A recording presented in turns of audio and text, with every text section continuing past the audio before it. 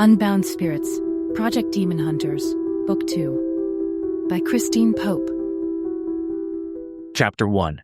Michael Covenant stood in the tiny parking lot of the Thunderbird Bed and Breakfast in Tucson, frowning as he watched his sound technician, Susan Loomis, get out of her Subaru Outback. Alone. Without waiting for her to approach him, he walked over to her car, then demanded, "Where's Audrey?" She wasn't there. Alarm lanced through him, although Michael tried to tell himself there were probably 100 different reasons why Audrey Barrett hadn't been at Tucson's small international airport. Chief among those reasons was her current feud with him, but he pushed that concern aside for the moment so he could focus on the problem at hand. Was she on her flight? He asked. Susan shut the driver's side door of the Subaru and nodded. She was tall, bordering on thin, with sandy blonde hair she always kept pulled back in a simple ponytail. Yes, she was on the flight, and she also made it through baggage claim without any problems. But after that? Her words trailed off, and she shook her head. Although Susan was the sort of person who never seemed to get ruffled by much of anything, had kept recording his and Audrey's fight with the demons in the Whitcomb Mansion's basement, and hadn't batted an eye, she now looked troubled. I talked to one of the attendants, just to make sure. He said he remembered Audrey getting off the flight, although she was one of the last to deplane. But since he didn't follow her into the terminal, he doesn't know what happened after that. Damn it. Michael knew he should have been the one to pick up Audrey at the airport, despite the frosty relations they currently enjoyed. It had been Colin, their producer on Project Demon Hunters, who'd suggested that Susan run the errand instead, his reasoning being that the show might as well keep the bickering lovebirds apart for as long as possible. But Susan, while an eminently sensible person, was not the type to pick up on any strange vibes, or to be able to detect whether Audrey had somehow met with foul play. Michael's instincts weren't perfect either, but they were far more tuned than Susan's. There's probably something on the airport's security cameras, although I don't know how we'd be able to access the footage, he said. Not without some kind of warrant. She agreed, and I doubt we'd be able to convince anyone at the local police department to issue one. No, probably not. Michael ran a hand through his shaggy hair, then turned and glanced back at the bed and breakfast. Its white adobe walls looked serene and spectacularly unhaunted under Tucson's impossibly blue skies, flowers blooming, the fountain in the courtyard splashing cheerfully away. Although he couldn't see them, he knew that Colin and Daniela, the show's hairstylist and makeup artist, were probably settling into their rooms. "Can you drive me to the airport?" he asked. "I want to take a look around for myself." Susan sent him a dubious glance. "She wasn't there, Michael. I double-checked." "I know. I just want to see if I can pick up on anything." Although she still looked skeptical, she nodded. "All right. I suppose it's possible that she got lost. Although Colin told her I was going to pick her up at the Southwest Terminal. I had her paged, but that didn't seem to work, so I wandered around a bit, just to make sure we hadn't gotten our signals crossed. Let's hope that's all it is." Michael went to the passenger side of Susan's Subaru, and she got back in the driver's seat. He didn't know Tucson at all, and so he refrained from commenting on the length of time it took to get from the bed and breakfast to the airport, although the drive felt interminable. Once they finally got there, Susan parked in the short-term lot, and they both got out of the car and headed for the terminal that Southwest shared with several other airlines. For a smaller airport, there was plenty of hustle and bustle, although he didn't see how Audrey could have possibly gotten lost in a place this size. This wasn't LAX, or even the hub in Phoenix. There was certainly no sign of her now, and in a place this busy, it was very difficult for him to pick out any traces of Audrey's energy among so many others.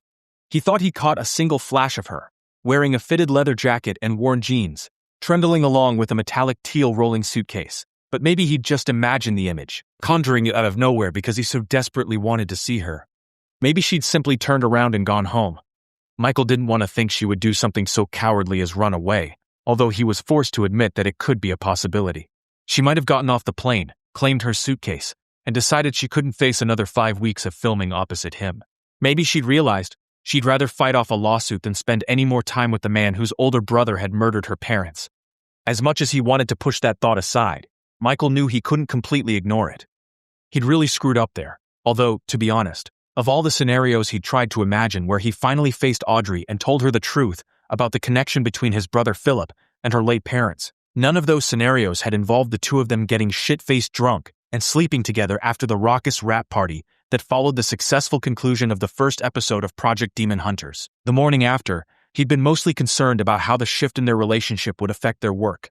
Well, that, and having to confront the very real fact that he knew he felt something for her that he'd never felt for any other woman. So he'd been completely blindsided when she showed him the book she'd found on one of his shelves, a volume with an old bookplate in the front displaying his given name. She demanded to know the truth, and he'd had no choice but to give it to her, even as he realized that his honesty would probably destroy any chance of a future together for them. Maybe she took an Uber or something, he told Susan, even as he realized he was grasping at straws. Susan gave him a mystified look. Why in the world would she do that? It's not as though I was running late. If anything, I was a little early. Of course she was. Michael had worked with Susan off and on for the past 4 years, and he couldn't remember her ever being late for anything. Considering how shitty LA traffic tended to be, that was a minor miracle in and of itself. Let's go talk to someone in the Southwest office, he said. I know you talked to one of the flight attendants, but it's possible one of the people actually working the counter saw something. Judging by the way Susan's lips thinned, she didn't think that was going to help with anything. But they were here. They might as well try. With her following dutifully a few feet behind him, Michael maneuvered through the crowds to the ticket counter, where a man and a woman worked in tandem on the computer kiosks there. There was only one person ahead of him, so at least he wouldn't have to wait very long to try to get some information. When it was their turn, he and Susan stepped up to the counter. The woman they approached, she looked to be around Susan's age, in her early 40s, gave them an expectant look. Can I help you? Hi, Michael said, doing his best to put on a winning smile. Whether it worked or not, he wasn't sure. Smiles didn't come as naturally to him as frowns. We were wondering if you might have noticed a friend of ours come through the terminal here. She was supposed to have arrived on Flight 223 from Phoenix, but we can't seem to find her. You should check with one of the attendants. The woman began, but Michael shook his head. We've already done that. He says she was on the flight. We're trying to find out if anyone here in the terminal saw her after she got off the plane. The woman gave a helpless little shrug. It's been busy on and off today, so I don't know if I would have noticed her or not. That's all right, Michael replied. She's 29, tall, with long brown hair. She might have been wearing a dark blue leather jacket. At that description, the man who'd been typing something into his computer looked up. He was a little younger than his coworker, with sandy hair and close-set eyes. Something about him immediately put Michael on edge, although he couldn't say precisely what it was. Oh, I noticed her, the man said. Michael could guess why. Audrey would be striking in any setting, but here, among these travelers in their shabby sweats and jeans and general air of exhaustion, she would have stood out like a peacock in a flock of sparrows. Did you see where she went? Sure. She came from the baggage claim area. The man sort of shrugged one shoulder in the direction of the baggage carousel, and then went out through the doors at the front of the terminal. It looked like she was headed for the short-term parking lot there, but I can't say for sure. Thanks, Michael said. That was exactly where Susan had parked her car, and there hadn't been any sign of Audrey. Still, at least now they had visual confirmation that she'd been here in the terminal, and that she'd gone outside. She hadn't stopped to rethink her life choices and then turned right back around. Yes, thank you, Susan said, although it was fairly obvious from her tone that she thought they were back to square one. Which, in a way, they were. They went back out to the parking lot, both of them blinking at the bright sun and automatically putting their sunglasses on.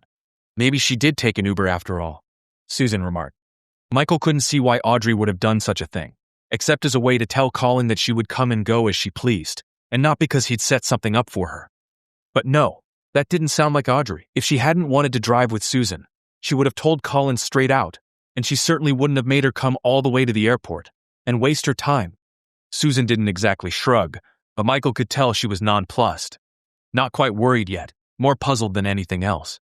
While he, on the other hand, could only feel his own annoyance quickly fading into concern. Yes, it was good to know that Audrey had landed here in Tucson without incident, and that she'd been moving under her own power when she left the terminal. But where the hell could she possibly have gone? Voice gentle, Susan said. Michael, it's pretty obvious she's not here. Maybe it's more that we got our wires crossed. Colin says he told her that I was coming to get her, but it's possible he wasn't clear enough, and so Audrey decided to get her own transportation. A cab, an Uber, whatever. For all we know, she's back at the bed and breakfast, waiting for us. That explanation sounded halfway plausible, although you'd think she would have called to let them know where she was. Or called Susan anyway. Michael guessed it would be a cold day in hell before Audrey called him voluntarily. Well, we're not doing any good here, that's for sure, he said. We might as well head back. If Audrey's not there, he let the words trail off, because if she didn't show up, they'd probably have to contact the police. The shoot would be postponed, and Colin would be climbing the walls, especially after having driven 7+ hours to get here. She'll be there, Susan told him, her tone reassuring. Whether she believed what she was saying was an entirely different story. They headed toward the space where Susan had left her Subaru. However, They'd only gone a few yards when Michael stopped, his entire body going cold, as if he'd just been pushed into an unheated swimming pool. "What is it?" Susan asked, pausing as she looked at him with some concern. "I don't know," he replied. His teeth wanted to chatter, and he clenched his jaw. "Something dark, something evil." "You?" She looked around in bewilderment at the parking lot, at the rows of cars shimmering under the bright sun. He could see that sun, but he couldn't feel its warmth. Even though he felt as if his legs couldn't move, they were so numb, he somehow managed to force himself to take a step forward, then another one. Slowly, the icy feeling dissipated until it was gone entirely. Just to be sure, Michael began to retrace his steps. At once the cold surrounded him again, so tangible, it was like walking into a wall of ice. It seemed to emanate from a single parking space they'd passed. He went to it, and experienced a sharp shock of horror and surprise, gone quickly, but still somehow thrumming in his bones. Those weren't his emotions, however. Somehow he knew he was experiencing what Audrey had experienced, in this very spot, less than an hour earlier. "Michael?" He turned and looked back at Susan, who stood at the edge of the parking space, her expression a study in confusion. Clearly, she couldn't feel anything, was only responding to his own reactions. "I don't know where Audrey is," he said slowly, "but I'm fairly certain she's in very grave danger." Chapter 2. Even though Audrey didn't know what the hell was going on, how a dead man could have gotten into the back seat with her, she knew enough to understand that she needed to get out of the car. Her fingers scrabbled for the door handle. They were still in the parking lot and therefore not moving very quickly, so she figured it would be safe to tuck and roll if she had to. But the door remained stubbornly unresponsive under her reaching fingertips. "Oh, the driver made sure those were locked," Jeffrey Whitcomb said. "You had better put on your seatbelt, Miss Barrett. It won't do for you to get injured if we come to a sudden stop." Like she was going to meekly fasten her seatbelt. Instead, she grabbed her purse, thinking she maybe could use her heavy keyring as a tool to smash the back window in. But her companion tore it from her fingers and shoved it away somewhere beneath his feet. Now, he told her. None of that. Defeated, she slumped against the back of the seat and stared at him. Yes, that was the man she'd seen standing in Michael's backyard, but he looked subtly different, the shadows gone from under his eyes, his face not quite so gaunt. Younger too, as if at least 10 years had been erased from his appearance. But then, if he was a ghost, Audrey supposed he could alter his face, couldn't he? You're dead," she said flatly. "Some people think so," he responded. "Really, Miss Barrett, I must insist that you fasten your seatbelt." She wrestled the shoulder harness over herself and clicked the buckle. While doing so, she realized that being thus secured made her escape from the vehicle even less likely. But then, with the child locks on the back seat doors engaged, she probably wasn't going anywhere anyway. "There," she said. "Now, do you want to tell me how you can be here, sitting in the back of a Lincoln Town car, when you died almost 100 years ago?" "No, I don't think I need to tell you that right now," he replied, demeanor calm and unruffled. "It has no real bearing on why you're here." She blinked at him. "It doesn't?" "No." His expression darkened. "I suppose you think yourself very clever to have closed the portal in my basement last week." Arrogant of him to call it his basement, when he hadn't actually owned the house since the early 1920s, but Audrey realized she had better let the comment slide. "It needed to be closed," she said. "Terrible things were coming through it." "Terrible in your opinion, you mean?" He corrected her. However, he didn't seem particularly angry, despite the way his black eyes glinted. "They were useful, and now I will have to utilize a different portal, one not as well proven, when that one was very stable and had served me well." Audrey's head was swimming. Part of her really didn't want to recognize the fact that she was sitting here in the back seat of a town car, talking to a dead man. Of course, he didn't look very dead. She could see the way his chest rose and fell as he breathed, could detect a faint flush of color along his cheekbones, even though overall he was fairly pale, much paler than most men one might see in Southern California. And really, how did she know for sure this was Jeffrey Whitcomb in the first place? She'd never seen a photo of the man in question, had only had Michael confirm the resemblance when she described the specter who'd been standing out on his backyard lawn and staring at her through the kitchen window. "Michael." Audrey sat up as straight as the seatbelt would let her, eyes narrowing in suspicion. "Did Michael put you up to this?" One straight black bar of an eyebrow lifted slightly. "I beg your pardon?" Triumph surged through her. That had to be what was going on here, and she was glad she'd figured out the ruse so quickly.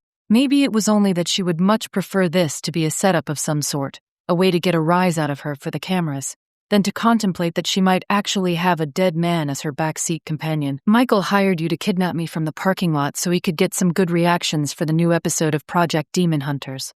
She paused and peered up at the roof of the car, at the dome light there. Is that where you're hiding the camera? She asked, pointing toward it. Now Jeffrey, or whoever he was, actually laughed. I had no idea you would be so amusing, Miss Barrett. But no, I regret to inform you that the light you're pointing at is only a light, and I most certainly was not hired by Michael Covenant, or Michael Stanek, if one wants to be precise about his actual identity. The flush of triumph faded as quickly as it had come, because as much as Audrey would have liked to believe this was all some sort of elaborate charade, she knew there was no way in hell Michael would have allowed anyone to know his real name, especially not someone he'd hired for a short part-time gig, like pretending to be a kidnapper. But the real Jeffrey Whitcomb, or the ghost of Jeffrey Whitcomb, to be more precise, might have known all sorts of things, even facts Michael would have preferred to keep hidden. Her fingers began to tremble, so she laced them together and held her hands in her lap. She desperately needed to stay calm. If she allowed panic to take over, then she might not recognize an opportunity for escape if one actually presented itself to her. All right then, Audrey said. How is it you're still alive? Single quotation mark. Alive is possibly not the most precise term, he replied. A pause as he glanced out the window next to him. It was heavily tinted, but Audrey could still see that they were leaving the parking lot, the big town car easing its way out onto a wide, fairly busy street. It looked as though the car was pointed toward the mountains, which she thought meant they were headed east, although she didn't know the area well enough to tell for sure. Once again, panic wanted to flare. She took a deep breath, willing herself to push back the sudden flash of fear. Not that she'd felt particularly safe in the parking lot of the airport either, but if Jeffrey Whitcomb whisked her away to some hideout of his, how in the world would Michael, or anyone else, be able to track her down? What is the precise term then? Audrey asked. Thank God her voice sounded cool and clinical, as though she was talking to one of her research subjects back at the Ryan Institute, rather than to a man who should have been dead for almost a century. His head tilted to the side. Some silver glinted at his temples, although the rest of his hair was still very dark, almost black. Borrowed, possibly. You see, the person everyone thought was Jeffrey Whitcomb ceased to be himself long before he moved into the mansion in Glendora. Ice ran down her spine, a chill that had very little to do with the refrigerated air coming out of the town car's AC vents. Audrey shifted as best she could with the seatbelt holding her in place, putting a little more distance between her and the thing that sat less than a foot away. If you're not Jeffrey Whitcomb, then who are you? I've had many names. You don't need to know any of them. My name is Legion. No, she didn't think this being sitting next to her was the devil himself, but she also was beginning to realize that he wasn't exactly human, either. I thought Jeffrey Whitcomb died in a sanitarium. No, Whitcomb's son Henry died in the sanitarium. A simple spell of illusion. I took on Henry's persona for many years, but once his life had run its course, I resumed Jeffrey's shape. It suited me better. Dear God. No wonder Jeffrey had died raving in that sanitarium. He hadn't been Jeffrey at all, but his unfortunate son. Part of Audrey's mind wanted to reject the story in its entirety, but after what she'd seen in the basement of the Glendora mansion, she knew there were far darker forces at work in the world than she'd previously believed. You've been living as Jeffrey Whitcomb ever since? No. The thing sitting next to her replied. I've used several names during my time here, but it was easier for me to retain this form. There's no need for you to know which name I am using now. No, probably not. He wore an expensive suit, and while the car could have been a rental, Audrey guessed it wasn't. Well, if he'd taken on Henry Whitcomb's identity for a time, then he would have inherited his share of the family fortune when Henry's mother passed away. Even if said fortune was depleted from what it must have been at its height, careful investments of that money over the next 50 years could have amassed considerable wealth. Of course, she was getting ahead of herself. She didn't know for certain that whatever it was, had done anything of the sort. But she remembered how Michael had spoken briefly of Jeffrey Whitcomb's son, how he had lived a solitary life, had never married or had children.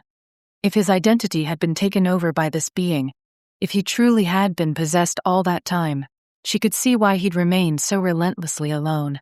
What do you want with me? She asked, the faintest tremor entering her voice. She swallowed, then made herself add, I'm no one. On your own, perhaps, he said calmly. In combination with Michael Covenant, you are more dangerous than you know, Audrey Barrett. Dangerous to demons, she guessed. She thought of how she and Michael had destroyed the spell circles in the basement of the Glendora house, how the demons had fought to keep them from taking away their portal to this plane. Could Michael have done all that by himself? Hard to say.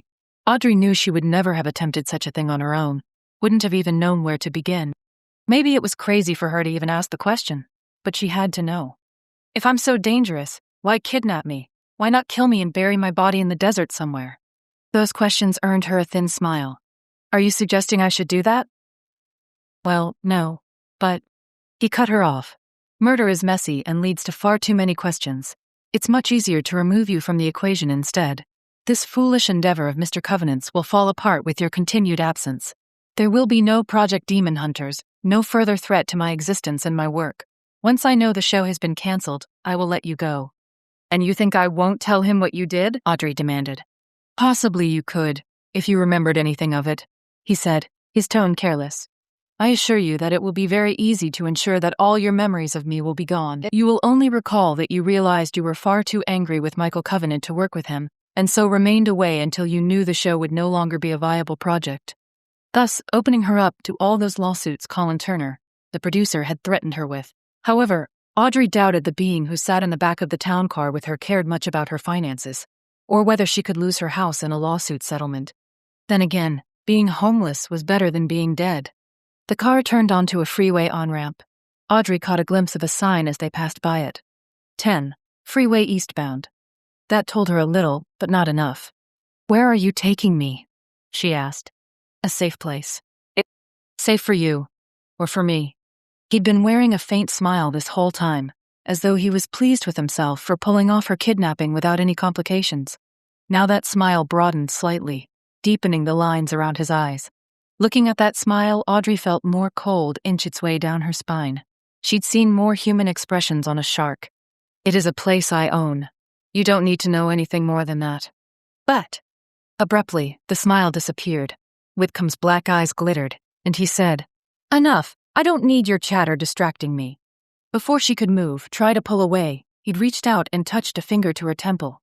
A bolt of searing pain went through her body, and she cried out. Immediately after the pain came darkness, and the world, and the thing living in Jeffrey Whitcomb's body, was gone. Thank God Colin was nowhere in evidence when Michael climbed out of Susan's car. The last thing he felt like doing was trying to explain to the producer why their co-host was a no-show, especially since there was no real evidence to explain what had happened to her. Something bad, though. Something wrong. Michael murmured a thank you to Susan for driving him to the airport and back, then slipped into his room.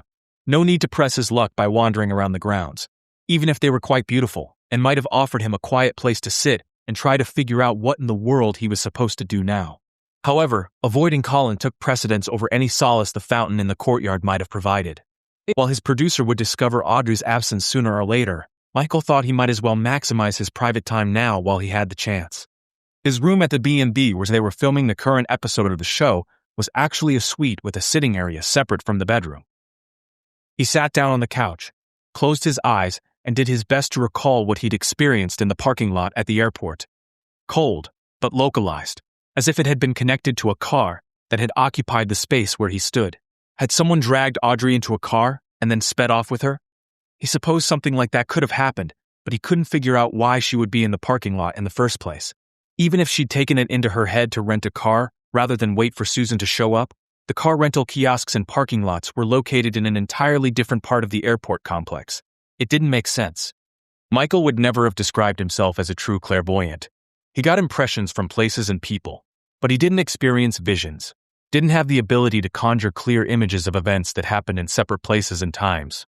Still, he strained for that kind of sight now, hoping against hope that the inner eye in his mind would suddenly open and grant him the information he so desperately needed. Nothing, of course. He could still feel the cold of that one particular spot, the sense of evil that had pervaded it, but he couldn't pick up anything more than that. And the thing was, he had a hard time imagining Audrey being forced into a car against her will. She would have put up a fight, and there were enough people coming and going in the parking lot that surely someone would have noticed something, would have called security even if they didn't want to get involved themselves. Which meant, what? That she'd known the person in the car? That didn't make any sense. Reluctantly, Michael opened his eyes, then got up from the couch and retrieved his laptop from where it rested in its case in the closet. He had basically nothing to go on, but he thought he might as well check to see if there had been any reports of human traffickers working in the parking lots at the airport. Again, though, if Audrey had been the target of someone like that, she would have fought back. Unless she was drugged somehow. He fought to clear that image from his head. The situation made him fear the worst, but he needed to stay sharp, to keep his wits about him as best he could. That was the only way he'd be able to figure out what had happened to her. There was a small bistro set in one corner of the sitting area. Michael opened up his laptop and set it on the table, then sat down. Almost as soon as he logged in, he saw that he had more than 100 unread emails in his inbox. His first instinct was to ignore them and go on with the business at hand, but something stopped him, made him click on the icon for his mail program. Mostly junk, as he'd feared, but his gaze landed on an automated message from the contact form on his website. In general, he wouldn't have placed much importance on getting such a message, since he routinely received around a dozen every day, and yet this one seemed to jump out at him from among all the other unread emails. He clicked on it, saw that the return address was rmcguire626@gmail.com. At first it didn't quite connect, but as soon as he began reading the message, he realized who the email was from. I had to use your contact form because I don't have your phone number or email. Audrey said she would call when she got to Tucson, but it's after 4 now, and I haven't heard anything. Her phone keeps going to voicemail. Please call and let me know if she's okay. 626-55289. Rosemary McGuire. At any other time, Michael might have been annoyed by what he viewed as interference from someone who really didn't know what they were dealing with. Now, however, he realized he probably could use Rosemary's help. They might have had their differences of opinion in the past, but she was a strong psychic, might be able to see where Audrey had been taken. If she'd been taken at all, she still could have simply gone off on her own. As for not answering her phone, well, if she was still angry enough with him, she might have put her phone in Do Not Disturb mode in order to avoid any intrusive calls. But that didn't sound like Audrey. She was too responsible to indulge herself with those sorts of petty games, no matter what her personal feelings toward him might be. He got his phone out of his pocket, called the number Rosemary had given him. It rang 3 times, and he worried it might go to voicemail, but then he heard her voice, and music in the background. Quickly muted. Rosemary here. Rosemary, it's Michael Covenant. A pause. Then she said, Is Audrey with you? No. We know she got off the plane, but she disappeared after that. Shit. Exactly, he thought, but he only said, We can't seem to find any trace of her. She left the terminal and just vanished. Have you called the police? A logical question, but he had a feeling this was something the police wouldn't be able to help them with. And besides, not yet. They're not going to want to talk to me until Audrey's been missing for longer than a couple of hours. Oh, I hadn't thought of that. She seemed to hesitate, then said, Do you need me to help? Trying to keep some of the relief out of his voice, he replied, I was hoping you could. Of course. I'm on the road right now. I had a retreat in Idlewild this weekend, but I'll do what I can when I get home. That would be a big help. I tried, but I couldn't see anything. The great Michael Covenant? Admitting failure? Obviously. She'd asked the question to get a rise out of him. But he was worried enough right now that he didn't want to waste energy by taking the bait. Clairvoyance isn't my particular strength. I just figured I might as well make the attempt and see what happened. Got it. I should be home in another half hour or so. I can reach you at this number. Yes, I'll be here. Okay, I'll call you then. She ended the call, and Michael set his phone down on the table next to his laptop. It was a little disappointing that he would still have to wait a bit until Rosemary got home, but he supposed it could have been worse. She could have still been up in Idlewild rather than halfway back to Glendora. In the meantime, he might as well go over his notes on the bed and breakfast, get himself prepared for the upcoming shoot. He'd walked the grounds soon after he got here, and hadn't seen or felt anything particularly out of the ordinary. But both ghosts and demons could be slippery prey, appearing at their own whim and no one else's. As he pulled up the file on his laptop, he hoped that Susan had also been able to slip quietly into her room without encountering Colin, or Daniela, who was certainly friendly enough, but who also had a tendency to gossip. There was also the added complication of her newfound relationship with Colin. Of course, Michael would never ask either of them outright, but he got the distinct impression that Colin and Daniela had also hooked up the night of the celebratory rap party at the Bahuka. Hooked up. Such a trite phrase to describe what he had shared with Audrey that night. He'd been with enough women to know that what the two of them had experienced had been extraordinary, a connection he'd never felt with anyone else before. To have that promise before him, and then to have it snatched away so suddenly the next day? He shook his head. Right now, the problem at hand was to locate Audrey and hope she was still well and whole. They could hash out their differences then, if she'd even allow him to. Hers had been a hard, bright, icy anger, difficult to work his way around. But he'd have to try. He knew it was impossible that they would simply work together on the show, then go their separate ways once shooting was done. If nothing else, their destruction of the circles in the basement of the Whitcomb mansion proved how well they worked together. He wanted to keep on working with her, wanted to be part of her life, and for her to be part of his. Of course, they had to find her first. Frowning, he looked down at his notes on the bed and breakfast. The main part of the house had been built in the 1870s, then added on to here and there as its various owners saw fit. Now it had 5 guest rooms in addition to the wing where its current owners lived, plus a common living room and dining area. Supernatural phenomena had been detected in all the rooms in the place, although the activity had been most intense here in the room he'd taken for himself. He'd asked to stay here, wanting to see everything firsthand if possible. When he'd walked in the room initially, he'd expected to get that strange thrill he usually experienced whenever he entered a space that had been touched by ghosts or demons. Here, though, he hadn't felt a damn thing. While the lack of any strange vibrations had meant he probably would get a decent night's sleep, it didn't bode well for the upcoming shoot. Colin had said it was no problem, that he could always find a way to spice things up if necessary. But Michael had no desire to go that route. Their first location had been a roaring success, and he wanted to keep that momentum going, not squander it on fake jump scares and breathy, over-sensationalized narration. Although at the moment, he'd gladly shoot the fakest paranormal investigation to ever hit cable TV, if it meant getting Audrey back safe and sound. Then, out of the corner of his eye, he saw it. The room was decorated in a mixture of Southwest and Mexican styles. Oak lodgepole bed, painted Talavera pottery, and punch-tin lighting fixtures and decorative items. One of these was a large cross that hung on the wall by the French doors, which opened on the courtyard. The cross was hanging upside down. It hadn't been like that when he entered the room 20 minutes ago. He was sure of it. As he watched, the cross slowly described a half circle on the wall and then stopped, hanging once again in its normal position. Now, the hair on the back of his neck was standing up. Michael slowly shut the laptop, then went over to the cross. When he reached out to touch it, he had to pull his hand back, because the metal was scorchingly hot under his fingertips, as though someone had stuck it in an oven for a few minutes before they hung it back on its nail.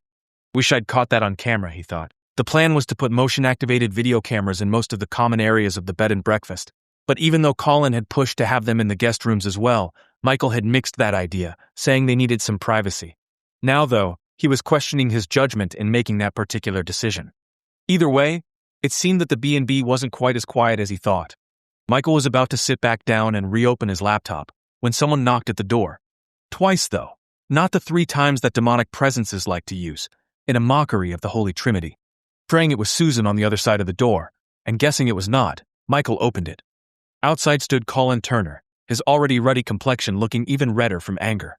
As a nod to the Tucson weather, he'd replaced his usual long-sleeved chambray shirt for a plain gray t-shirt. But otherwise he looked much the same, sandy hair rumpled, blue eyes faintly bloodshot. "She wasn't bloody there?" he demanded. "And just when the hell were you going to get around to telling me?" Well, at least Susan had held him off for 20 minutes or so. Better than nothing. "I didn't want to alarm you," Michael said mildly. "Consider me alarmed," Colin shot back. "What the fuck are we supposed to do if Audrey's done a runner?" "I'm trying to track her down." "How? By sitting in here on your arse?" "I have someone looking into it." This vague reply only seemed to irritate Colin further. Arms crossed, he repeated. "Someone? Mind filling me in on who this someone is?" "A psychic I know. She's very good." As soon as Michael said the word psychic, Colin rolled his eyes. He might make his living producing documentaries about paranormal activities, but he was still far more of a skeptic than he would like to admit. "What about the police? A private investigator?" "I'd rather let Rosemary give it a try first. The police aren't going to do anything this soon anyway. And Rosemary is willing to help us out for free, whereas I doubt a PI would be willing to extend us that kind of offer." "Is she any good?" "Rosemary?" "Yeah, Rosemary. I know she's a very strong psychic.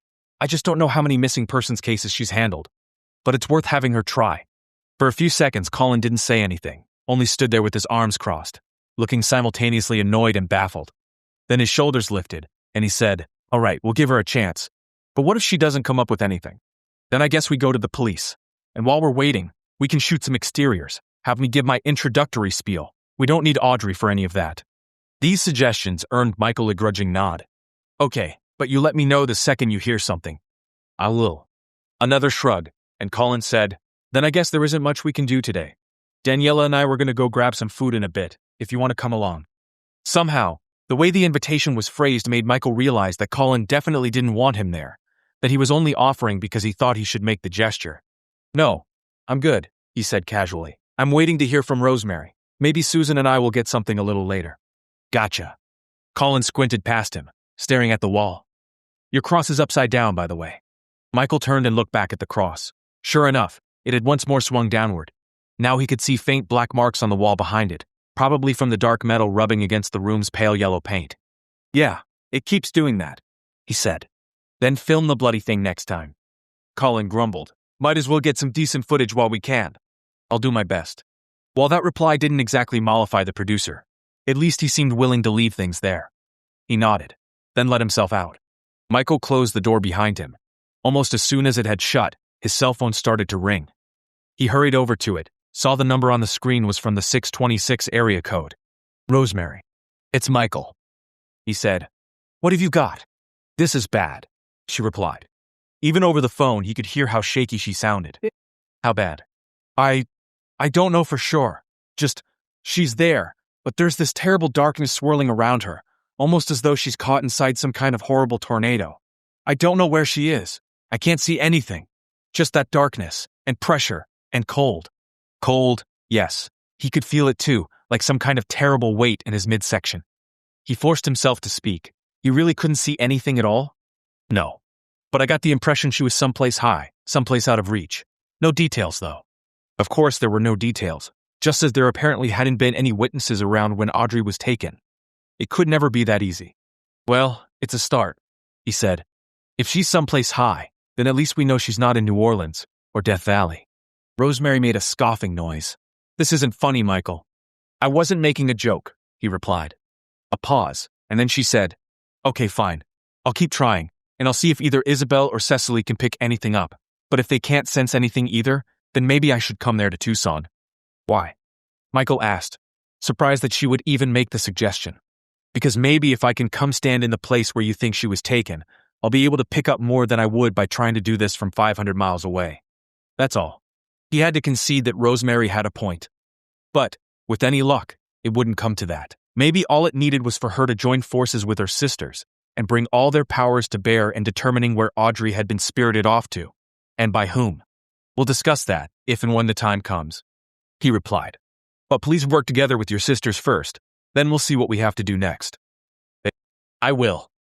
Once again, Rosemary hesitated, pausing for so long that Michael wondered if she actually intended to say anything else. Then she said, Do you have any idea who might have done this? Several suspicions had begun to form, each of them worse than the last. But he didn't know for sure, and he didn't want to frighten Rosemary, not when he needed her as an ally. No, he said. I only know that when we do find out who it is, I'm going to make sure they're sorry they ever pulled such a stunt. Only time would tell whether those words were false bravado. Chapter 3. She was lying on a soft surface, head aching. Audrey opened her eyes, looked up at a white plaster ceiling with a painted glass chandelier hanging directly above her. Since those particular details didn't give her many clues, she pushed herself upright and saw that she had been lying on a bed in a large room with dark moldings and walls painted a soft sage green. The architecture looked Victorian, as did the heavy carved furniture. A highboy, a pair of marble-top tables that flanked the bed, a velvet-upholstered chaise longue in an alcove to one side. Although she knew the haunted bed and breakfast in Tucson had been built in the 1870s, Audrey didn't hold out any hope that this was the same place.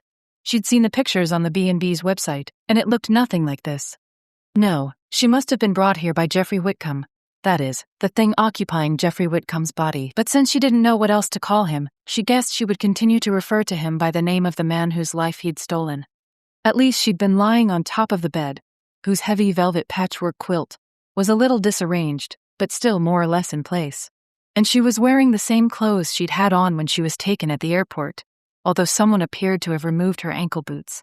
When she swung her legs over the side of the bed, she saw the boots sitting next to the bedside table, which cheered her up a little. She hadn't really looked forward to making an escape attempt in her sock feet. As soon as she was standing upright, Audrey went across the room to one of the windows there. They were covered in lace curtains, which filtered out some of the light but definitely weren't room darkening. As far as she could tell, it was still afternoon but later in the day, edging towards sundown. She really didn't like the idea of being here, wherever here was, after night fell. After pushing aside the curtains at one of the windows, she looked outside. The house was surrounded by trees, a combination of what appeared to be ponderosa pines and several bare lind varieties she couldn't identify.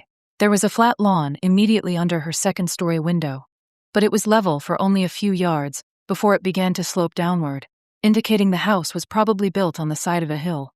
And there was snow everywhere, telling her that she definitely wasn't in Tucson or anywhere else nearby. She could feel panic stirring her at the thought of being taken so far from where she was supposed to be, but she forced it back as best she could, telling herself that she needed to pay attention to her surroundings in case any stray detail might help her to figure out where she was. The snow looked patchy and dirty, so it had probably been a few days since it had fallen.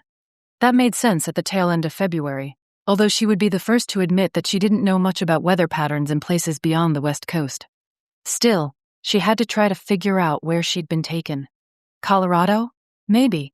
The pine trees and the snow told her that she had to be someplace much farther north than Tucson or Phoenix, and she knew Colorado had its fair share of Victorian mansions, left over from the boom times of the gold mining era. Why Whitcomb had brought her here, Audrey had no idea. Was this his nearest safe house? She could see why he might prefer someplace historic, a house that echoed some of the design cues of the mansion in Glendora, although she had a feeling this place was even older. The bleak landscape outside told her one thing, though. This house didn't have any close neighbors. Although she scanned from side to side and strained to see what might be located off in the distance or past the edges of the building, she couldn't detect anything except acres and acres of trees and steeply sloped mountainsides. No wonder Whitcomb had chosen a property like this to hole up in. He would never have to worry about the next-door neighbors spying on what he was doing, which begged the question as to what exactly he was doing here and what he planned to do with her. Someone had left a pitcher of water and a glass on one of the bedside tables. Audrey eyed it warily, wondering whether it was really safe to drink. Then again, Whitcomb had already proven that he didn't need to drug her to knock her out. Hypnosis? Some kind of spell? Or an innate power all demons possessed? Because of course, that had to be a demon inhabiting his body, even if it had played coy about telling her who, or what, it really was. Something far beyond possession, more like complete subversion of the personality and soul of what used to be Jeffrey Whitcomb. Was he still trapped in there somewhere? Or was his soul as dead as the world thought he was? Difficult questions, and Audrey didn't have the answers to any of them. She didn't even know whether an exorcism would work on him, because she supposed it was possible that only the demon's will held his borrowed body together at all. Well, unfortunately, as much as she might pity that trapped soul, she had far more pressing matters to worry about. She needed to get out of there. Right, she thought, and then trek across God knows how many miles of snowy wilderness in a pair of ankle boots, a t-shirt, and a leather jacket. That prospect would probably have been daunting even for someone used to hiking in that sort of environment. A native of Southern California, Audrey had been in the snow exactly twice in her life. Once when she was a child, and her parents had taken her to Big Bear for the weekend, and then again in college, when she and some friends rented a cabin for New Year's. Snow was pretty, but a week of having to trudge through it and scrape the windshields of their cars every morning was enough to convince her that she would never thrive in a climate that cold. So climbing out the window and trying to escape on foot was basically out. She didn't even know whether she could open any of the windows, but that was easy enough to discover. The latch on the first window didn't budge, and neither did the second one she tried. The mechanisms could have been disabled somehow, or Whitcomb could have put the whammy on them. Since she didn't have much experience with demons, it was hard for her to say for sure. All right, the windows were pretty much ruled out as an escape route, but she must have been brought here by car, which meant it probably had to be around the property somewhere. Audrey didn't know who had really been behind the wheel of the Lincoln. Her mind had told her it was Susan, but that had to have been another illusion, similar to the one the demon had used to put Jeffrey Whitcomb's face on his son so he would be the one locked up in a sanitarium. Was the driver still here? If he'd dropped off his passengers and left, then maybe the car was gone too. Or maybe no one had been driving the car at all. Maybe it had been steered by the force of Whitcomb's will alone, and the Susan Audrey had seen wasn't an illusion cast on someone else's face, but nothing at all. She shivered. The room was a little drafty, and she wished she could have blamed her chill on the temperature, but she knew better. The problem was, once you realized you were dealing with a demon, one who controlled all sorts of arcane powers, then almost any possibility remained on the table. Her mouth was dry. Audrey looked at the pitcher of water with some longing, and then decided the hell with it. Whitcomb had already said he didn't plan to kill her, only keep her out of the way. The water was sweet and cool on her tongue. She didn't feel any different after drinking it, which seemed to indicate it was fine. A few more swallows, and again she waited, wondering if she were suddenly going to pass out or double over with stomach cramps. Nothing. Apparently, the Whitcomb demon saw no need to get rid of her for now. As he'd said, murder was messy. If all he really needed to do was keep her out of the way for a time, then carefully rearrange her memories, there was no reason to kill her.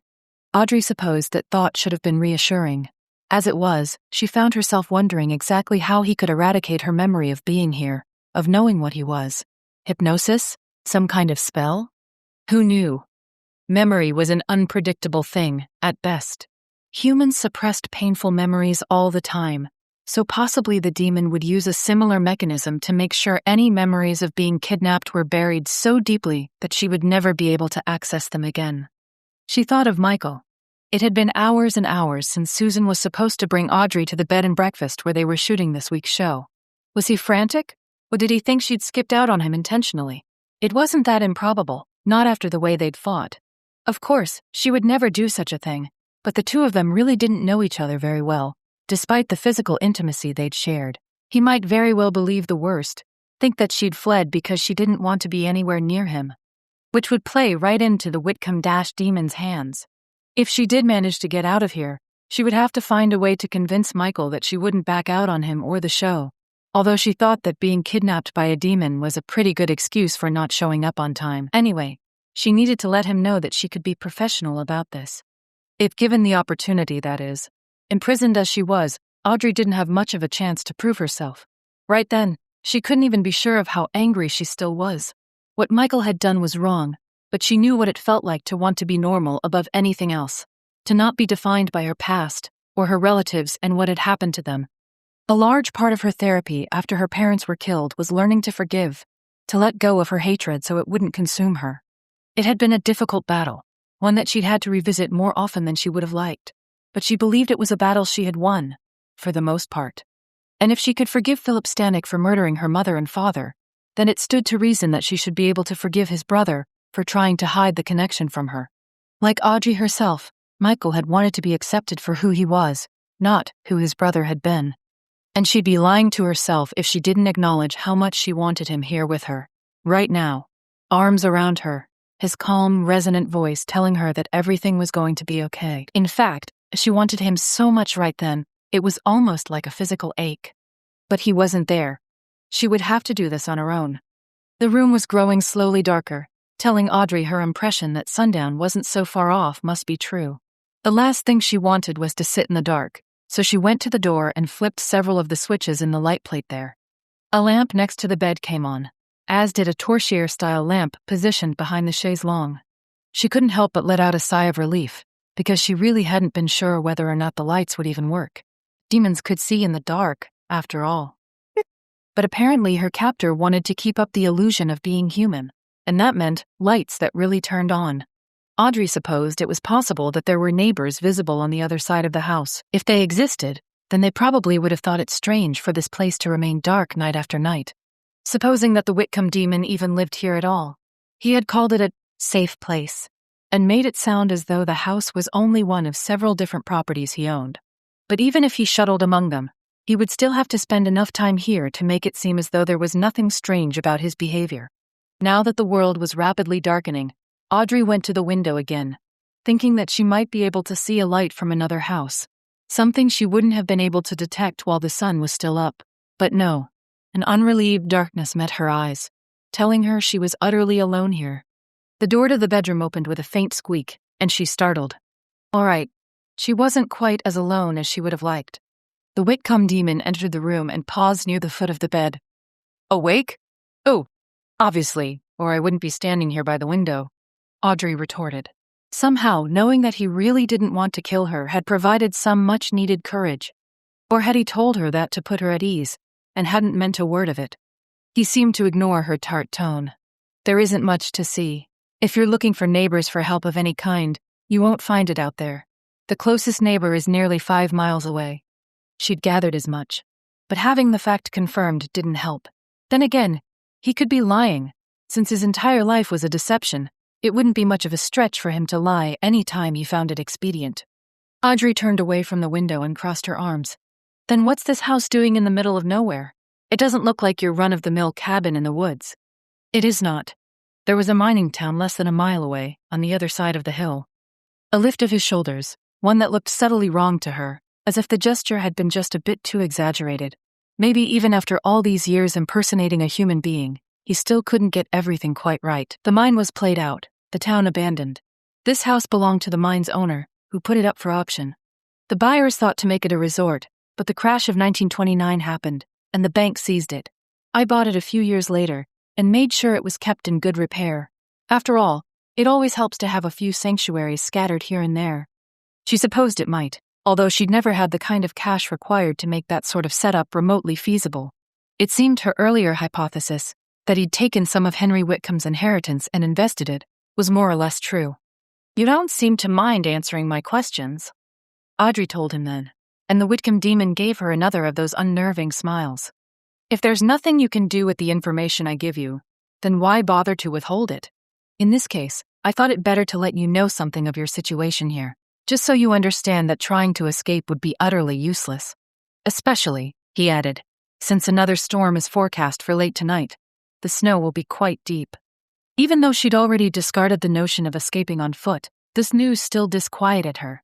Because while that town car might have been big and plush, it sure as hell wasn't equipped with four-wheel drive. Not that she'd ever driven a four-wheel drive vehicle in her life, or driven in snow, since her college trip to the mountains had taken place between storms and the roads had been well plowed. Even in the unlikely event that she somehow managed to find her way to the garage, steal the car, and get out of here without being intercepted, she would face the very real possibility of running right off the slick mountain roads. That kind of mistake wouldn't just be stupid, it might well be fatal. You seem dismayed, he said, sounding positively cheerful. Possibly your blood sugar is low. Let us go downstairs and eat some dinner. Dinner? Audrey repeated, not sure she'd heard him correctly. You eat? Of course, he replied. If she'd offended him, he didn't show it. This is a human body, and so it requires fuel, just as yours does. Come along. He gestured at the open door, and Audrey walked slowly toward him, mostly because she couldn't think of what else to do. The water hadn't been poisoned, and so she assumed whatever food he gave her would also be safe to eat. And, now that she'd been awake for a while, her headache had mostly subsided, replaced by a gnawing emptiness in her midsection. The last thing she'd had to eat was a packet of peanuts on her flight from Ontario to Phoenix. So she followed him out into the hallway, which had magnificent dark wood wainscoting as high as her shoulder, topped by wallpaper striped in cream and wine. A patterned carpet covered the floor.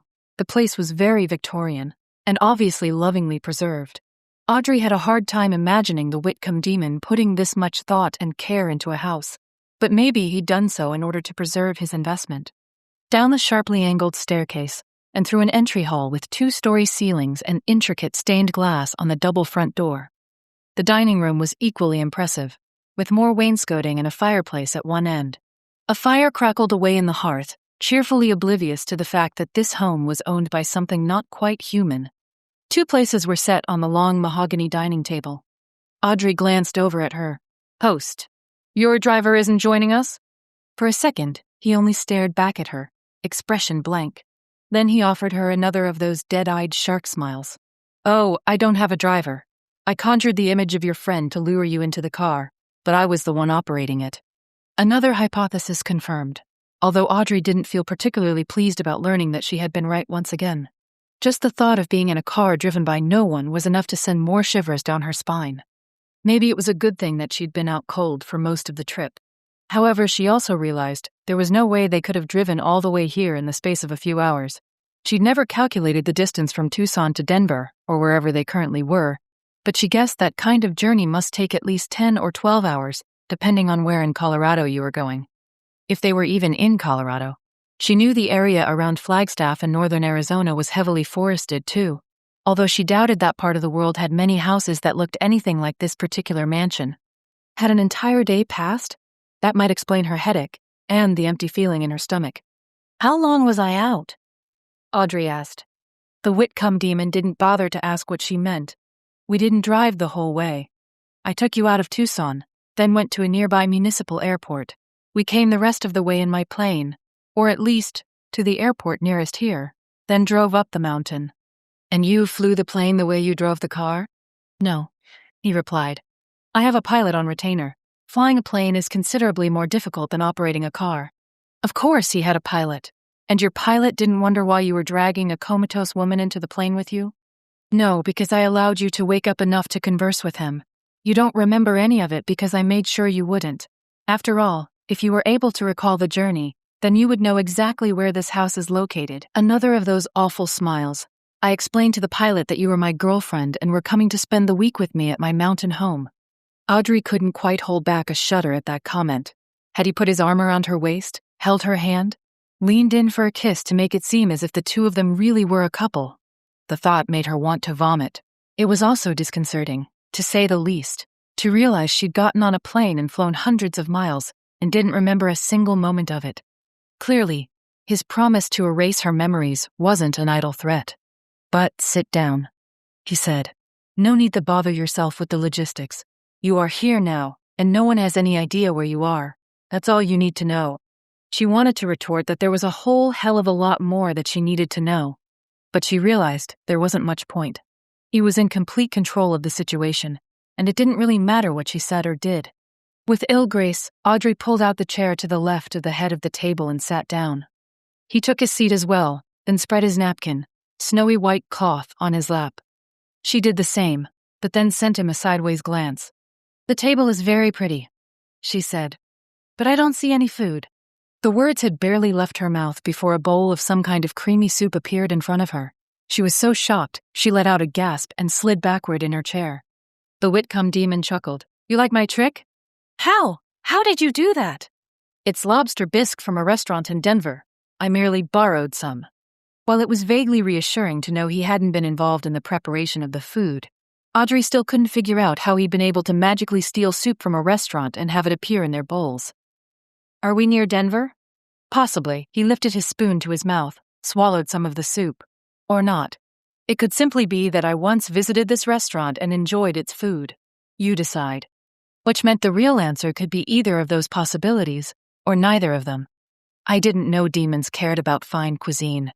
Since this body needs to eat, I might as well supply it with something worthwhile.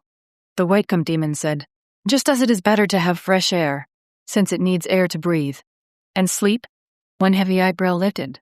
Thinking to catch me off guard, Ms. Barrett? Of course, that was exactly what she'd been thinking when she asked the question. But now she shook her head. No, it seemed a logical progression from eating and breathing. I have no need of sleep in the way you think of it, he said. I rest from time to time. That is all. So much for that idea. Audrey forced herself to swallow some of the soup, since she knew she wouldn't be much use without some food in her stomach.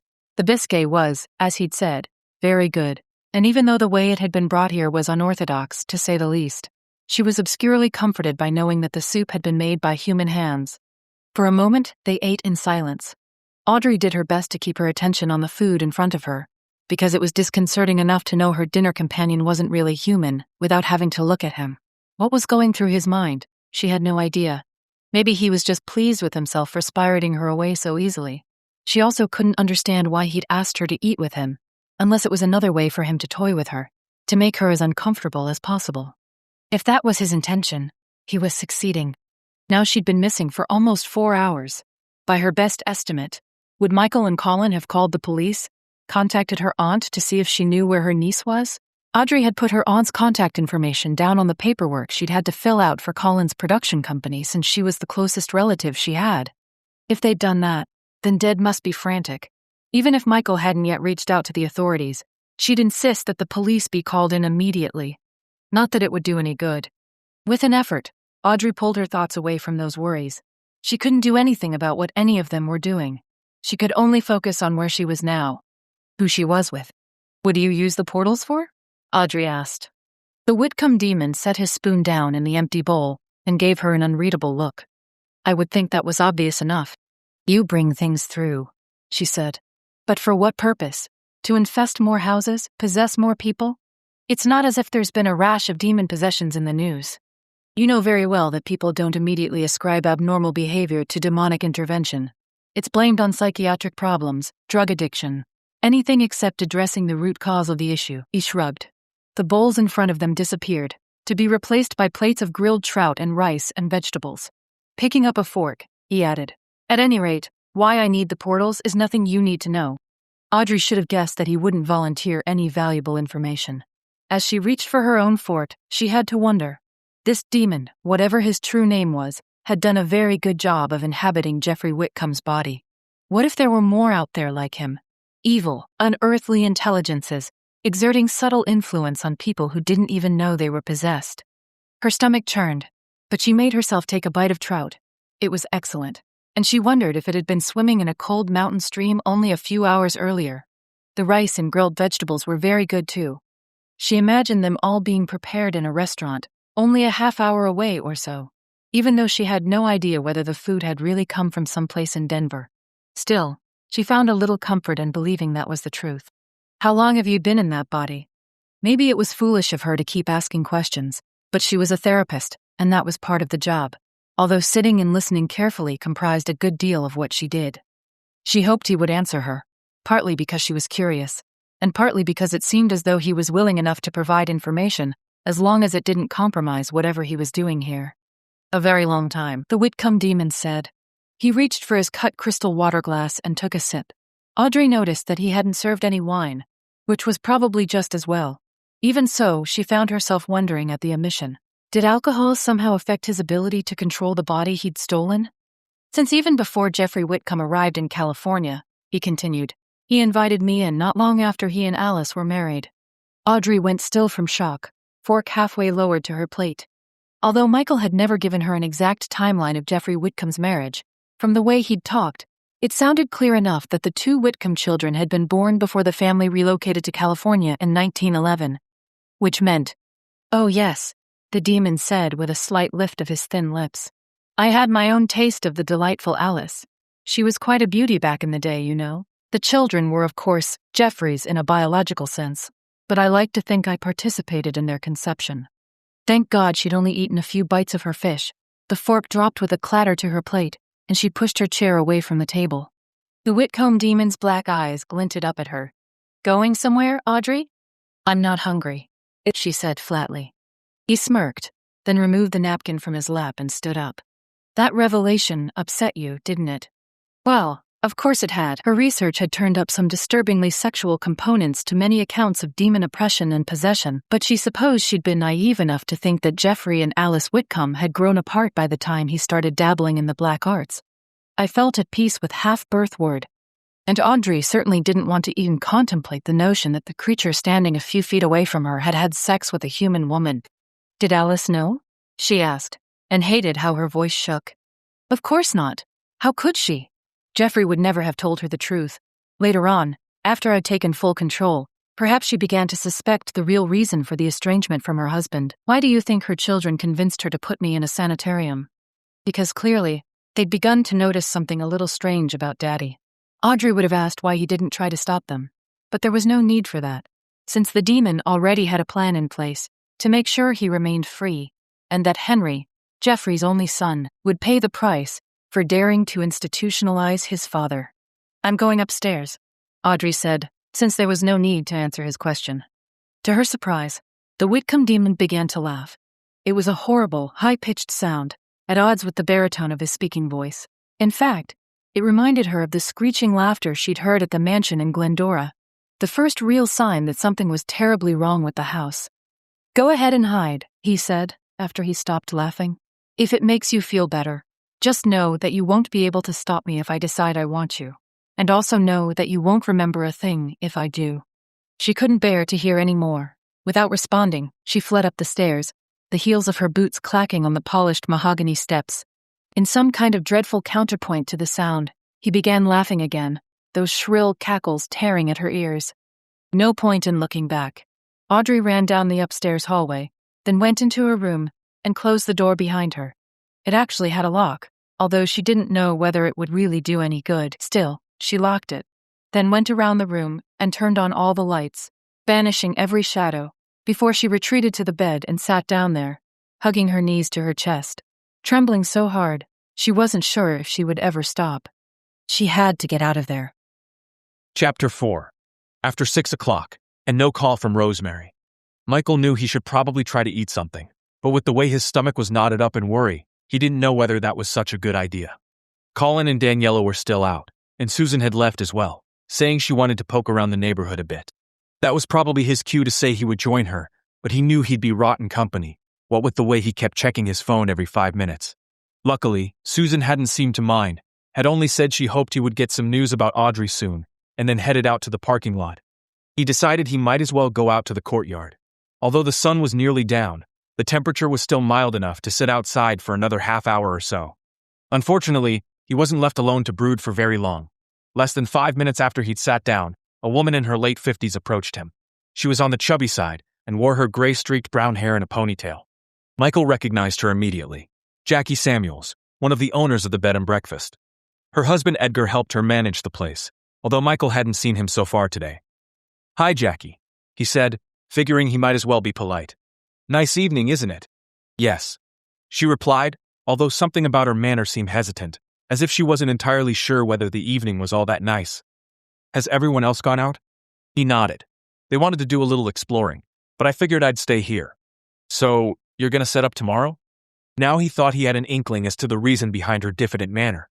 Maybe she wondered if they'd used the story about the TV show to get some free rooms here in Tucson, since there hadn't been much official activity going on today. "That's the plan," he replied. "We'll film the intro to the episode, and Colin will get various interior and exterior shots from around the B&B, in addition to installing motion-activated cameras in the various rooms. Of course, we'll keep our eyes open for any supernatural phenomena during all that." In his mind's eye, Michael saw the cross slowly hang itself upside down and then trace a circle on the wall as it resumed its original position. Casually, he added, "I did notice the cross in my room." Paradoxically, Jackie appeared more relaxed now after that revelation than when she'd first approached him. It was possible he'd set her mind at ease by detailing what the crew planned to do next, and that she felt better now after he'd seen for himself that everything was not as it seemed at the Thunderbird Bed and Breakfast Inn. "Oh yes, it does that all the time," she said. "For a while, I kept trying to put it back where it was supposed to go, but it never stayed put, so I just leave it alone now." It hung itself back in the correct position as I watched. Her brown eyes widened slightly. "Really? It never did that for me." "Interesting. Was whatever spirit that lurked here trying to put on a special show just for him? Maybe even it wanted its 15 minutes of fame?" Putting that question aside for now, Michael said, "Do you have any other crosses here that display similar behavior?" "We used to. I had a big wrought iron and wood one that was hanging in the breakfast room, but I couldn't get it to stay upright, either, so I ended up taking it down." She hesitated before asking, "What do you think is here?" "I don't know," he said frankly. "I've seen the phenomenon for myself, so I know something's at work, but I'm not getting enough of an impression yet to make any kind of a judgment call.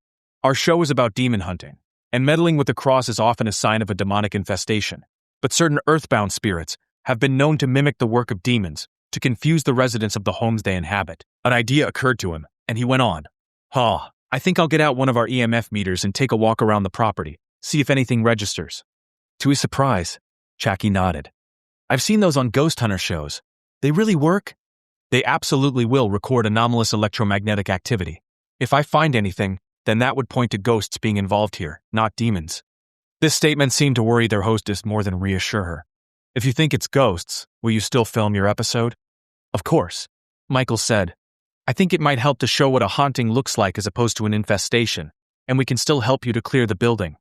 Not quite sagging with relief, she said. "Oh good, because this thing has been killing our business. We've had some curiosity seekers, but most people just want to have a nice peaceful stay while they're on vacation, and not have to worry about ghosts or demons or whatever they are interfering with their sleep.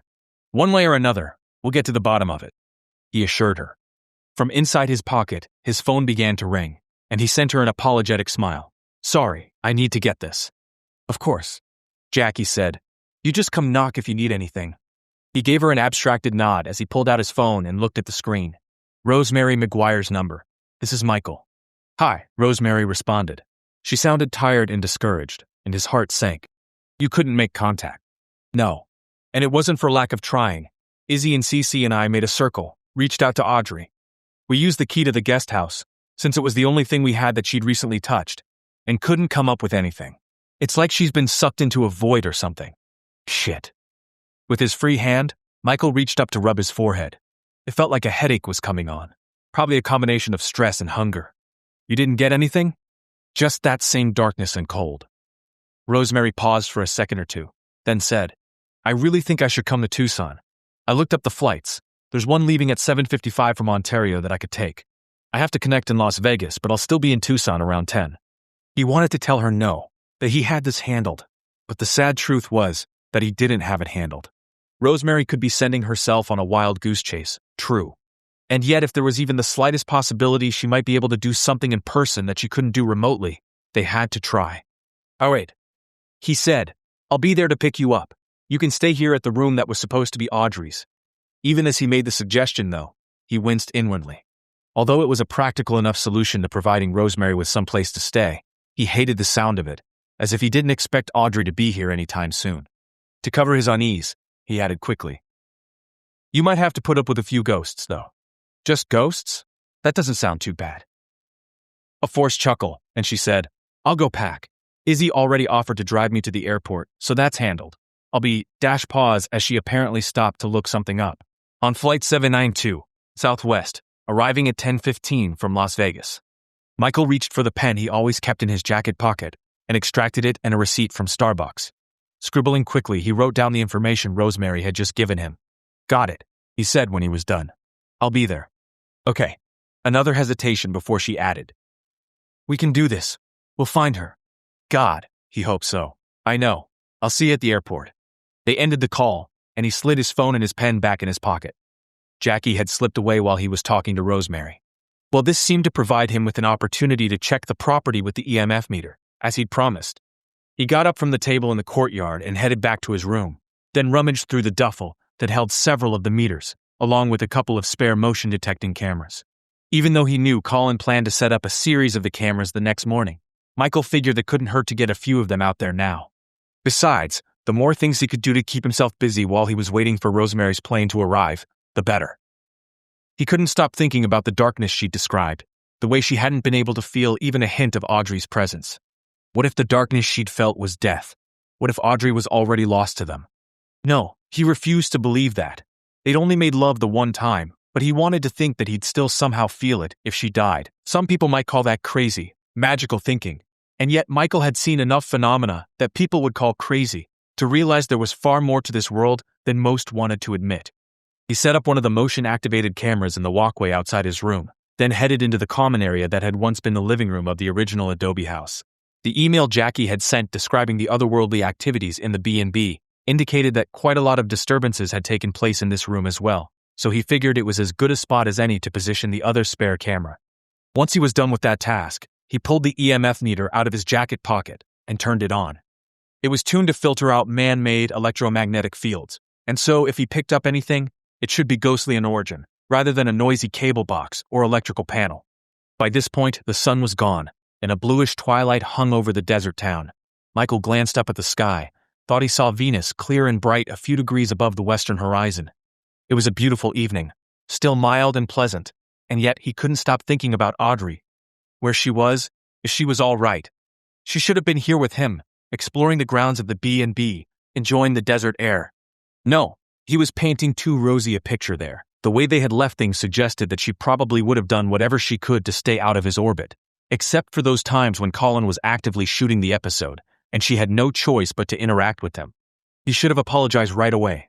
That had been his biggest mistake. Well, after concealing the truth from her in the first place.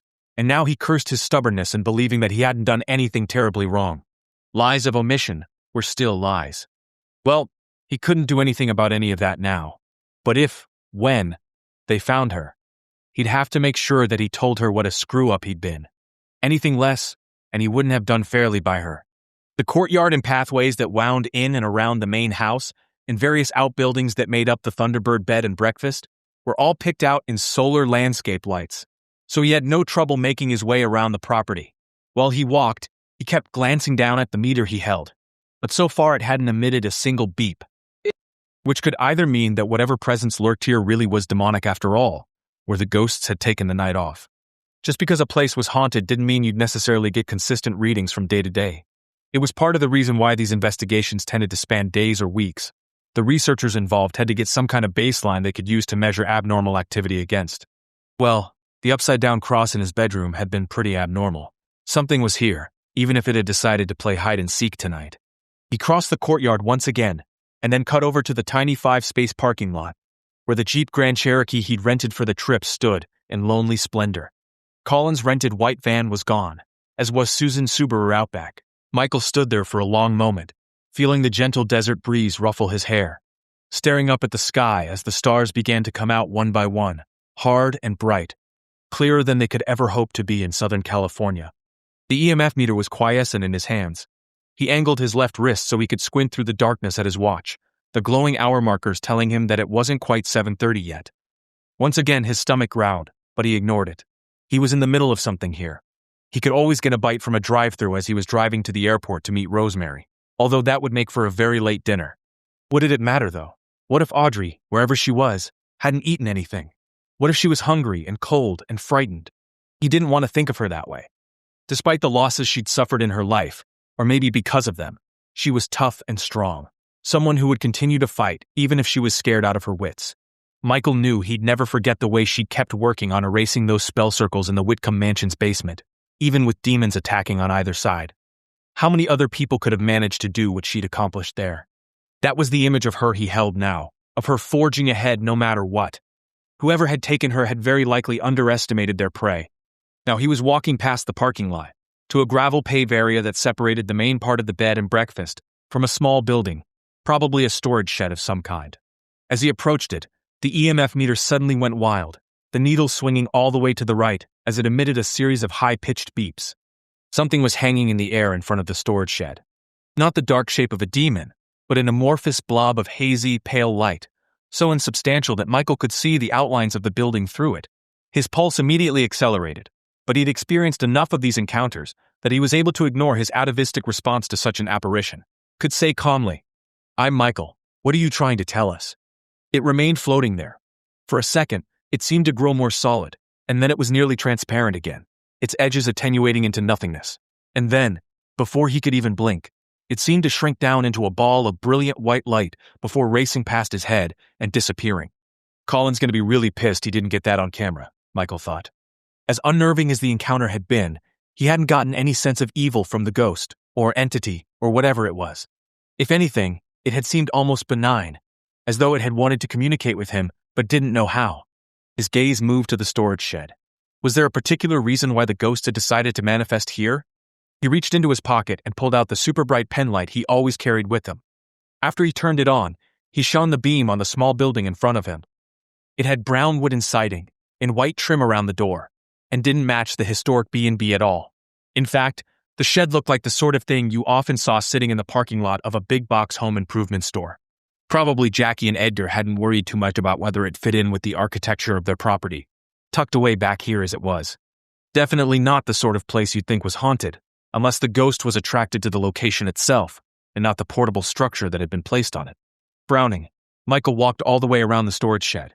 It didn't have any windows, no way in or out except the door in its front wall, which was secured with a padlock. Tomorrow, he'd have to ask Jackie if she could open it up so he could look inside. Whatever was in there, if anything, could wait for the next morning, when Colin would be here to film the thing, in case it turned out there was something interesting inside. Still, at least the apparition he'd seen seemed to prove there was some kind of presence here on the property, even if he couldn't quite determine what it might be. That might cheer Colin up a little. Michael wouldn't allow himself to get too excited about what he'd seen. He was still far too worried about Audrey to take any particular satisfaction in learning the B&B did seem to be haunted. He looked down at his watch again. Almost 8 now. He supposed he could hang around here and wait for Colin and Daniela or Susan to return, but he realized he didn't actually feel like dealing with any of them right now. Probably better to just head off to the airport, which was about 25 minutes away. He could get something to eat there while he was waiting for Rosemary's flight to arrive. At least that plan would get him away from here for a few hours. Right then, he didn't want to deal with any more ghosts or upside-down crosses or whatever other distractions might come his way. As he walked over to his rented vehicle, his thoughts again went to Audrey. wherever she might be. He hoped she was hanging on. Chapter 5. Audrey couldn't stop staring at the door, thinking that at any moment the handle would turn, and whatever you wanted to call it, would come into her room. Alright, it wasn't really her room, nearly the place the Whitcomb demon had dumped her. But right then, it was the only sanctuary she had. All remained quiet, though. An antique clock ticked on the mantel, but otherwise she couldn't hear anything at all. Maybe the demon had sat back down at the table and calmly finished eating his meal, since he knew she wasn't going anywhere.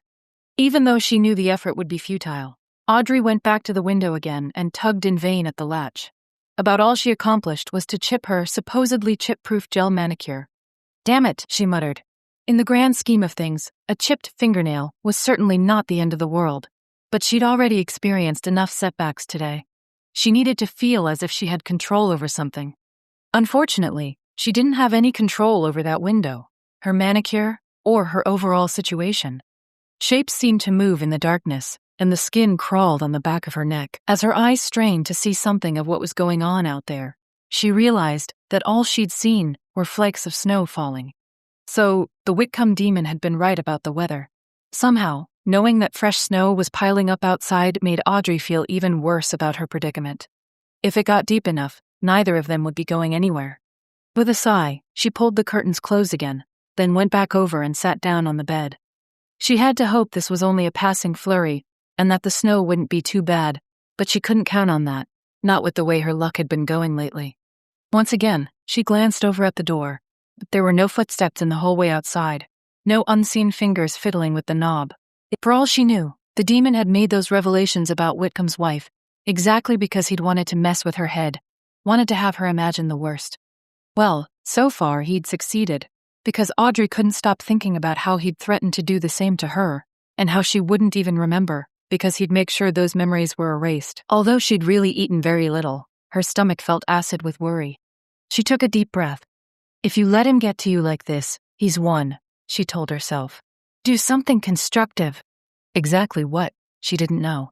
But she made herself get up off the bed and look inside the closet. It was completely empty, except for an extra blanket folded on the top shelf. She wasn't even sure what she'd been expecting to find. A new wardrobe? But it was obvious this room had never been used for much of anything. Likewise with the drawers in the dresser and bedside tables. When she was done checking in all those, Audrey went into the ensuite bathroom and poked around as well. At least in there, she did find a few useful items. A travel-sized tube of toothpaste and a toothbrush still in its packaging. A little pack of facial wipes, and a package of small black combs, the kind a guy might slip into his back pocket, just as unused as the toothbrush. Had the Whitcomb demon put all these items here, or had the previous owners left them behind? No, that didn't make any sense. From what the demon had told her, he'd owned this place since the early 1930s, and the items she'd found in the drawer were new, with modern packaging. She was pretty sure that no one had any Burt's Bees facial wipes in 1932. So he'd put them there for her, but hadn't bothered to supply a change of clothes? Or was she not the first victim he'd brought here? She supposed she could see that as a possibility, although she really didn't want to think about what might have happened to those other women. Maybe if Michael were here, he'd be able to tell whether the house was haunted or not. Audrey didn't think she had that ability, despite the few odd psychic flashes she'd experienced over the years, or the way she'd been able to work so closely with Michael to shut down the demons in the Glendora mansion. That memory got her thinking, though. It seemed that the two of them shared some kind of connection, and so maybe instead of sitting there and stressing about whether her captor was going to come in here and assault her, she should try to reach out to Michael and see if she could give him any sort of clue about where she was being held. Just a few days earlier, that would have sounded like an insane plan, but Audrey had seen enough recently to know that the universe encompassed far more than she'd previously believed. Once again, she went over to the bed. She paused to take off her boots and set them down in front of the nightstand, then sat in the very center of the mattress and crossed her legs. Not quite a real lotus position, but hopefully close enough that she'd be able to maintain it for a while. Her hands resting on her knees, palms up, she closed her eyes. It had been a while since she'd meditated, and that wasn't really what she wanted to accomplish here. However, she cleared her mind as best she could. No easy feat, considering what was still downstairs, eating the rest of its dinner. And focused on Michael, on the piercing gray eyes with their flecks of gold, the shaggy dark blonde hair, the wide cheekbones and straight nose. More than that, she thought of the sound of his voice, The way his lips had felt when he kissed her, the strength of his body as it pressed against hers in the darkness. No anger for him anymore, only need. Only her soul reaching out to his, hoping against hope that his spirit would recognize hers, would realize that the miles between them were really nothing at all. She didn't have much information to give him, but she provided everything she could. A Victorian mansion somewhere in the mountains, snow falling, and her very real fear that if he didn't find her soon, she might die here, no matter what false promises the Whitcomb demon had made her. Michael. The pizza didn't look half bad. Actually, as hungry as he was, probably a lukewarm burger that had been sitting on the back of the grill at McDonald's for most of the day would have seemed delicious. He hadn't ordered a beer, because he had to drive Rosemary back to the B&B, but he'd been tempted. Now that it was past 9:30, the day felt as though it had dragged on forever. He couldn't really look forward to bed, however, because he had a feeling his worry for Audrey would prevent him from getting any real rest. He picked up one slice of his pepperoni pizza, took a bite. Yes, that was pretty decent, and not as greasy as he'd feared. Good thing he'd bought 2 slices, since he could tell he was going to devour this first one in record time. Just as he'd taken another bite, then reached for his bottle of water to wash it down, an image appeared in front of his eyes. So real that for a second he thought he must have suddenly teleported out of the Tucson airport terminal and reappeared in another century. Long velvet drapes framing a tall window. Heavy Queen Anne-style antiques, the kind his mother used to sigh over every time she got a new issue of her beloved Victorian home magazine. A high ceiling with a painted glass fixture in the center. Outside the window, snow was falling. And then, clear as a flash, he saw Audrey, her expression pleading, her hands outstretched. Michael. Audrey! Almost at once, he realized he blurted her name out loud, and the other patrons of the food court in the Southwest Terminal were staring at him like he'd just lost his mind. Maybe he had. Sorry, he mumbled. Thought my girlfriend was calling. He tapped his jacket pocket with his free hand, as if to indicate the cell phone in his pocket, and the people around him seemed to shrug and return to their meals. But the image was gone. He closed his eyes for a moment, trying to reach out, but the connection, whatever it had been, appeared to be gone for good. Still, he'd gotten a few pieces of useful information. Audrey was all right. Somehow, he knew the vision had come from her, wasn't something that his own worry and fear had conjured out of nothing. The details had been too sharp, too distinctive. She'd been trying to tell him where she was. Quickly, he set down his slice of pizza, pulled a pen out of his pocket, and began listing everything he'd seen. The dark Victorian antiques, the tall window, the light fixture, dark molding framing the ceiling, a crystal knob on the door. And outside, snow falling. He set down his pen and got out his phone, went to one of his weather apps. Most of the country was clear on this late February day, except for a storm system pushing its way through the eastern half of Colorado before moving on to Wyoming. Colorado. That made sense. A lot of quite impressive mansions had been built there in the latter part of the 19th century, spurred by the boom of the mining years. And Colorado, while a 10-hour drive from Tucson, would have been easy to reach by air in just a few hours. None of this answered his questions about who had taken Audrey, or why. But he could look for those answers later. The important thing was that he had someplace he could start searching. Relief made him even more ravenous, and he finished his first slice of pizza and ate the second one in record time. Just as he was swallowing the last of the water in the bottle he bought, he heard the announcement for the arrival of Rosemary's flight. Perfect. He picked up his tray and dumped his trash in the can, then dropped the empty water bottle in the recycling bin next to it. After that, he went to wait in the baggage claim area, figuring that was where Rosemary would emerge. And there she was, wild hair nearly hiding the jean jacket she wore over her tank top. Sequins glittered from her long skirt, and she was the recipient of several stares as she walked up to meet him. Michael couldn't tell whether she noticed or not. With her decidedly bohemian way of dressing and her elfin prettiness, she was probably used to attracting attention. "What is it?" she asked, as soon as she got near him. While he knew she was a strong psychic, he was still a little startled by how she'd been able to easily detect that something paranormal had just happened to him. "A vision," he said. "I'm pretty sure it was from Audrey." Briefly, he explained what he'd seen, and Rosemary nodded. "She's trying to reach out. I'm kind of surprised she was able to get past the darkness that's been surrounding her, trying to hide her. She must be a stronger psychic than either of us thought." "It seems that way," he agreed. "But now, let me take you to the place in the parking lot where I'm pretty sure Audrey was kidnapped. I'm parked nearby so we can put your luggage away first. In fact, why don't you let me take that?" He reached for the rolling suitcase Rosemary had been lugging behind her, and she sent him a wry grin, obviously not quite sure what to do about this show of chivalry. "Sure," she said. Lead on. They left the terminal and took a quick detour to where his rented Grand Cherokee was parked. After they'd stowed her suitcase and the duffel she'd used as a carry-on, he closed the lift gate. Over here, he told her. It's just in the next aisle. Other than that, he didn't want to say much about the location of the parking space in question. He wanted to see if Rosemary would pick up on it, would be able to sense that something bad had happened there. Clearly, she wasn't faking her psychic credentials, because as soon as she got within a few feet of the spot, she stopped dead, hands going to her mouth as if to prevent herself from letting out a cry of dismay. In the weird bleached illumination from the lights of the parking lot, it looked as though she'd gone dead white. Oh God, she said at last, the words almost a moan. He took her. He came here and took her, and they drove away. He who? Michael demanded. He wore the face of a dead man, but he's not dead, not really. He's other. Cold worked its way down Michael's spine, but he made himself ask calmly, Who did you see, Rosemary? She shifted her position, taking a step with her hands outstretched before she stopped again.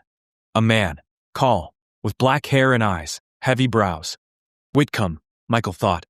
I don't know how, but it sounds like him. I think you saw Jeffrey Whitcomb. Rosemary stared at him. Hasn't he been dead for decades? Yes. She was silent for a moment, eyes half shut as though mentally reviewing what she'd just seen, then nodded. It's a mask. He's wearing him like a suit. Who is? Her eyes shut, and she shook her head.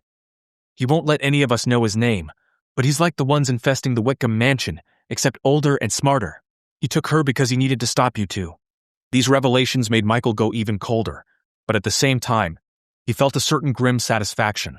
At least now he knew who Audrey's kidnapper was, although that knowledge only sharpened his fear. Why the demon had decided to wear the face of a man who'd been dead for decades, Michael wasn't sure. That didn't matter right now. What mattered was figuring out where Audrey was being held. Let's go, he said, then added. You're amazing, Rosemary. Now we have a real lead we can work with. Well, it sounds like Audrey gave you one too, but sure. Rosemary's face was still pale, but she smiled, looking relieved that she'd been able to help in such a concrete way. She followed him to his rented SUV, and he backed out of the spot, then paused to pay the attendant at the booth before they headed north toward the heart of Tucson and the Thunderbird B&B. For a few moments, they were both silent. Then Rosemary spoke. I wonder how he got her to go with him. I mean, he would have tried to avoid a physical confrontation. That would have attracted too much attention. Michael shook his head. I don't know, but then again, if we're dealing with a demon who's taken on a human form, then he has a much bigger arsenal to play with than an ordinary man. Why do you think he looks like Jeffrey Whitcomb? Again, Michael had no idea. However, a suspicion began to form in his mind. He replied slowly, gathering his thoughts. I'm not sure, but the evidence seems to suggest that Whitcomb was messing around with dark magic long before he moved to Glendora. If he'd opened himself to demonic forces, then they might have taken control early on. Maybe it's just that the demon controlling him is used to using that disguise. It's not as though there are many people left alive who would even know what Whitcomb looked like. That was the simple truth, as far as Michael knew. Somehow, he had a feeling that Jeffrey's daughter would have done what she could to shield her own daughters from the truth about their grandfather, and any information still floating around probably wouldn't have been passed down to their children. It was easy enough to lose track of those sorts of things, especially if the parties involved wanted to make sure the facts were safely buried. I hadn't thought about that, Rosemary said. She shifted in her seat and gave him a hard look. Sort of like what you've done, right? The non sequitur might have taken most people by surprise, but Michael knew all too well that Rosemary picked up on things others would never have detected. He wasn't sure she could read minds directly, but, on the other hand, he wasn't sure she couldn't. Still, he had to deflect as best he could. I'm not sure what you're talking about. She tilted her head to one side, dangly silver earrings glinting in the illumination from the streetlights they passed. Come on, Michael. It's so obvious that you're hiding something, that you've been hiding something for a long time. I'm not sure what it is, but I bet I'll be able to figure it out after spending a bit more time with you. That was the last thing he needed. He'd brought Rosemary here to help with the search for Audrey, not to pick his brain. Since he hadn't answered right away, she apparently took that as a cue to continue. And it's what made Audrey so mad at you, isn't it? Damn. Sometimes psychics could be a real pain in the ass. He found himself clenching his jaw, then relaxed it enough to reply. What went on between Audrey and me is none of your business. Rather than be offended, Rosemary just laughed. Oh, come on, Michael. Get that stick out of your ass. I like Audrey. I think we could be good friends, and she doesn't deserve to have you messing with her head. No, she didn't deserve that. She didn't deserve anything of what had happened to her since he'd come into her life. But here they all were. I wasn't messing with her head. He said, "It's just complicated. You'll have to do better than that. Life is complicated. Deal with it." This pithy advice did nothing to improve his mood. The last thing he'd needed was for Rosemary to assume the role of Audrey's protector, but he would also be the first to admit that she probably could use more friends in her life. She seemed to live a pretty solitary existence. It hadn't escaped his notice that she'd only talked about making accommodations for her clients in order to film the show, hadn't mentioned anything about plans with friends. Besides, he knew he'd screwed up, and he was getting very, very tired of having to hide the truth from everyone. "If I tell you, it can only be between us," he said, wondering if he was making the biggest mistake of his life. "You can't say anything to your sisters. You can't say anything to anyone filming at the B&B or post it on Facebook or whatever. Understand?" "Yes," she said, the flip tone gone from her voice, as if she realized this was something far bigger than a simple lover's quarrel. "I know how to keep a secret. It's only, I could tell how upset Audrey was, and it wasn't just about whatever is going on inside her house." Michael pulled in a breath. He hadn't willingly offered this information to anyone, not even to Audrey, and for a moment, he wondered whether he had the courage to tell Rosemary the truth, even though he'd promised her he would. "You know how her parents were killed in the Waikiki massacre?" he asked. Rosemary nodded, although her expression was somewhat puzzled. Tone guarded, she said, "Yes. The gunman was named Philip Stanek. My real name is Michael Stanek." Realization spread across Rosemary's delicate features. "Oh my God." "Exactly," Michael said, his voice grim. "My big brother. No one in the family knew what he was up to. He'd said he was going to Hawaii for a few weeks with some friends from college, and none of us thought there was anything strange about that, since he'd been working and saving up. My parents got a postcard. Everything seemed just fine with him, and then, we saw it on the news." Rosemary's blue eyes looked as big as saucers. "Damn. Basically, yes." Michael paused for a moment, wondering how much more he should say. There were things he'd wanted to tell Audrey about his brother, and hadn't had the chance. Better to wait until he saw her again, could speak to her. Rosemary had already heard far more than anyone else he knew. "Anyway, I changed my name, moved out of state to go to college. I did everything I could to hide my connection to Philip, and of course my parents helped in every way they could. They didn't want that stigma following me for the rest of my life." He stopped there, mostly because talking about his family was painful. Neither of his parents had been able to deal with what their son had done. His father started drinking heavily, although he did a good job of hiding his addiction from his family and his coworkers. A heart attack took him just days before his 65th birthday, and Michael knew that booze had been the culprit, even though the death certificate only said he had died of natural causes. His mother retreated into Xanax and sleeping pills, and basically fried her brain. She was now in an assisted living facility in Florida. Michael paid her bills, but he knew he used the distance between her current home and his house in Pasadena as an excuse to stay away. And his sister Anna had also changed her name, gone to college in upstate Washington, married a Canadian guy she'd met in between semesters. Now she lived in Vancouver, or at least Michael assumed she was still there. They hadn't spoken in almost 3 years. "But Audrey found out," Rosemary said softly. "Yes," he replied, doing his best to tear his thoughts away from the ruin of his family. "She found a book at my house that had my real name written in it. Stanek isn't a very common name, and she knew that Philip's younger brother was named Michael. She confronted me, and I told her the truth. No wonder she was so angry." Rosemary hesitated, as if she knew that what she wanted to say might offend him, then went ahead and commented, "You should have told her before you slept with her." How Rosemary knew that he and Audrey had had sex, Michael had no idea. Her psychic abilities again, or just the insight to know that Audrey wouldn't have been nearly so upset if she hadn't been intimate with him. "I wanted to tell her," he said. In a way, it was good that he had to concentrate on Tucson's unfamiliar streets, because then he didn't have to look over at the woman who sat in the passenger seat. "I was going to, after we were done shooting. It's just, life sort of intervened. That's for sure." "She was going to back out of the show, but Colin threatened to sue her," Michael went on. That sounded so ugly when spoken out loud, but he figured Rosemary might as well know the worst about the situation. "That was the only reason she came here. It's all my fault."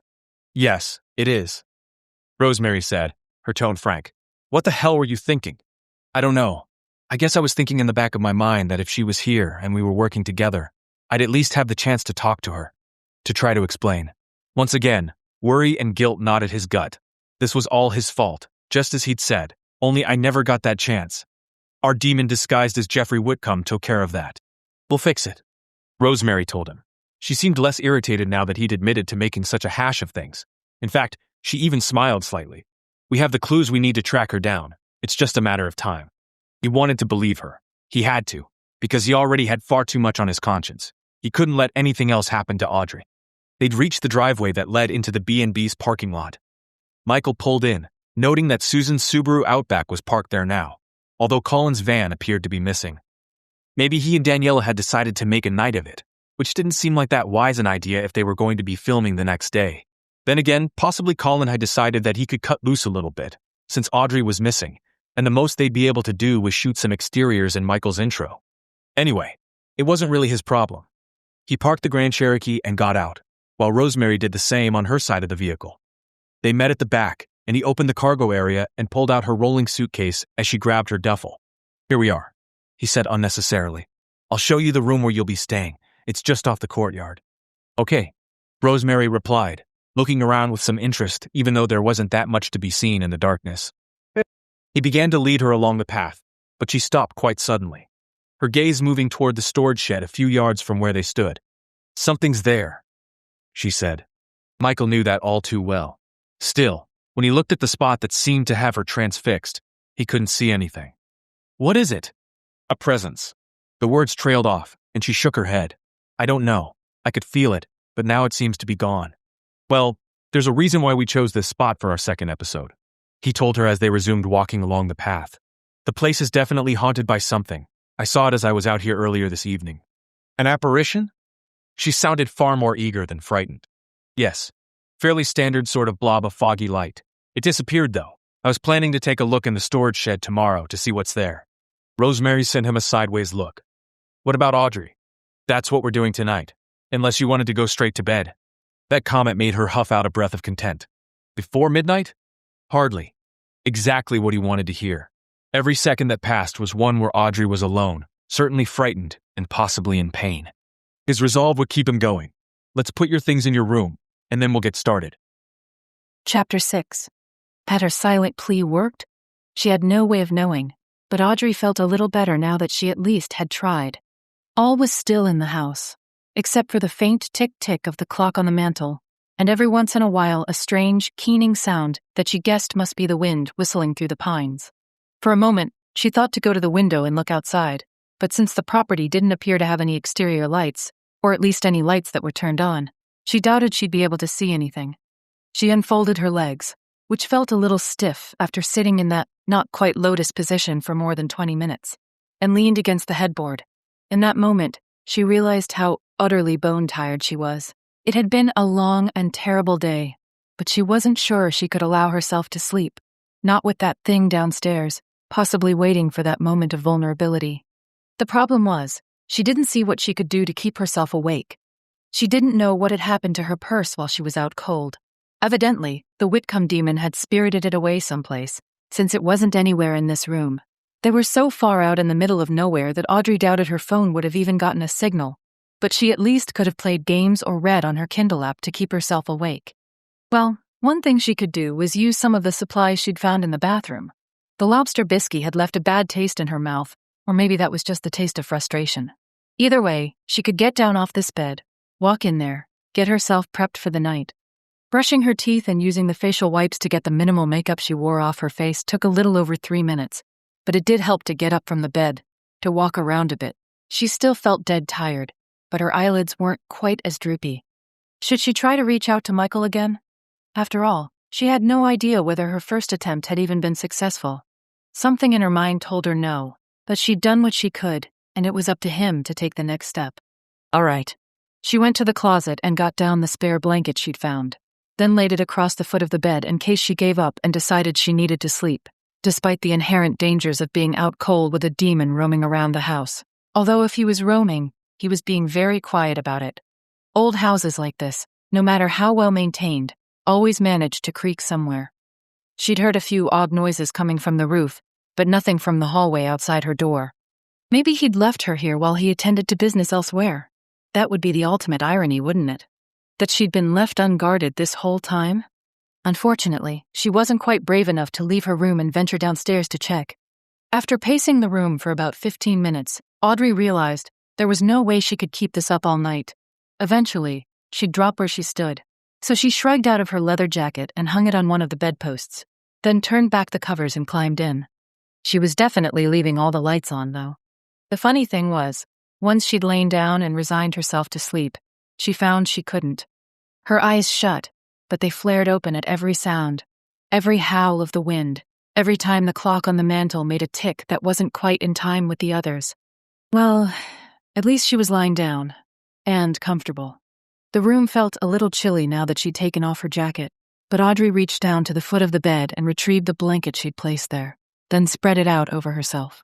At least this place had some kind of central heat, although the air temperature was colder than she would have liked it, probably somewhere in the low 60s. But yes, with the blanket covering her, that was better. She could close her eyes and pretend she was at the bed and breakfast in Tucson, that Michael was in the room next to hers, there, in case she needed him for anything. She wouldn't even bother to act as though she wasn't speaking to him, because she knew she'd already forgiven him. The light outside her closed eyelids grew dimmer and dimmer. And just like that, she was asleep. She walked in her dreams, on a low, rounded hill covered in dry grass. In the dream, it was as if she was both inside herself and observing from outside, as though watching a movie. The wind was brisk and pulled at her hair, and clouds scudded across a lowering sky. Strangely, though, she wasn't cold, or at least, her dream self couldn't feel the cold. Somehow, she knew she wasn't alone. She turned and saw a tall man walking up the hill toward her. The same breeze that tugged her hair played with the hem of his long coat, making it blow in black tails behind him. As soon as he drew closer, Audrey knew who was standing there. Jeffrey Whitcomb, in the same clothes he'd worn when he appeared in the backyard of Michael's house, rather than the modern business suit he'd had on when he kidnapped her from the airport parking lot in Tucson. For some reason, she wasn't afraid. The man who faced her now was not the Whitcomb demon, although she couldn't have said how she immediately knew the difference. "Can you help me?" she asked. He shook his head. "I was going to ask you the same thing. I don't think I'm in a position to help anyone," she said. "You might be surprised." He was quiet for a moment, during which she studied his face, his expression. This man looked older than the possessed version of himself, as if the demon that now inhabited his body wanted to present a younger, more vigorous face to the world. His dark eyes were sad, filled with deep melancholy. "Can you tell me why you did it?" Whitcomb didn't ask Audrey to explain what she meant. He studied her for a moment before replying, "I wanted everything I didn't have. I was born a poor man and didn't want to die that way. I had some early success, but I knew it wouldn't be enough. So I took a shortcut." "Summoning demons is a shortcut?" she asked. Her dream self looked skeptical and crossed her arms. "You always think you're going to stay in control, that you'll be able to manage the situation. At first, that was the case. My investments yielded profits beyond my wildest dreams. I married a beautiful woman. But it didn't last. No, I started to hear strange voices in my sleep, in my dreams. There were days when I couldn't recall whether I was awake or asleep, when something else was guiding my actions, speaking with my voice. That was when I realized it had all gone horribly wrong. Why didn't you try to send them back, like Michael and I did, or reach out to a priest for an exorcism?" "Because the demon already controlled me to the point where I no longer had enough free will to take the necessary action to save myself. It was as though my body had become a prison, and I was locked away in a forgotten cell, ignored while something else lived my life." Audrey couldn't help shivering. She remembered how the demon had boasted of putting Whitcomb's face on his son's body, forcing Henry to endure years in a sanitarium while his possessed father was free to roam the world in his child's form. Watching the anguish in the dream Whitcomb's face, she couldn't help but feel sorry for him, even though she knew he brought all this on himself. "But you can free me," he went on. "You know how, don't you?" His expression was pleading, but she could only shake her head. "No, I really don't. Kill the body, and the demon will have no place to live." She stared at him. "Why not exorcise the demon from your body?" "Because if you kill my body, the demon will die with it. If you only banish him, he will find some way to come back. He's wily like that. He is older than time, and his name is—" A hand clamped down on her throat. She gasped, eyelids flying open, and stared up into the face of the Whitcomb demon, whose black eyes glittered down at her. Now, Audrey," he said. "Hasn't anyone told you to be careful about the company you keep?" Michael and Rosemary sat at the small table in his room, his laptop positioned between the two of them, so they could both get a good view of the screen. For the last 20 minutes, they'd been surfing through sites dedicated to old houses, trying to find one that closely matched what he'd seen in the vision Audrey had sent him. So far, he'd seen one or two that were similar in architecture, but both were located in towns, not built up on a mountainside somewhere. What about searching in county assessors' websites? Rosemary suggested after she took a sip of water. Wouldn't there be a record of Whitcomb owning property in Colorado? Maybe, Michael said. Although I think he probably would have done what he could to keep his name hidden, using a trust or something like that. Oh, right, Rosemary replied. Disappointment was clear on her face. I'm not used to all the maneuvering rich people do to hide their money and assets. Once upon a time, Michael hadn't been, either. But after spending 10 years making sure no one would have an easy time figuring out who he was, he knew a good many of the tricks. Not all of them, of course. Because although his books and DVDs and speaking fees all added up to a comfortable income, he wasn't exactly at the level where he needed to create a shell corporation in the Cayman Islands or something. It's all right, he said. He leaned back in his chair and rubbed at the scruff on his chin, considering the problem.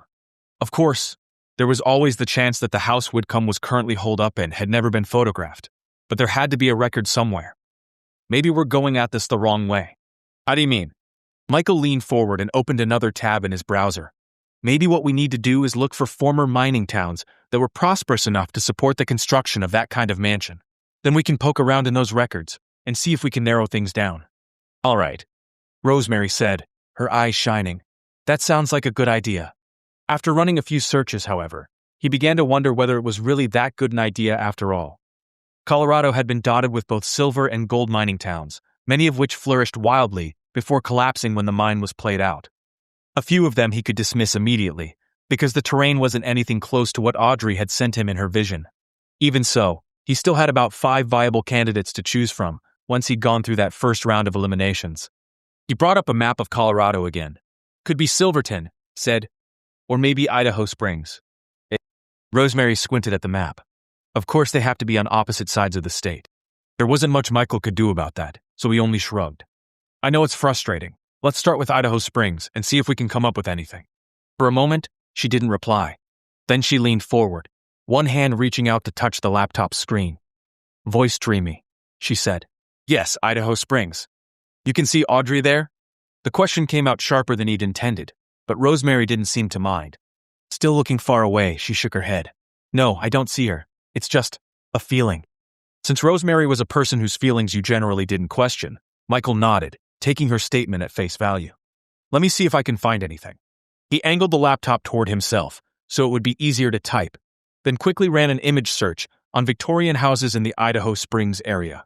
As usual, he had to wade through a lot of chaff, but as soon as he opened up one particular image, he somehow knew it was the one.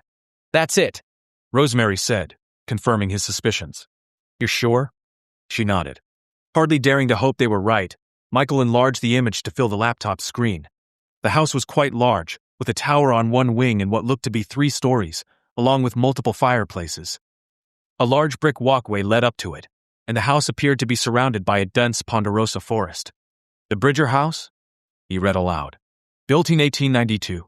It says it was sold at auction in the early 1930s, but there's no mention of who bought it. That would be our demon friend covering his tracks, right? Rosemary sent him an inquiring look, and Michael nodded. Probably. But let's see if we can find anything else. Since he now had the name of the house, it didn't take too much work to get the parcel number from the assessor's website for Clear Creek County. No address, though, which meant he wouldn't be able to simply plug a street number into the nav on his phone and find the place that way. And unfortunately, the information for the parcel itself didn't tell him very much. The property is currently owned by something called the Underhill Trust, he told Rosemary. I have to assume that's what the demon uses to hide his investments. I could try to see if I can dig up any information about it, but I have a feeling it's probably owned by another trust. It's all right, she said. We don't really need to know that right now. The important thing is to get Audrey out of that house. Where's Idaho Springs located anyway? About 30 miles west of Denver, looks like. Well, that makes it easier. We can fly to Denver and then rent a car. It would be faster than driving, wouldn't it? Probably.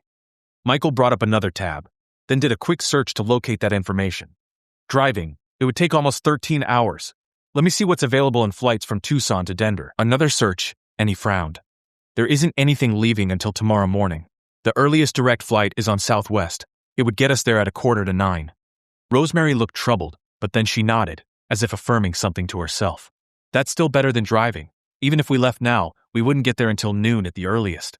Plus, there was the bad weather he knew covered most of Colorado right now.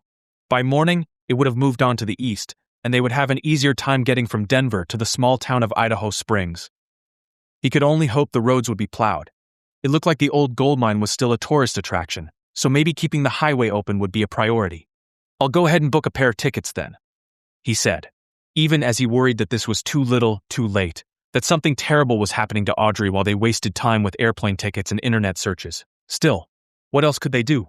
Call the local authorities?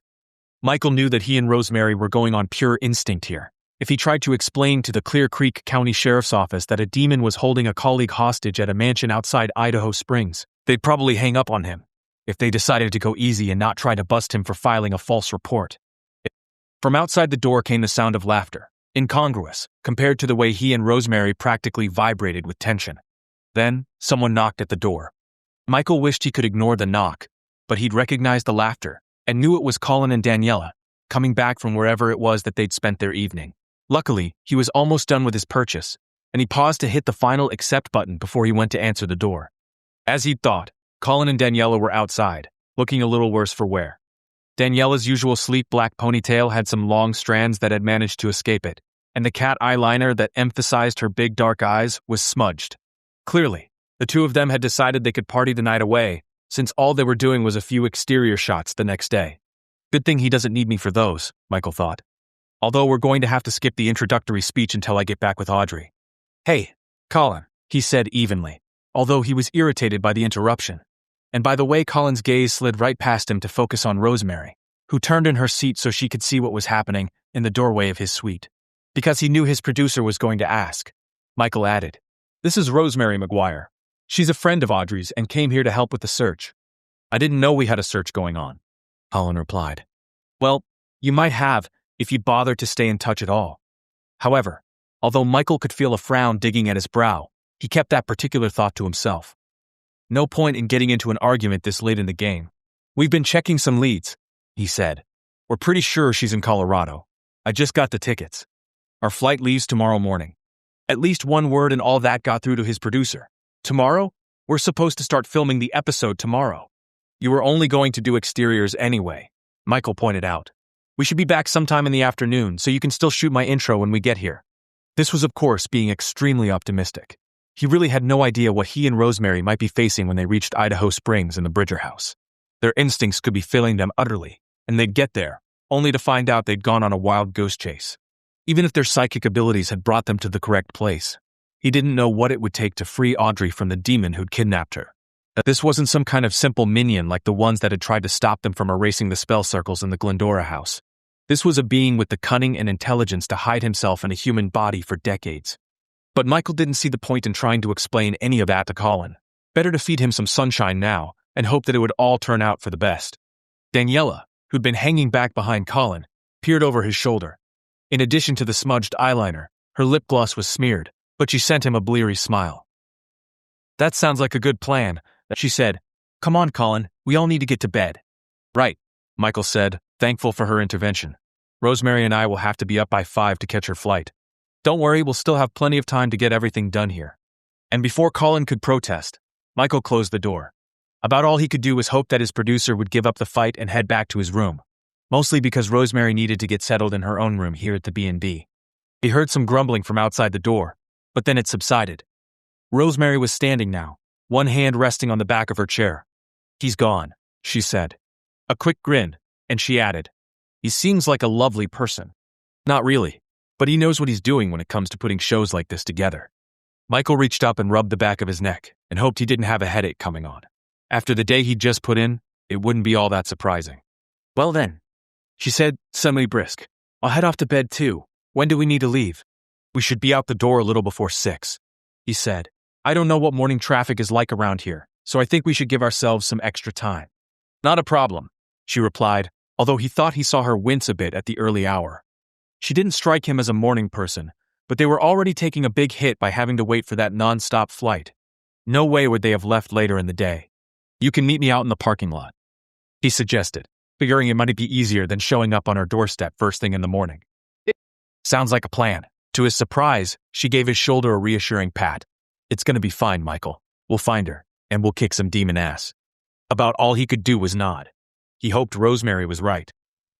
But he desperately feared she was not. Chapter 7. Audrey writhed under the demon's grasp as her breath rattled in her throat. His fingers were cold and felt as though they had been forged from steel. "Let me go!" she gasped, surprised that she had even enough air to get out those 3 syllables. Eventually, he said, "I don't want you talking to people who tell tales out of school, especially a weak-minded fool like the man who once owned this body. Understand?" All she could do was nod. Her heart pounded, and sweat glued her t-shirt to her body, even though it was chilly in here, drafts finding their way past the casement windows that overlooked the snowy yard. How the demon had even been able to tell she was speaking with Jeffrey Whitcomb, Audrey had no idea. But that was only a dream, wasn't it? Maybe not. She most definitely hadn't been awake, but perhaps her soul had walked on the astral plane, rather than being lost in REM sleep.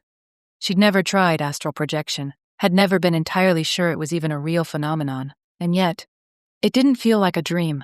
She could remember every detail of Jeffrey Whitcomb's appearance, from the heavy, straight black brows to his thin lips, to the long, dark coat he'd been wearing.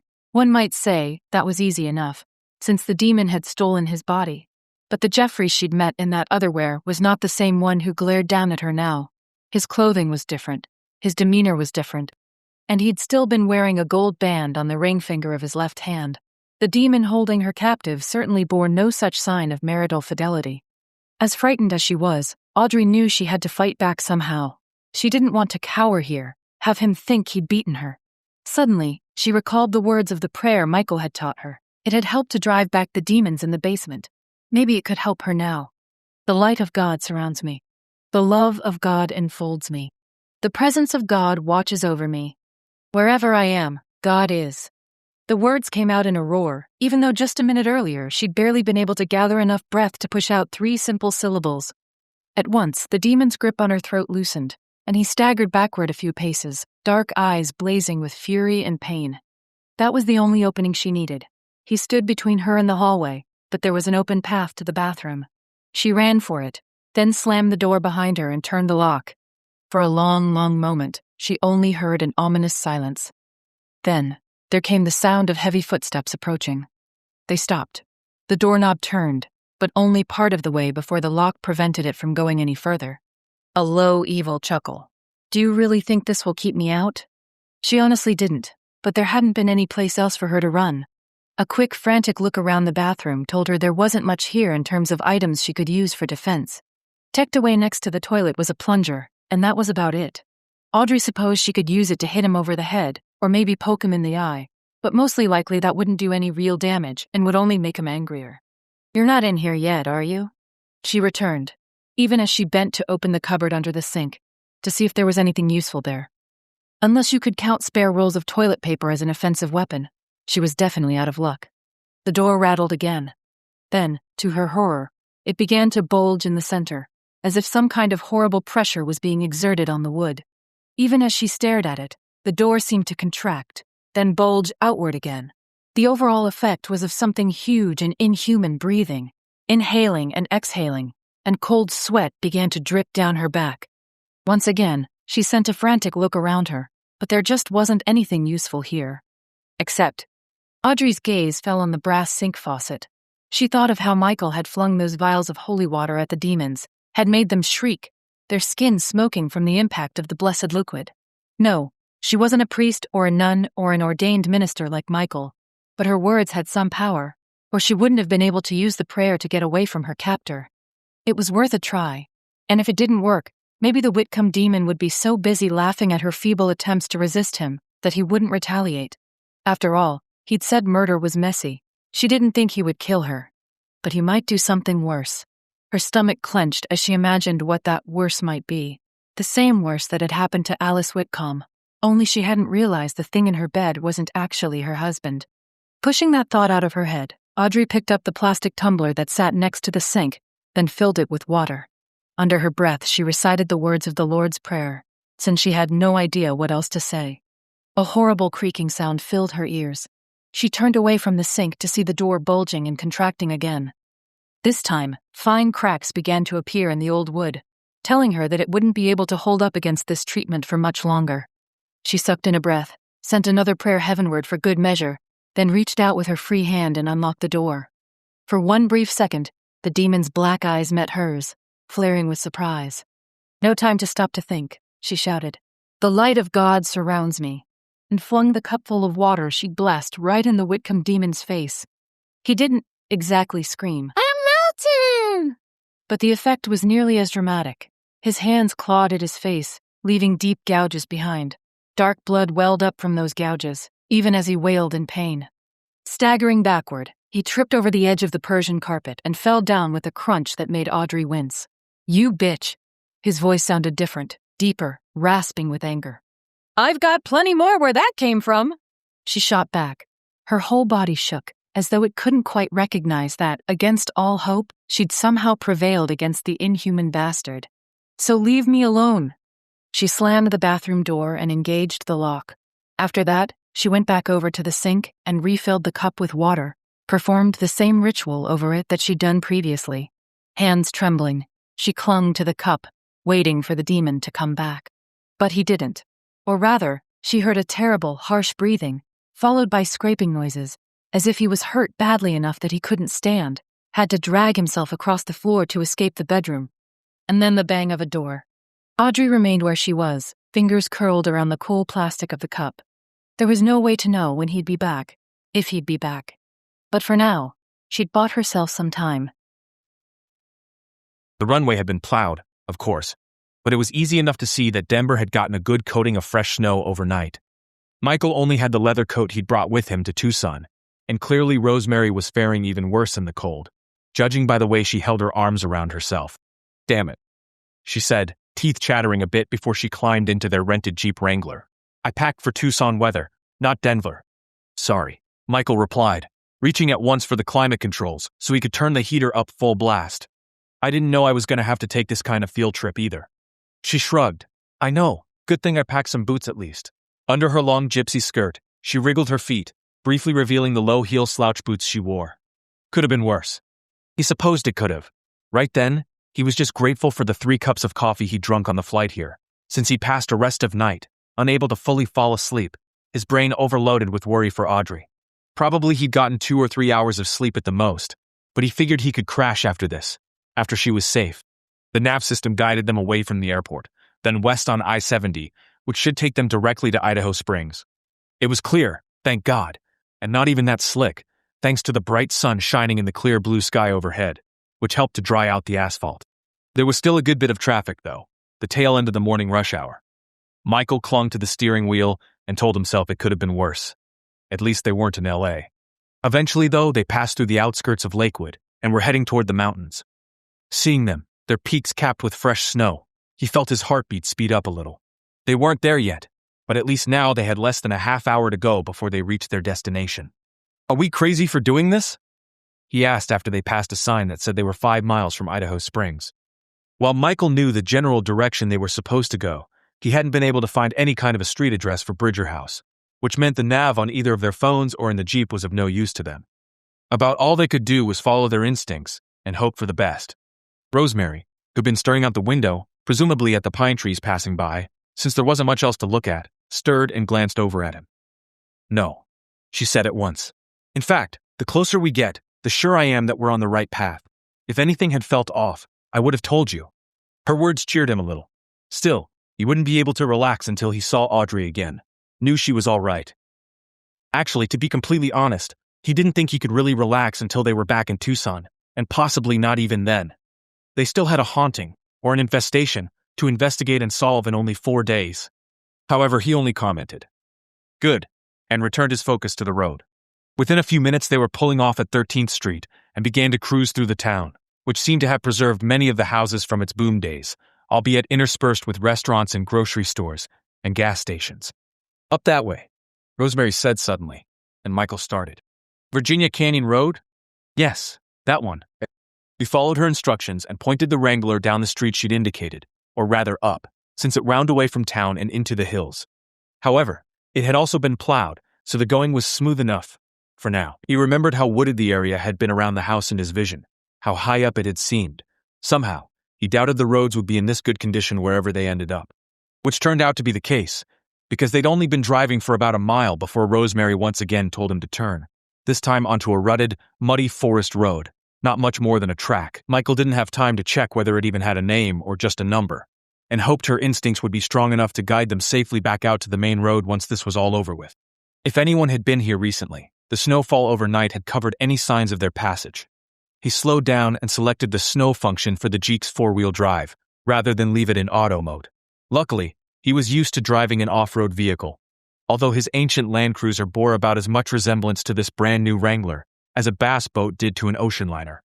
However, despite the 4 or 5 inches of fresh-fallen snow, and despite the bumpy and rutted track they were currently traversing, the Jeep soldiered on as stolidly as though they were still driving on the highway's smooth asphalt. Because the trees were so thick, Michael couldn't really see much of where they were going, could only trust that if he continued to follow this track, eventually he would come out somewhere near their destination. If not, they'd just have to turn around and try again. In the passenger seat, Rosemary was looking a little queasy as she hung onto the door handle and watched the snowy woods pass by. "You've never been off-roading before?" he asked. She managed a wan smile. "No, I never really saw the point in tearing up the wilderness in a truck." They jounced over a particularly deep rut, and she winced. "Right now, I'm not really seeing where this is supposed to be fun." Despite the urgency of their mission, he couldn't help grinning at her comment. "You don't think it's beautiful out here?" Rosemary looked out the window at the snow-frosted trees and gave the slightest lift of her shoulders. "Oh, it's beautiful. But I'm fine with someone sending me a postcard." He shook his head. "I guess I can understand that. I always liked it, getting out and away from other people." For a second, she didn't say anything. Then she remarked, "You've done a lot of that in your life, haven't you? Getting away from other people, I mean." Michael wanted to deny the mild accusation, tell Rosemary she didn't know what she was talking about. However, deep down he had to admit she was right. His work required him to be around people, but he interacted with them on a surface level, dispensing his knowledge at conferences and workshops, then leaving immediately afterward, so no one got a chance to get too close. There had been women, but he'd let them flirt with him, chat him up, then made sure they were out of his life before anything could get serious. If they'd even wanted to get serious. He was sure that some of them just wanted the chance to sleep with Michael Covenant and weren't expecting much more than that. "I guess so," he said. Something in his tone must have told Rosemary that he didn't want to pursue the subject, because after sending him another penetrating look, she pursed her lips and returned her attention to the scenery outside the Jeep's window. Just as well, because after they came around a slight bend, the forest opened up into a snowy clearing, and at the far end of that clearing was the house he'd found during his internet search. The roof was now covered thickly in snow, and the aspens planted to either side had long since lost their leaves, but it was definitely the same place. As much as he wanted to floor it and get inside as quickly as he could, Michael knew he still needed to be cautious in his approach. He glanced over at Rosemary. "You feel anything?" "Not really," she replied after pausing for a moment, probably to reach out with her extrasensory abilities and get a read on the property. "But I tend to do better at this sort of thing if I'm actually inside a place instead of 100 yards away." Well, clearly, but he hated the idea of going inside without any sort of intel about what might be waiting for them. Rosemary was a strong psychic, but he didn't know whether she possessed the same warrior spirit that had shown itself so unexpectedly in Audrey. Whatever they came up against, he had to be prepared to handle it on his own. "Okay," he said briefly. There wasn't much point in pushing her, so he kept driving across the clearing, his destination a porte-cochere on one side of the house. As he got closer, he could see one set of tire marks in the snow, marks that led away from the building. Had someone dropped off the fake Whitcomb and his captive, then left this morning after the storm had finished dumping its snow? They must have, because there definitely wasn't a car here now. As far as he could tell, the house didn't have a garage, unless it was tucked away out back somewhere, in the pine trees that came within a few yards of the back porch. The Wrangler's tires crunched on gravel once they were in the shelter of the porte-cochere. If snow had blown in here overnight, it must have melted fairly quickly. Michael turned off the engine and looked over at Rosemary. "Are you ready to do this?" "Probably not, but I'll try to keep up."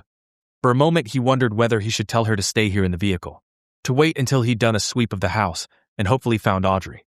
However, he doubted Rosemary would agree to that plan, and besides, splitting up was always a bad idea. "Ew," he said, and pulled out one of the vials of holy water he always kept in an inside pocket of his jacket. That was part of the reason why he wore a coat almost all the time. It was easier to carry all the items he found necessary for his work and still have his hands free. He handed Rosemary the vial. She took it, expression skeptical. "Holy water. I'm not Christian." "No, but I am, and since I'm the one who blessed it, I know it works. He reached for the door handle and said, "Come on." Although she still looked doubtful, she slipped the vial into a pocket in her jean jacket, then opened her door and got out of the Jeep.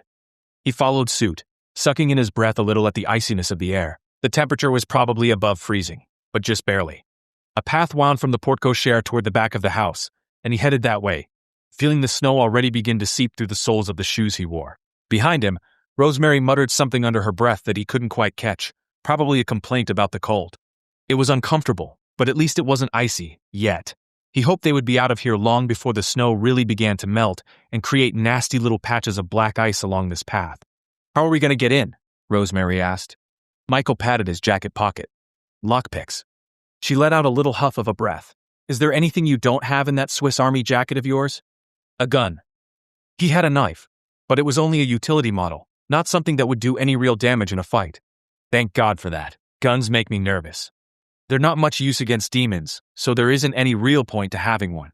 Now they were standing in the relative shelter of the back porch, which was brick like the rest of the ground floor of the house. Little eddies of snow covered the pavers, showing that the wind had been strong enough to create a few small drifts. Luckily, though, the snow seemed to be confined to the corners of the walled area and wasn't much in their way. Michael looked at Rosemary once again. Now she was standing just slightly behind him, arms hugged around her midsection in an attempt to protect herself from the freezing air. "Do you feel anything now?" Almost at once, she shook her head. Still nothing. What if the demon had taken Audrey and left? That would explain the tire marks in the snow. Michael really didn't want to entertain that thought, however, not after coming so far to save her. "All right," he said. "Let's go in." The lock on the back door was a simple Schlage deadbolt. Easy enough. He put his hand on the latch and gave it an experimental jiggle, just to see how much play there was in the lock. To his surprise, the door latch pressed down all the way, and the door swung inward slightly. Rosemary let out a surprised little gasp. "It wasn't locked?" "Apparently not," Michael replied. "That doesn't make any sense." No, it didn't. If the house had been owned by a regular human being, rather than a demon masquerading as one, and maybe it wouldn't have been so strange for the owner to leave the back door unlocked. After all, they were out in the middle of nowhere here. Most thieves weren't dedicated enough to go off-road for miles to rob a house, especially during a snowstorm. But this, he didn't know what to think. About all he could do was shrug, then tell Rosemary, "It saves us some time, though. Just keep your eyes open." "Believe me, I will." They went inside, and he quietly shut the door behind them. A quick glance told him this was a mudroom of some sort, with an indoor-outdoor carpet, hooks for hanging jackets, and a little cabinet he thought might be for storing boots.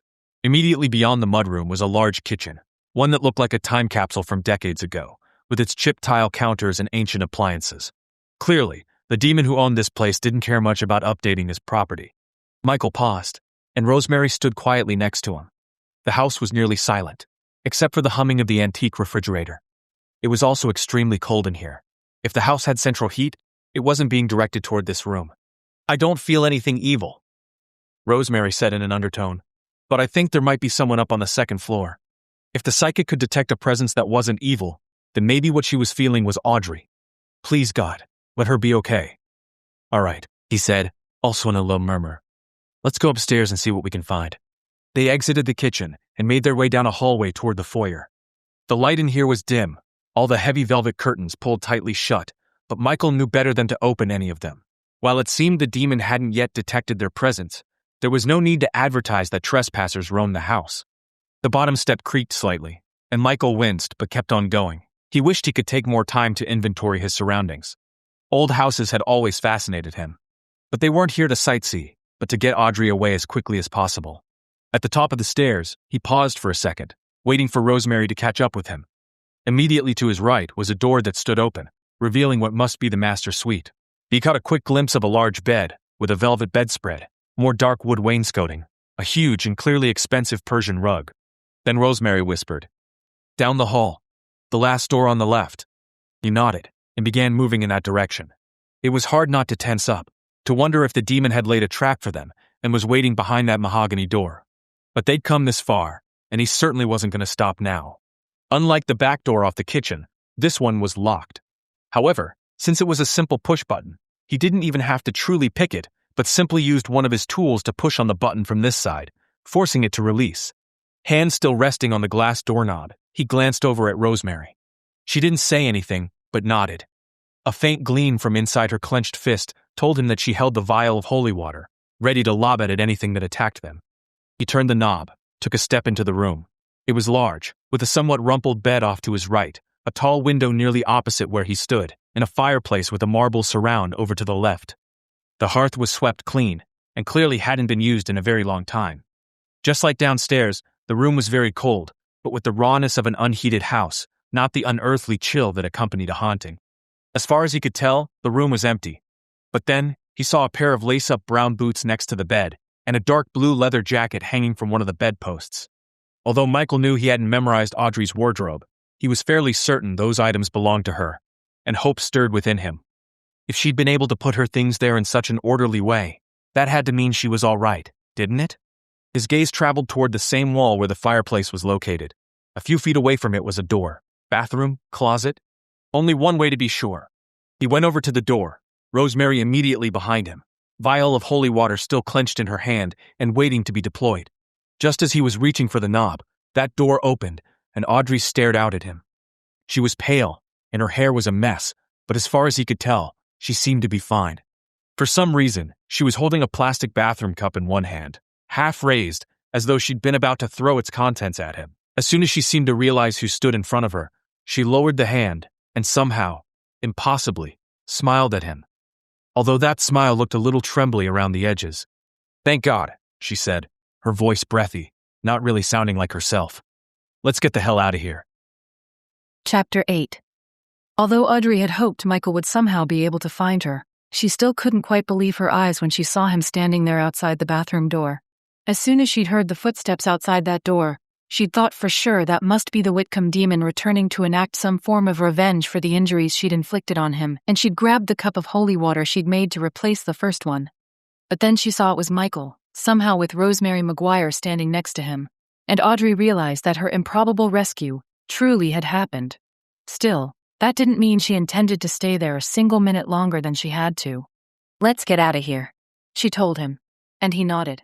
If Rosemary hadn't been standing there, Audrey might have gone and flung her arms around his waist, and probably shocked the hell out of him, since he had no way of knowing that she'd already decided to forgive him.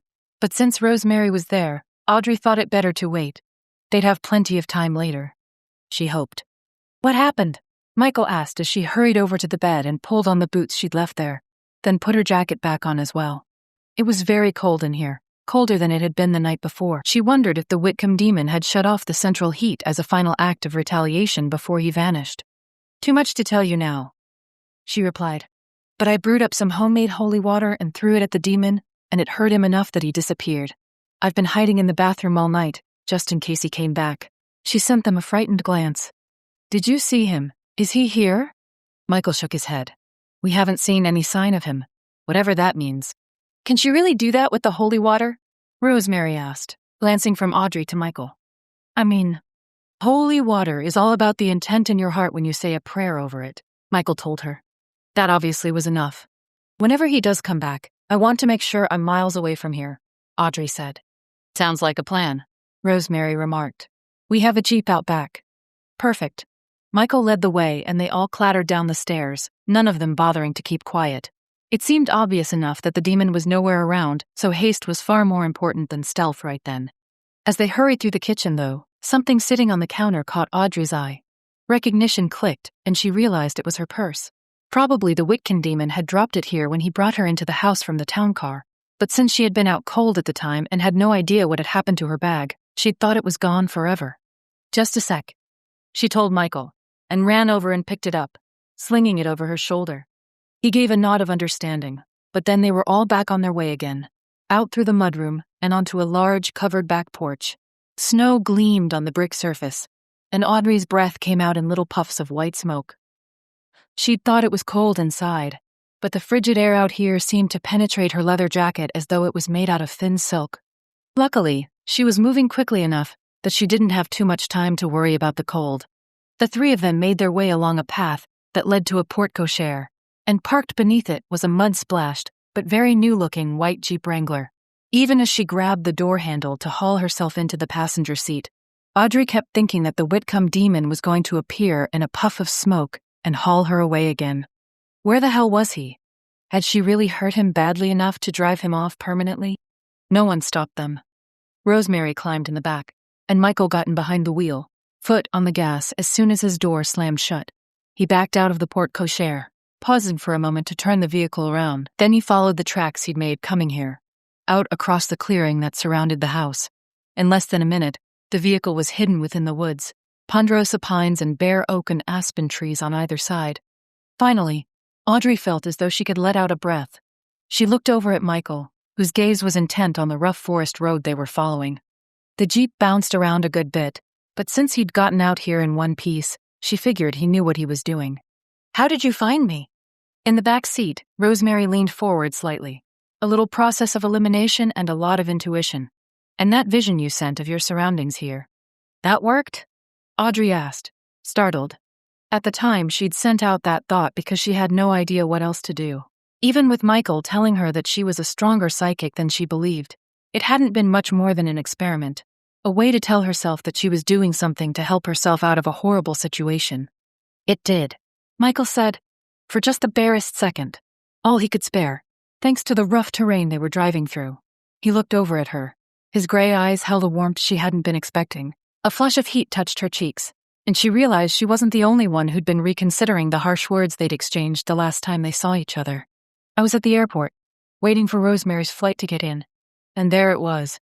I told you that you were stronger than you thought."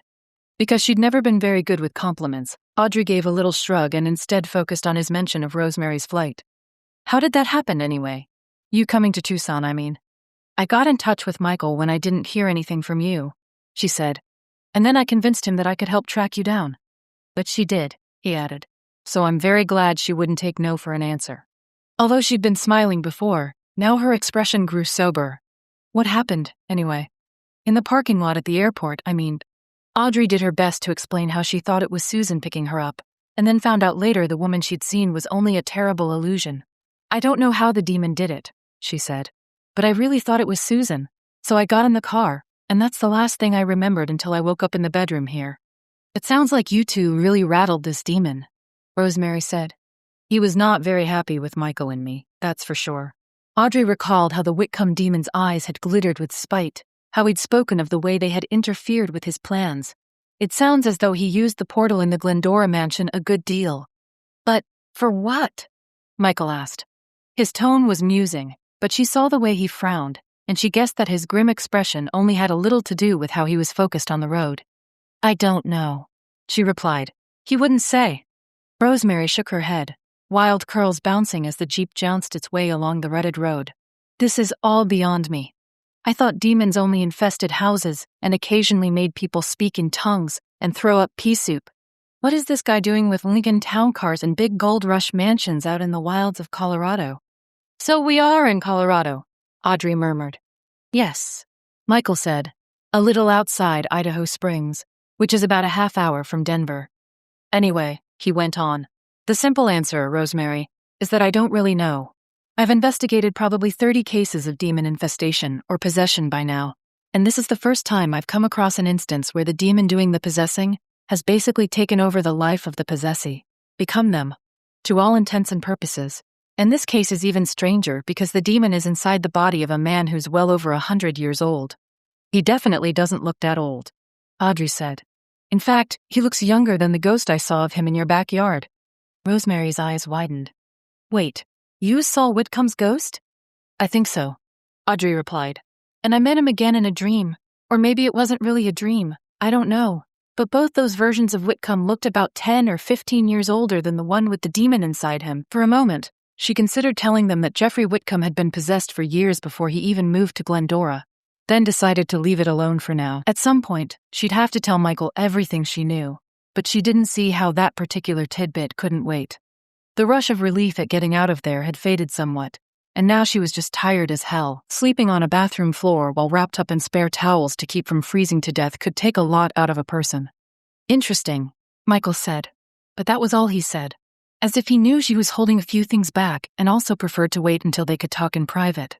It wasn't that they didn't trust Rosemary, but that it might be better to hash these things out together on their own. Audrey was still a little shocked that the two of them had been able to put their differences aside in order to track her down. although she was very grateful to the psychic for lending her assistance. It was good to know that she'd somehow had a very unexpected friend enter her life. Yes, it had taken all three of them working together, even if they hadn't known it at the time, to effect Audrey's escape. She wondered where the demon had gone. Did he need to be someplace secure to heal from the wounds he'd given himself? Did demons heal faster than humans? Because he certainly wouldn't be fit to be seen in public until the gashes he'd torn open in his cheeks had disappeared. They were all quiet for a minute. Then they came to another road, a real road with asphalt, and Michael turned off onto it, relief clear in his face. It had to have been nerve-wracking to maneuver the Jeep along that forest track with the snow still thick on the ground. Now that they were traveling on a paved road, the rest of the drive should go fairly quickly. Then Michael explained, "Shit!" and took his foot off the gas. A black Lincoln Town car was stretched across the road, blocking both lanes. He hit the brakes, but the road was slick with melting snow, and Audrey could feel the tires start to slip, to squeal on the wet asphalt. Their vehicle began to spin, hurtling closer and closer to the car in the middle of the road. She wasn't sure exactly what happened. Somehow, Michael managed to maneuver the Jeep onto the shoulder, just sliding past the town car, which still seemed to loom at them, looking as big as a tank. And then, just as suddenly as it had been there, it disappeared, melting away like mist. "Holy shit," Rosemary whispered from the back seat. "What the hell was that?" "A deterrent," Michael said grimly. He gave the Jeep a little gas, began to move forward again, going slowly until they were back on the road itself. Even then, Audrey noticed that he stayed about 5 miles an hour below the speed limit, just in case he encountered another supernatural obstacle. A little parting gift from Audrey's host. "Why didn't he try harder to stop us?" Audrey asked. "If he knew I was getting away, why not do something at the house itself?" "He probably didn't know," Michael replied. "That could just have been a trap he left, something that was automatically triggered as we came through. Demons aren't gods, you know. They have abilities greater than a mortal's, true, but they're definitely not all-seeing and all-knowing." "Thank God," she said, her voice shaking a bit. "Because they're bad enough as they are." "I think that was his last-ditch effort to prevent us from getting away," Michael said. Now his tone was more reassuring than anything else. Creatures like this don't like to operate in bright daylight. "I think he'll go off and bide his time, and wait to see what we're going to do next." "Which is?" Audrey asked. She thought she might already know the answer, but even so, his reply calmed her nerves a bit. "Go back to Tucson and shoot this episode before Colin has a complete panic attack," Michael said. "After that, we'll figure out what to do about Whitcomb." Because she'd been able to retrieve her purse and therefore still had her ID, getting back to Tucson was a fairly straightforward process. The three of them went to the Southwest kiosk at Denver International and bought a ticket for the same flight that Rosemary and Michael already were on, thanks to the round-trip fares they'd purchased in Tucson. "But you can take my seat, and I'll take yours," Rosemary suggested. She didn't seem too put out by the prospect, but then, sitting by yourself on a flight that barely lasted an hour and a half probably wasn't that big a deal. Still, Audrey was thankful for the offer, because even though she knew she was safe now, she also realized it would probably be some time before she could completely shake off the events of the past 24 hours. And she was equally thankful after they all boarded the plane and she saw that the row in front of them was empty, which means she and Michael could get caught up on what had happened after the Whitcomb demon kidnapped her. He seemed of the same mind, because almost as soon as the plane had taken off, only 15 minutes late, he leaned closer to her and murmured, "You're sure you're okay?" She nodded. It felt good to be sitting here on this 737, surrounded by the commonplaces of air travel, and it felt even better to have Michael next to her. He looked tired but also calm, as though he knew they had surmounted one hurdle and would have a little breathing space before the next. Hopefully, he was correct in that assumption. Now that she could lean back in the padded seat and finally allow herself to relax, she could feel every bruise, every knotted muscle she'd picked up during her sojourn in the demon's Colorado mansion. Also, she felt warmer now. That bathroom floor had been icy cold, and the chill had felt as though it penetrated her bones. She really hadn't warmed up much on the drive to the airport in Denver, even though Michael was blasting the heat from his rented Jeep's climate control system. "I'm fine," she said. Would it be weird to reach over and rest her hand on his? She wanted to, desperately. Now that she'd forgiven him in her heart, she wanted him to know that things would be different between the two of them from now on. "You've got to start somewhere," she told herself, and went ahead and lifted her right hand from the armrest and set it on Michael's left. He started, just a little, and then shifted in his seat so his gaze could meet hers. For a few seconds, they both sat there in silence, watching one another.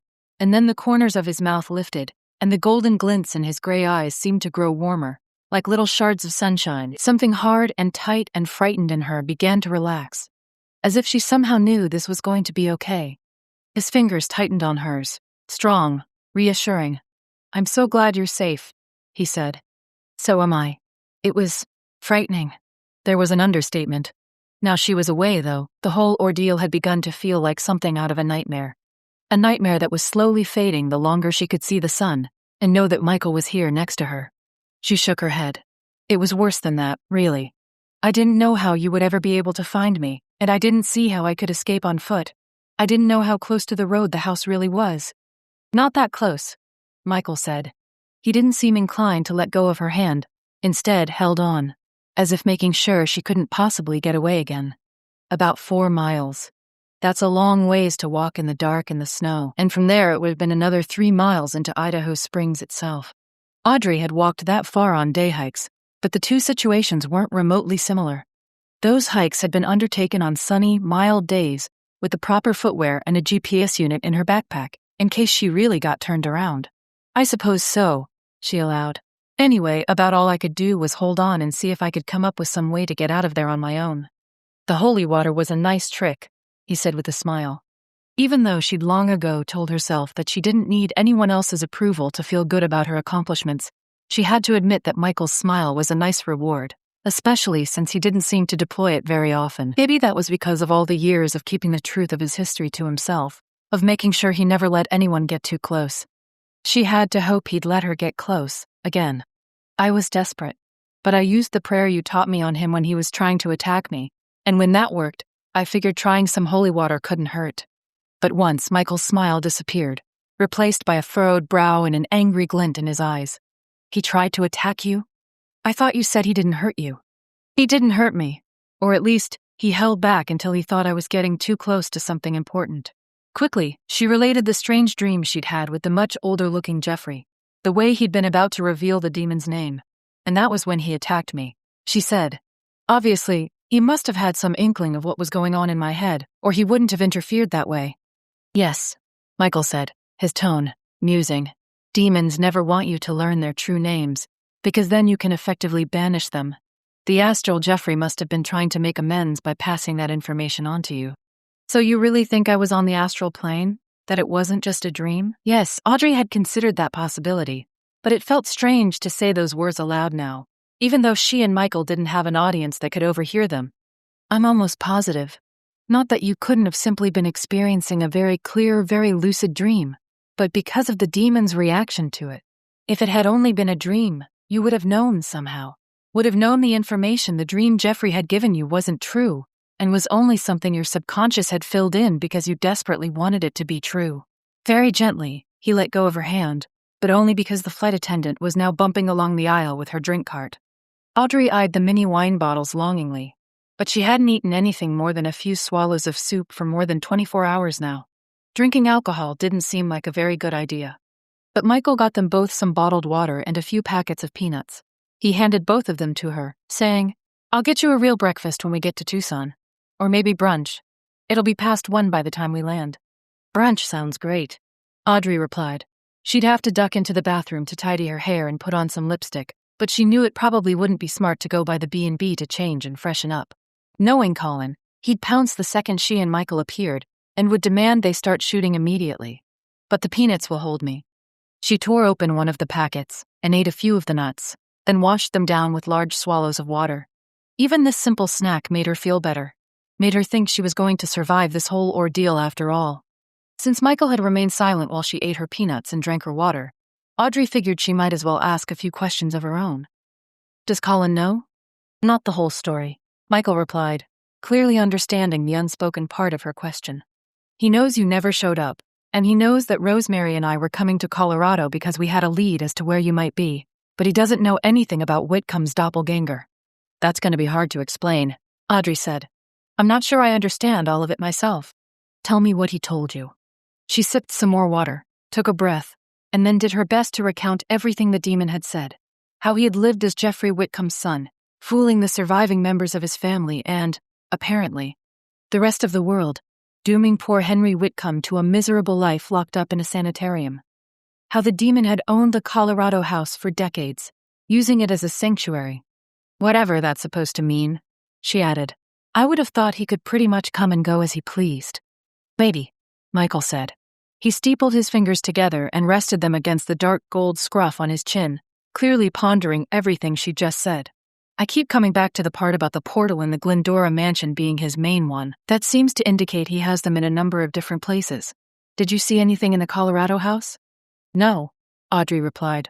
But I was still blacked out when he brought me to the house, so I didn't see anything until I woke up in that bedroom. Even afterward, I went down to the dining room and saw a bit of the foyer and the downstairs hall, but that was it. And you didn't feel anything? She shook her head.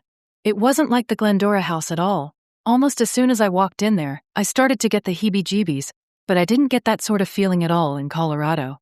That doesn't mean I wasn't frightened, but it was the company that frightened me, not the house. Did you feel something there? No. Michael was silent for a moment, a slight frown pulling at his brows.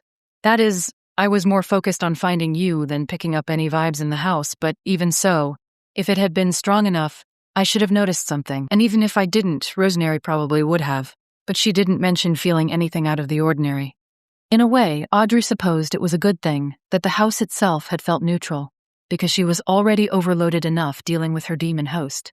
So did it mean that there really wasn't a portal in the Colorado mansion? Or that it wasn't in use and therefore not sending out any bad vibes? Or what? She really didn't know. How those things worked was still something of a mystery to her. They connected this world to the world of the demons, but maybe, since the Whitcomb demon had adopted a human disguise, it was easier for him to get around like a regular human while living and functioning in this world. We came in a car, she said slowly.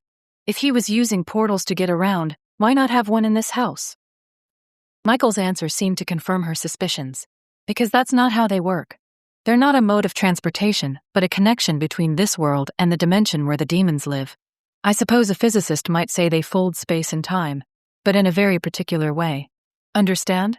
She thought she did, or at least, she thought she could intuit what he was saying as long as she looked at the problem sideways and didn't try to attack it head on. If he has other portals in other places, what would he be using them for? To bring more of his kind here, Michael said without hesitating. That's always been their goal, to subsume as many humans as they can, to increase their influence here. I don't have any idea how many people might already be affected, but they're here. A shiver trickled its way down her spine. There had been a sort of hard, unflinching conviction in his voice, something that told her he had personal experience with these sorts of possessions. How do you know? She asked softly. He glanced across the aisle to the sole passenger sitting in that row, but the man had his eyes closed and a set of earbuds on, which meant he probably couldn't hear anything of what they were saying. Still, Michael lowered his voice before answering. Because of my brother. She raised her eyebrows but waited for him to go on. He hesitated for a moment, then gave a very small lift of his shoulders before sipping from his bottle of water. Finally, he said, I'd thought he seemed different when he came home from college at Christmas that year, but I couldn't really put my finger on it. Like, he didn't laugh when someone told a joke, while at other times I'd catch him with a creepy smile, but no real reason for why he'd be smiling in the first place. I didn't say anything to my parents, mostly because it was just a suspicion that something was wrong. After all, he was just about to finish college. People change when they go away to school. Audrey remained silent. She knew what was going to come next, or at least, she knew how this story ended, because she'd lived through its horror as well, only in a very different way. We had to fly to Hawaii to visit him in jail. My mother was crying during the whole flight. Michael rubbed his hands on the knees of his dark trousers, a nervous gesture that surprised her a little, just because he usually seemed so controlled. He hadn't really spoken since his arrest, although it was clear he'd done it. He hadn't made any attempt to get away, and they found his fingerprints all over the assault rifle he used. The authorities were hoping he might say something to his family, but he wouldn't talk to my parents either. I begged them to let me try. Philip and I had been pretty close when we were younger, although that changed after he went to college. Finally, they gave in. I went and looked at him through the glass, and said one word. Why? Did he answer? She could see the way the muscles tightened in Michael's jaw. Not at first. He just stared at me, and even though I really hadn't had any experiences with demons before then, I could tell there was something terribly wrong with him. That wasn't my brother staring back at me. That was something else. Something inhuman was living behind those eyes. It would have been easy for her to give him a pat explanation, to say that mental illness often manifested in ways that were highly disturbing to those close to the person in question. However, Audrey didn't bother, because she'd learned over the past week that sometimes there were no rational explanations for the horrors in people's lives, that sometimes you had to understand that the universe worked through the inexplicable, the paranormal. "You think he was possessed?" she asked, the words barely a murmur. "I know he was." Michael wasn't looking at her, but at the screen set into the seat back in front of him. It was blank, because Corsi hadn't ordered an in-flight movie, and yet he seemed fascinated by its flat gray surface. No human being could have looked at me like that. And then he began to laugh. He said, "Less room for you, more room for us," and kept laughing and laughing. They finally took me out of the visitation room and held him back to his cell, and that was where they found him dead, 3 days later. No mark on him. No obvious cause of death. Audrey remembered that part of the story very well. More than once in the intervening 10 years, she'd pondered that mystery, wondering how it was that a young, healthy man of 22 could simply drop dead like that. "What are you trying to tell me, Michael?" One corner of his mouth twisted, and he turned in his seat so he could face her. "I'm saying the demons used him to kill those people. Once the deed was done, they had no further use for him. What else could he have meant when he said, 'More room for us'? There are beings who want this world, want to take it from us." His gray eyes latched on hers. "We have to make sure we can stop them." Chapter 9. Tucson was blessedly warm and sunny, and Audrey could feel her spirits lift as they left the terminal and headed out to the place where Michael had left his rented SUV in the long-term parking lot. His words on the plane haunted her, but she tried to tell herself the situation wasn't quite as bad as he made things seem. Obviously, the demon inhabiting Jeffrey Whitcomb's body wasn't omnipotent, or the world would have been overrun with possessed people by now. It took work to get those spirits to this plane, and they dealt him a serious blow by destroying one of his main means to do so. For now, it was enough for the three of them to go to a restaurant not too far from the airport, where they sat down and had enormous Southwest breakfasts, even though it was now almost 1:30. Michael invited Rosemary to stay longer. "Your instincts could really help us on the show." But she demurred. "I think you'll do fine with Audrey," she said after taking a large bite of her chilaquiles. "Her powers are growing by leaps and bounds. I'm not really the TV type." "Neither am I." Audrey protested. "I just sort of fell into it." "Okay, but really, I'm not interested. I need to get back home, get back to work there. Besides," Rosemary added, looking thoughtful, "I can keep an eye on the Glendora mansion for you, let you know if anything starts rearing its ugly head again." God, I hope not. The last thing Audrey wanted to hear was that their work at the Whitcomb mansion in Southern California wasn't yet done. She'd be happy if she never saw the inside of that place again. "It's not likely," Michael said, but then added, quashing her hopes. "But it's not impossible either. It'll help to have someone on the ground there, just in case Whitcomb decides to go back and try to reconstruct the portal we destroyed." "He's not really Whitcomb," Audrey pointed out, but Michael only shrugged. "Shorthand. We don't know his demon name, so it's just easier to call him that. I know someone in LA who's really good at sifting through old records. I think once we get back to the B&B, and before Colin pounces and expects us to start shooting, I'm going to drop my friend Fred Peñasco a quick email and see if he can start digging, find any other properties our demon friend has purchased. If anyone can locate that information, it's Fred." "Do you think those properties are where Whitcomb set up his other portals?" Rosemary asked, pausing with a forkful of chilaquiles halfway to her mouth.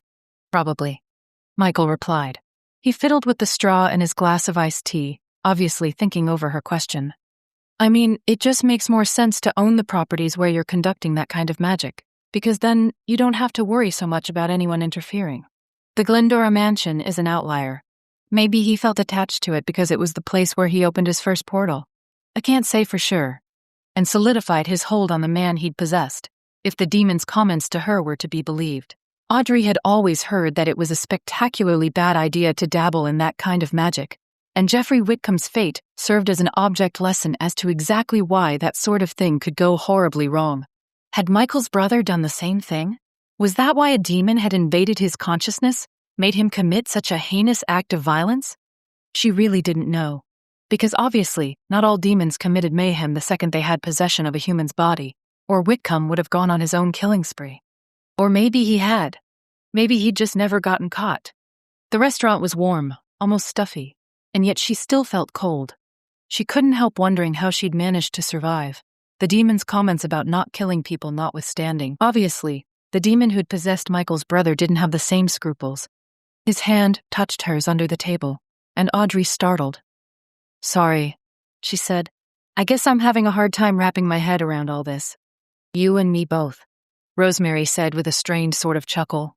"Because if the demon inside Whitcomb has managed to walk around and mingle with normal humans for this many years, it makes me wonder how many others like him are out there." "Probably not too many," Michael remarked. "He's a rarity." Audrey raised an eyebrow at him. "What do you mean?" he said. He shot a quick glance at the booth next to theirs, but the people there were in the process of getting up and leaving, and didn't seem to be paying any attention to them. There are hierarchies of demons, just like there are hierarchies of angels. The lowest form of demon, the most numerous, doesn't have a lot of native intelligence. They're mostly good at causing mayhem. The farther you go up the rungs, so to speak, the more sophisticated the demons become. There aren't as many of them, though, so I don't think we have to worry too much about there being armies of possessed human beings biding their time until they can take over. That doesn't mean Whitcomb isn't extremely dangerous. Not exactly what Audrey wanted to hear, but she'd already known that about him. Dangerous how, exactly? He can let in lesser demons, like the ones we battled in the basement of the Glendora house. They can cause a lot of damage. But why? Rosemary asked. She'd set down her fork and didn't look as though she intended to pick it up again. I mean, what's the point? He gave her a weary smile. Something about the expression made Audrey want to take his hand and tell him everything was going to be all right, although the smile hadn't even been directed at her. Don't bother to ascribe human motivations to the beings we're dealing with. They delight in destruction for its own sake. Remember, this world was made by God, and if they can do anything that wreaks havoc on his creation, they're all for it. Rosemary's mouth twisted. I don't believe in God. Audrey wasn't all that surprised by the psychic's revelation. She seemed to be fairly non-religious, but she was a little startled that Rosemary would state her position so boldly. However, Michael didn't seem fazed. That doesn't matter, he said. And when I say God, I really mean the Creator, the motivating force in the universe, not some white-bearded representative of the patriarchy. His comment made Rosemary grin. Ah, okay, well, then, we're probably a little closer in spirit than I imagined, and I guess I can see why the demons would want to disrupt that. Exactly.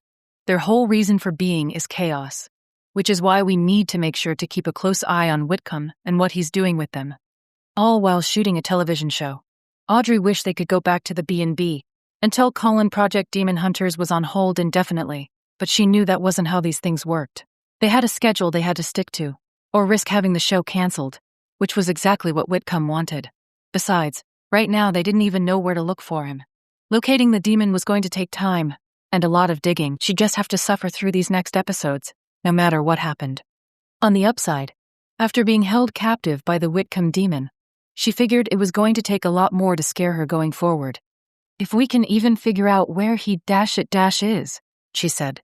Michael gave a resigned lift of his shoulders. Which is why I want to get in touch with Fred. He can work on that angle in the background while we're filming. While you're filming, Rosemary replied. I checked, and there's a Southwest flight from Tucson to Ontario this afternoon at 4:45. I was hoping one of you would give me a ride, since I still need to go back to the bed and breakfast and pack up my stuff. Not a problem, Michael said. That is, Colin might make it a problem, since it'll cut into our shooting time, but I'll make sure we get you to your flight. She didn't quite smile, but she did look relieved, as though she was worried that he might try again to convince her to stay in Tucson and help with the shoot. Thanks. After that, they finished what was left of their meals, then paid the tab and left. Once they were inside Michael's rental and headed back to the B&B, Audrey asked, What are you going to tell Colin? Michael looked vaguely surprised by the question. The truth, of course. He won't like it. He may not even want to believe it. But I'm sure as hell not going to let him blame you for losing a day's worth of work when none of this is remotely your fault. She supposed she should have expected him to reply in such a way, but she could still feel some of the tension begin to leave her neck. No, none of this was her fault, but Colin seemed to be the kind of person to sling blame, if for no other reason than to make himself feel better. No doubt the tactic had worked for him in the past, or he wouldn't still be doing it. However, she felt better knowing that Michael would be there to deflect if necessary. As she watched the streets of Tucson pass by, bright and clear and sharp under a blazing sun. It was hard to remember that she'd been trapped, cold and hungry, in a snowbound mansion only 2 states away from here. It felt like another world, one she had no desire to visit ever again. When they pulled into the parking lot of the Thunderbird Bed and Breakfast, Audrey had a difficult time believing this place could possibly be haunted, let alone infested by demons. It was a cheerful mishmash of colonial Pueblo architecture and Victorian accents, and was surrounded by lovely grounds, lush and green even now, in late February. "This place is haunted?" she asked, looking around her as she clutched a little bag of necessities they'd bought at a Walgreens on the way over. Her clothes were gone, but at least now she had toiletries, makeup, and a package of new underwear to get her through the next few days. Michael had suggested that she borrow the clothing she needed from the wardrobe that had been brought for the shoot, and she'd gone along with the plan. Right then, she was just too tired to worry about doing any real shopping. "Oh yes," Michael said. Neither he nor Audrey had taken any luggage along with them on their rescue mission, so there was no need to get anything out of the trunk. He pushed the Grand Cherokee's remote to lock the vehicle, then gestured toward a path that led away from the tiny 5-space parking lot. "Come on, let's see if you can pick up on anything." That sounded vaguely ominous, but, after all, this was what they'd come here for. She walked next to Michael, with Rosemary a few paces behind them, and almost at once her attention was caught by a storage shed a few yards away from the path. Why she'd looked in that direction, she really couldn't say, since the little building was really very ordinary, one of thousands of prefab structures just like it. The outline of the shed looked hazy, as though something was partially obscuring it. Audrey stopped and stared, realizing after a moment that the haze was a blob of pale glowing light, almost invisible in the harsh glare of the sun overhead. "You see it?" Michael asked in a murmur. "Yes," she replied in the same undertone. Rosemary had paused next to them. Now she smiled, one hand lifted to shield her eyes from the bright sunlight. "I told you, Michael, you don't need me here. Audrey's perfectly capable of doing the heavy lifting." She wasn't so sure about that, but it seemed clear enough that she was witnessing some kind of apparition. And it wasn't in a dark hallway or basement, but right out here in the open, with the sun blazing down overhead. "That's our ghost?" she asked. "We don't know for sure yet," Michael replied. "That is, I know it's a spirit of some kind, but I haven't been able to determine whether it's the only entity we're dealing with here.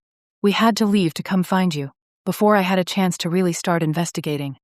Now she really did feel guilty, even though it wasn't her fault that Michael hadn't been able to dive right into ghost hunting, or demon hunting, or whatever it was that they'd end up doing here. Well, they'd remedy that lack soon enough. They still had a little time before they had to take Rosemary to the airport. And then, it was gone. Audrey wanted to blame what she'd seen on the glare of the sun, or a simple visual hallucination brought on by lack of sleep and extreme stress, but she knew better. It had been there. Both Michael and Rosemary had seen it too. He touched her arm. "It'll come back. This is the second time I've seen it, but I doubt it'll be the last, and I want to get in that storage shed. There has to be a reason why the apparition keeps showing up in that spot." "Sounds like a plan," Audrey said. "But I want to change first. I'm starting to feel like these clothes have grown on me." "You should let Colin know about it," Rosemary suggested. "Maybe that way you guys could film something today. It might make him a little less crabby about Audrey's disappearance." "But we need to take you to the airport," Michael began. "No biggie," Rosemary cut in. "I'll pack my stuff, and you can have what's-her-name Susan drive me." "Because that worked out so well last time," Audrey remarked. Rosemary didn't look too worried. "Well, I assume you have the real Susan here, don't you? I mean, the one at the airport was just an illusion created by Whitcomb, right?" That's what he said. Although she knew intellectually that Rosemary was correct, Audrey still didn't like the idea of someone else driving her to the airport. She'd feel safer if she and Michael took Rosemary and stood and watched until her plane was in the air and getting farther from Tucson by the second. However, Michael didn't seem all that concerned. "She's right," he said. "It would go a long way to keep Colin from going on a rampage if we got some footage today, even if our ghost doesn't show himself again." "All right," Audrey said. She was feeling too tired right then to argue with the both of them. "But Rosemary, please text us when you land in Ontario." "Of course I will." By this point, they'd reached the little bungalow that apparently was Rosemary's room here at the B&B. She ducked inside, saying, "It'll only take me a few minutes to pack. If you could ask Susan about driving me, that'd be great. Otherwise, I'll need to call an Uber." "We will," Michael promised. A flash of a grin, and the door closed. He went on, "Your room is over here, next to mine. I hope that's okay." Audrey slanted a glance up at him. There were so many things she wanted to say, and yet now really didn't feel like the right time. Maybe they'd have a chance to talk privately later, once they got their filming done for the afternoon. "It's fine," she said lightly. "I'm going to slip in and take a shower. I guess you can go let Colin know that I'm back." "Will do." His gaze lingered on hers for a moment, and she also got the sense that he wanted to talk to her more in depth at some point, even if now wasn't convenient for a number of reasons. "Daniela put your wardrobe in the closet, so it's waiting for you." God bless Daniela, for her quick efficiency, and for not chickening out the way their wardrobe supervisor Kathleen had, leaving them high and dry. The clothes would be a huge help, and so would Daniela's skills with hair and makeup. Audrey had a feeling those skills would be put to the test, covering up the aftermath of the hideous night she'd just spent. She remembered a thank you to Michael, who reached in his pocket and dug out the key to her room before handing it to her. Why he had it, she wasn't sure, although she figured he must have gotten it from the BB managers the day before, hoping that he'd be able to give it to her as soon as she was back in town. A quick, grateful squeeze of his fingers as she took the key from him, and then she went inside the room and closed the door, locking it behind her. Not because she didn't trust Michael to stay away, but because she wasn't sure Colin would have the restraint to keep from barging in once he learned she was back. The bathroom was small, but cheerful, with its Mexican tile and bright shades of green and red and yellow. Talavera, she reminded herself. She'd admired the gaily painted pottery when she'd seen it in specialty shops before, but it didn't really fit the more traditional style of her craftsman house, so she'd never bought any. Aside from that, it felt heavenly to get out of her rumpled and stained clothing, to stand under the stream of hot water and let it wash away some of the fear and worry and discomfort of the past 24 hours. She'd bought travel-size shampoo and conditioner, and she scrubbed her hair right down to her scalp, wanting to make sure there wasn't a single trace of the demon's Colorado house left on her. Afterward, she moisturized her face and blow-dried her hair, and thought she looked better than she had any right to, considering what she'd just experienced. For just a few seconds, she'd been afraid to look in the mirror, worried about what might be peering back at her. But there was nothing but her own reflection. Then to get dressed in new jeans and a crisp black cotton jacket over a white tank top, low black boots, and thank God, Daniela had also supplied some jewelry, just a simple silver chain and matching hoop earrings, but enough for Audrey to feel dressed, and not as if something was missing. Someone knocked at the door, and she jumped a little. Maybe it was silly to be starting at shadows like that, but then again, she had just seen an apparition up by the B&B storage shed. Something was going on here, although she hadn't experienced any of the creeping sensations of dread that had assaulted her in the Whitcomb mansion in Glendora. It wasn't Michael outside, but Daniela, who had her makeup case with her. "So glad to see you safe and sound," she exclaimed. "Michael told us about what happened. Are you really okay?" "I'm fine," Audrey replied. "Now that I'm back here with all of you. You seem very calm." Daniela went on as she laid out her brushes and various pots of color on the dresser. "I think I'd still be a nervous wreck. Well, I know we have to get some work done today." Audrey hoped that sounded like a reasonable enough explanation. Truth was, she could still feel how shaky she was inside. But if the demon managed to turn her into a basket case, he would have won. And she absolutely did not plan to have that happen. Daniela let out an exaggerated sigh. "True, as soon as Colin found out you were here, and that there was a ghost Michael wanted to investigate, he wanted to get started right away. But Michael told him you needed to get cleaned up, and that you'd be ready when you were ready, and not a moment before." Her knight in shining armor. Well, maybe not exactly, but Michael had definitely done a lot to take care of her during the last 24 hours. Once upon a time, she might have grown indignant at the supposition that she couldn't handle on her own anything that was thrown at her, but that was before the demons came on the scene. "Well, let's get me ready," Audrey said. "Then we'll see what we can find." Daniela nodded and set to work. This time, she worked even more quickly than before, as if all too aware that somewhere on the property, Colin was probably tapping his foot and checking his watch every other minute. "I'm just going to pull your hair back," Daniela said after she was done with Audrey's makeup. "It'll still look polished, but I won't have to spend all that time on curling it." "That's fine." Personally, Audrey didn't really care what she looked like, as long as it was passable enough for her to not appear like death warmed over in front of the cameras. But once Daniela was done and Audrey was able to take a quick look in the mirror to inspect her work, it was clear that she looked better than she had any right to. Once again, Daniela's artistry hid flaws and accentuated highlights, and the sleek ponytail she'd created looked very brisk and no nonsense, but not at all like what Audrey tended to refer to as Jim hair. "Thanks so much," she told the makeup artist, who only shrugged as she put her things away. "That's what I'm here for. Now, go ahead. I'll close up here once I'm done packing my stuff. The less time you make Colin wait, the better." Since Audrey couldn't really argue with that sentiment, she only nodded, straightened her jacket, and headed out the door. She didn't know the grounds here at all, but she figured she'd follow the path until she got to something that looked like the main building. The other B&Bs she'd stayed in had a central living space where people could relax, often connected to the dining area, and she hoped the setup here was more or less the same. Her hunch proved to be right, because she crossed the courtyard and headed toward a set of French doors that opened on the patio, doors connected to a large building with 2 stories. Even as she approached, Michael and Colin emerged through the French doors, pausing when they caught sight of her. "I told you she'd be ready soon," Michael said, and Colin hitched his shoulders but still looked less than pleased with her. "Right," he said. "You all squared away now?"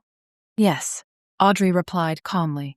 It was clear enough that he didn't care anything about what had happened to her, what kind of trauma she'd suffered, only that she'd caused enough of a delay, and he didn't want to deal with any more drama. That realization made anger stir within her, but she knew she had to do her best to keep this professional. "Michael told you about the apparition we saw by the storage shed?" Colin nodded.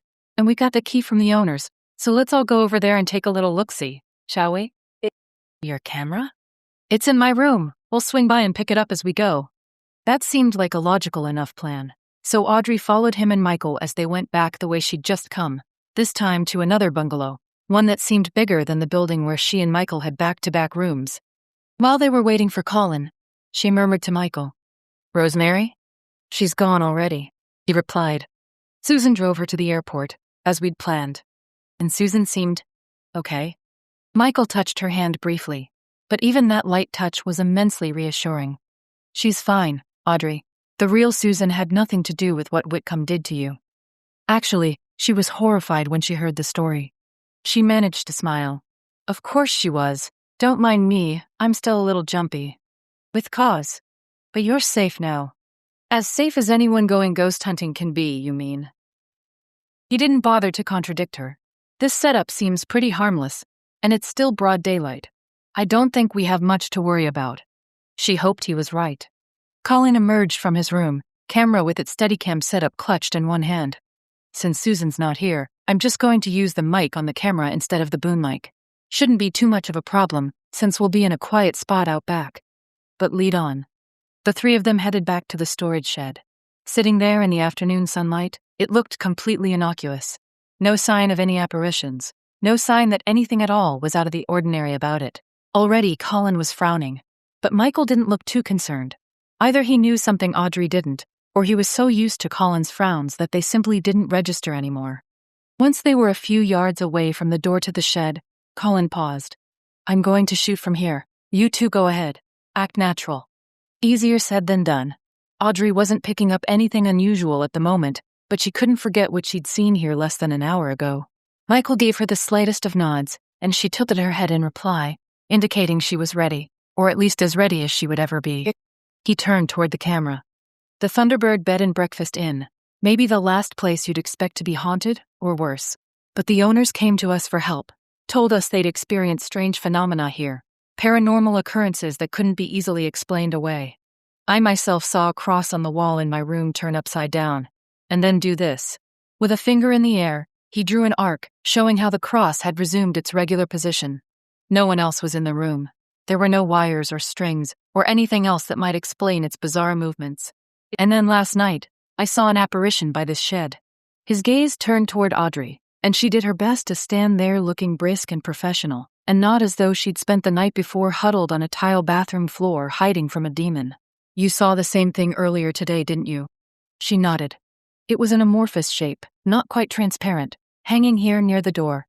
A fairly typical apparition when you think about it.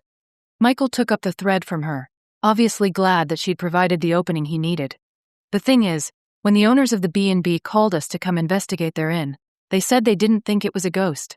After seeing the upside-down cross in my room, I was inclined to agree with them. But, as Audrey pointed out, what we've witnessed in the vicinity of the shed doesn't seem to be anything demonic." He reached into his pocket and pulled out a key, held it in his palm. It glinted silver in the afternoon sunlight before his fingers closed on it once again. The owners gave us permission to check in the shed, so let's see what we can find. Although Colin had maintained his distance while the two of them were speaking, now he moved slowly forward, focusing the camera on the door. Michael inserted the key in the lock, then turned the doorknob. In contrast to the bright sun outside, it looked pitch black in there. Audrey sent Michael a quizzical glance. Colleen said the building has electricity, he told her. The switch should be just inside the door. Obviously, that was a cue to step in and turn on the lights.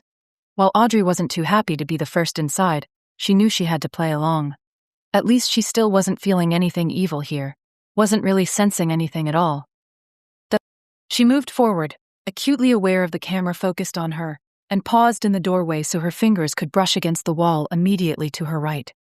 At once, she felt the hard protrusion of a light switch under her fingertips, and she turned it on. Inside was a jungle of boxes, unused yard equipment, and large, brightly painted plywood figures that seemed to be part of a Christmas display. She turned back toward Michael and the camera and said, "I don't really see anything in here." Brows drawn together in concentration, he stepped into the shed and took a look around. For just the briefest moment, he looked puzzled, as if he also couldn't understand the significance of the shed and its contents. Then he froze, his lean form tense. "There," he said in a murmur. "Back wall. Over to the left." Audrey followed his gaze and realized the same gauzy entity was hovering in the spot he'd indicated. It looked darker now, more of a pale gray than pure white. Strange little sparks of light seemed to appear deep within it, not white, but a washed-out pink. "What's it doing?" she murmured, and Michael shook his head. "I don't know." Neither of them had any time for conjecture, because in the next second, the ghost seemed to shiver apart where it was floating, as if unseen hands had grabbed hold of it somehow and pulled it apart. A high-pitched, terrible screech assaulted Audrey's ears, and she raised her hands to cover them, only to find that the sound had already died away. "What was that?" she demanded. Michael didn't reply. Instead moved toward the spot where the ghost had been floating only a few seconds earlier. Reluctantly, Audrey followed, knowing that they needed to get this on camera no matter what happened. The back corner in question had several boxes stacked there, along with a black trash bag sitting on top of the stack. Michael went toward it, then paused, hand resting on top of the bag. The apparition seemed interested in this. He said, addressing the camera again, "I guess we'd better see what's inside." After picking up the trash bag, he came over to where Audrey stood, then dumped its contents on the floor of the storage shed. The objects appeared to be a random assortment of items that probably had been left behind in the B&B's rooms or on its grounds. A couple of coffee mugs, several compact umbrellas, a lone flip-flop, several bottles of sunscreen. And on top of all of them, a thin board about 1.5 feet wide and a little less than half that tall. Michael turned it over, and the familiar alphabet and yes-no of a Ouija board stared up at them. "Well," he said grimly, more to Audrey than to the camera, "I think I know why the Thunderbird B&B has been having a demon infestation problem." Chapter 10. "I found it on the grounds a while back," Edgar Samuel said as Colin stood in the corner with his camera, filming everything. They sat at one of the tables in the dining room, since that seemed like the most logical place to gather. "I planned to toss it at some point, but I guess I forgot about it. Usually, we go through the discards and donate what we can and throw out the rest, but we were having the place re-roofed this past spring, and it must have slipped my mind."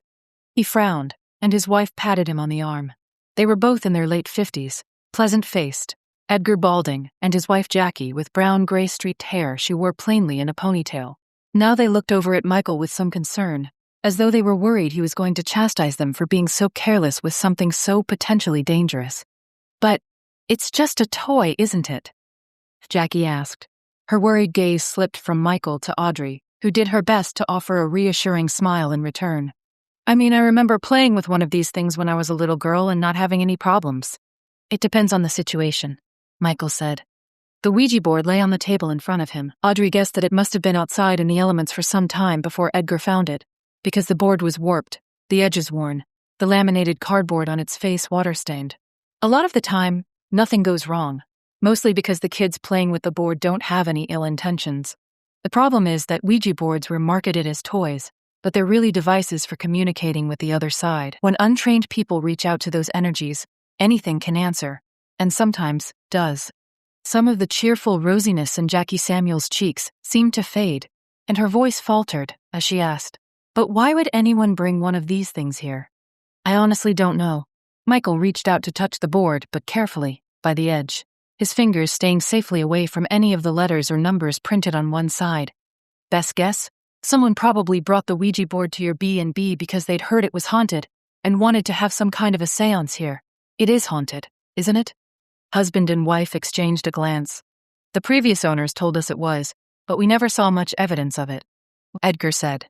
"Once or twice, items were moved around, or at least we thought they were, but that could have just been absent-mindedness on our part, and nothing supernatural at all. We never felt anything bad, so to speak. Not until about 6 months ago," Jackie added. "But maybe that was when the Ouija board was left behind." "I doubt it was a coincidence," Michael said. "Maybe you should check your records and see who was staying here at that time. Even if we find out who it was, what good will that do?" Now Jackie sounded plaintive and a little scared, as though she feared that Michael expected her and her husband to confront the people who'd brought chaos into their lives. "We can't prove anything." "No, and leaving Ouija boards lying around someone's property isn't a prosecutable offense." He rubbed a thoughtful thumb over his chin. "But still, if you're able to track them down, then you would have the chance to ask them what they were doing with the board. It might help us figure out what they attracted here." Edgar asked, "What about the ghost?" Audrey had been pondering that problem, and now she thought it was a good time to jump in. "I think it was the ghost who showed us the way, so to speak. It probably would have taken a long time to find the bag with the Ouija board in it if the apparition hadn't been hanging around the storage shed, or hadn't gone to the spot inside where we found the bag with the board." From the light of approval in Michael's eyes, she thought she'd just impressed him a little. A ghost who's dwelled in a place for a long time would find a new intrusion by demons extremely disruptive. While the ghost couldn't intervene directly, he or she could work to attract our attention and get us to help out. "Which is exactly what we're going to do." End quote. Audrey said, hoping she sounded proactive, and that Michael would know what steps they needed to take next. He nodded, picking up the thread as he remarked, "Cleansing the property should be pretty straightforward. While I've seen some activity here that indicates it's demonic in origin and not the work of your ghost, the demon doesn't seem too entrenched. It probably won't be a battle royal like our last encounter with demons." Audrey hoped he was right, that his assertions weren't false bravado. True, she hadn't felt anything particularly strange here, but neither had she gone looking for it. "What's the procedure then?" Jackie asked. The question earned her a smile. "There really isn't a set procedure," Michael said. "We'll smudge the house, just because that's good for an overall cleansing. I doubt it'll drive the demons out, but it'll put them on edge, make them more likely to act out." "And that's a good thing?" Edgar sounded skeptical, to say the least. "Better the enemy you can see," Michael told him. "Right now, they seem pretty quiescent, like they're content to only lash out every once in a while. But if they're agitated, trying to come after us, then we can mount a more coordinated defense and get rid of them for good." Jackie and Edgar looked at one another.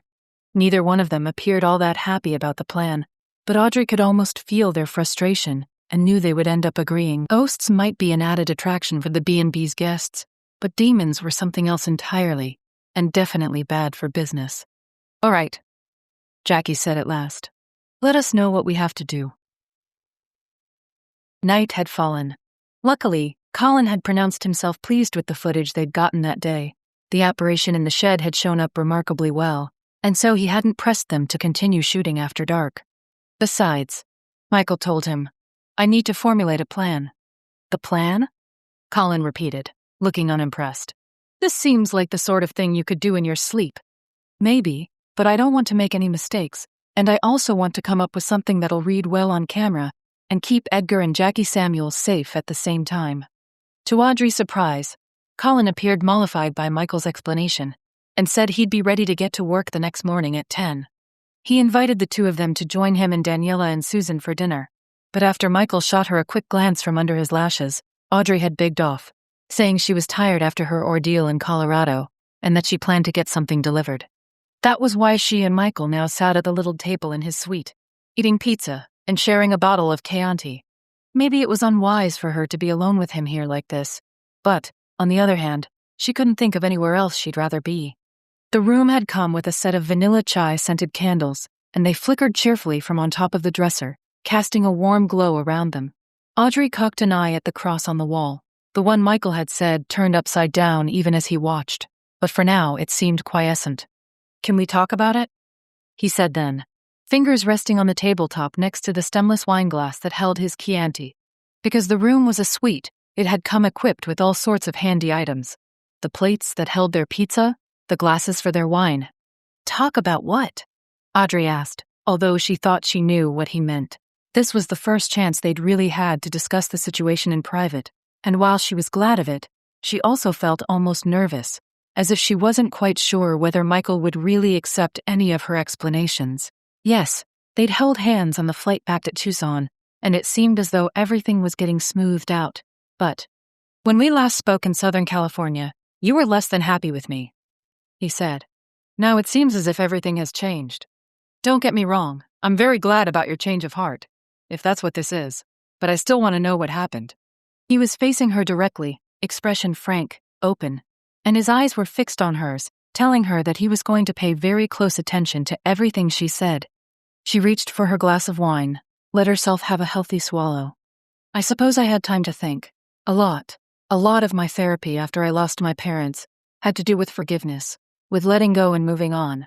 I couldn't understand why your brother did what he did, Michael, but I realized at some point that if I held on to my hate and my anger, then I'd never have a chance to truly move on with my life. The same thing here, although of course, what you did isn't remotely close to your brother's crimes. I was angry with you, of course, but then I understood that my anger would only get in the way if I let it. Get in the way of what? He asked. His tone was soft, though, as if he already knew the answer to the question. Get in the way of us, she replied truthfully. I don't know exactly where we're going with any of this, Michael, but I do know that it's probably foolish to try to run away from it. He'd been sitting across from her. Now he stood up and came over to her seat, held out a hand. Audrey let herself take it, let him help her up to a standing position. His arms wrapped around her waist, and he pulled her closer. How warm he was, how strong and right and perfect. She'd said earlier that she was tired, and she hadn't even been lying, but now her weariness was gone, as if it had never existed. Had anyone ever had this effect on her before? Made her heart beat faster, and her limbs feel warm and flushed, and yet somehow weightless at the same time, as if his very nearness was enough to bring a lightness to her soul she hadn't even realized was missing. I don't want you to run away, he said, his voice almost harsh, as though he could no longer hide his need for her, had to let it escape somehow. I want you to always be here next to me, the two of us together, in all ways. Do you want that? About all she could do was nod. Funny how she'd always prided herself on how articulate and in control she could be, and now she only had to have Michael Covenant holding her and telling her he wanted her, for all rational thought to somehow flee. When she'd agreed to have dinner in his bungalow, she'd somehow known where this was going to end up, but she didn't mind. Let Colin and Susan and Daniela think what they wanted. She wasn't about to let their opinions interfere with her and Michael, with what was building between them. At last, Audrey found her voice. I want that, Michael. I want to be with you. I'm not going to let the past dictate our futures. Neither am I, he said, and now he bent down and kissed her, his lips warm, his body pressed against hers. She clung to him, needing the reassurance of his strength right then, even though she knew she was safe. Well, relatively safe. The Thunderbird B&B had issues of its own, and the Whitcomb demon was still lurking out there somewhere. But all that could wait. Right now, she only wanted to be with Michael. Think of Michael. They stumbled together toward the bed, then fell down on it together, lips still locked. She felt her fingers grasping his belt buckle so she could unfasten it, realized that he was tugging her t-shirt free from her jeans. Was their urgency now born of the realization that they could have lost this? That their connection might have been destroyed if the Whitcomb demon had had his way? Audrey didn't know for sure. She only knew she needed to show Michael that her anger was a thing of the past, and that she wanted him with her no matter what happened. His hand closed on her breast, and she released a soft moan, body already anticipating what was going to come next. But then she heard an odd scraping sound, and she opened her eyes, realizing that the cross on the wall had moved, was now hanging upside down. No, it wasn't simply upside down. It was swinging back and forth against the wall, almost like the pendulum of a clock. She lifted her mouth from Michael's, then whispered urgently, "Michael!" He blinked at her, obviously confused. Understandable, since his back was to the wall where the cross hung, and therefore he couldn't see what was happening. "The cross," she said, and he shifted to look over his shoulder at the object in question. Now the sound of it scraping against the plaster was obvious, a horrible scritch-scritch noise that made the flesh on the back of her neck crawl. Even though they hadn't turned on all the lights, the black marks it was leaving behind were plain to see, a strange half-circle about a foot wide. Frowning, Michael said, "I've never seen it do that before. Maybe." He didn't finish the sentence, because in that same second, the cross tore itself from the wall and hurtled toward them, pointed end headed straight for his head. With a curse, he grasped one of the pillows from the bed and held it up like a shield. The sharp iron drilled into the fabric with such force that feathers went everywhere, and it showed no signs of stopping. With a grunt, Michael flung the pillow and the cross embedded in it across the room, then quickly reached for his jacket and one of the vials of holy water he always kept in its pocket. Almost before Audrey could blink, he'd strode over to the pillow and splashed the blessed water all over it in the cross. At once, the object went still. It had all happened so fast. She had remained where she was, t-shirt pushed up, baring her stomach, as she half lay on top of the bedclothes. Now, though, she scrambled to a sitting position and tucked her t-shirt back into her jeans, her heart still going about a mile a minute. "What the hell is that?" she demanded. Michael turned back toward her, empty vial clenched in his hand. "It seems the demons who've taken up residence here didn't much like us getting intimate." "Puritanical demons?" she inquired, and he almost smiled. "It looks that way. Or rather," he went on as he came over to her and took her hand in his, letting her know he was all right. "They don't appreciate the positive energy we were creating." He sat down next to her on the bed. "I'm afraid we had better hold off until we're done here." More good news. Audrey released a frustrated huff of a breath and leaned her head against his shoulder. "It's really not fair." "No, it's not," he agreed. He still held her hand and showed no sign of letting go. Maybe this was the only intimacy he'd allow between the two of them, especially since I'm pretty sure Colin and Daniela didn't suffer any similar interruptions. "You really think they're sleeping together?" Audrey asked, a little startled by the insinuation. Although it was impossible to ignore the way the two of them flirted, she hadn't thought they'd gone any further than flirtation. "If you'd seen the way they looked last night, you wouldn't have had any doubts left. But," he went on, "it seems that the entities here don't have an issue with the two of them. Maybe they just don't like the psychic energy you and I create together." "Is that what you call it?" Despite herself, she couldn't help smiling a little at the mental image Michael's words had summoned. However, he didn't look at all amused. "You didn't feel it that first time we made love? How it felt somehow different from any other sex you'd had before?" Actually, she'd experienced exactly what he was describing, but at the time she'd thought the intensity of their lovemaking had had a lot to do with the two of them being pretty drunk. Any inhibitions had been checked at the door, thanks to the cocktails they'd consumed at the Pahuka. "I felt something," she said slowly. "I just wasn't quite sure what it was. I think it's also connected to how we worked together so well." His fingers tightened on hers as he continued. "The way we were able to drive the demons away and close the portal at the Whitcomb mansion. Your psychic powers, even if they're just waking up, were able to mesh with mine in a way I've never experienced before I met you. And when we're intimate, the energies that gather around us can be very strong. The demons who've infested this property wouldn't like that at all, so they decided to retaliate." Audrey looked over at the ruin of the pillow in the corner, sodden feathers scattered across the floor. That was going to be an interesting one to explain. Then again, by this point Edgar and Jackie must be at least somewhat used to these sorts of problems occurring on their property. "So, what do we do now?" she asked, knowing how plaintive the question must have sounded. Her body was throbbing with unspent desire, and she could only imagine how Michael must feel. "We go to your room," he said, then went on quickly, probably seeing the spark of hope in her eyes. "And we sleep. Just sleep. I think it's safer for us to be together." "At least there aren't any crosses in my room," Audrey remarked, and now he did give her a tired smile. "You're right, there aren't. I'm not sure if there's anything else in there that might raise their ire, but let's hope that we've beaten them down for now. I'm sure you need a good night's sleep, even more than I do." That was most likely true. Still, she'd hoped to make love with Michael, then sleep the sleep of the just afterward. She was so tired that she'd probably pass out the second her head hit the pillow, but it wasn't the same. "All right," she said, glad that she'd bought a University of Arizona t-shirt from the clearance pile at the Walgreens where she'd gotten all her other odds and ends.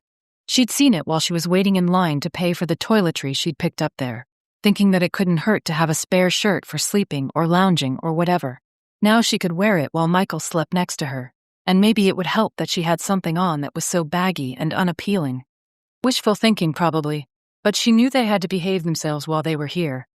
Once they were back in California, though, Michael looked relieved that she hadn't offered any objections to his plan. "Let me get a few things together, and then we'll head over to your room." She nodded, and he went into the bathroom. A few minutes later, he came out with a black leather toiletry bag in one hand and a t-shirt and a pair of gray sweatpants in the other. "All right, let's go."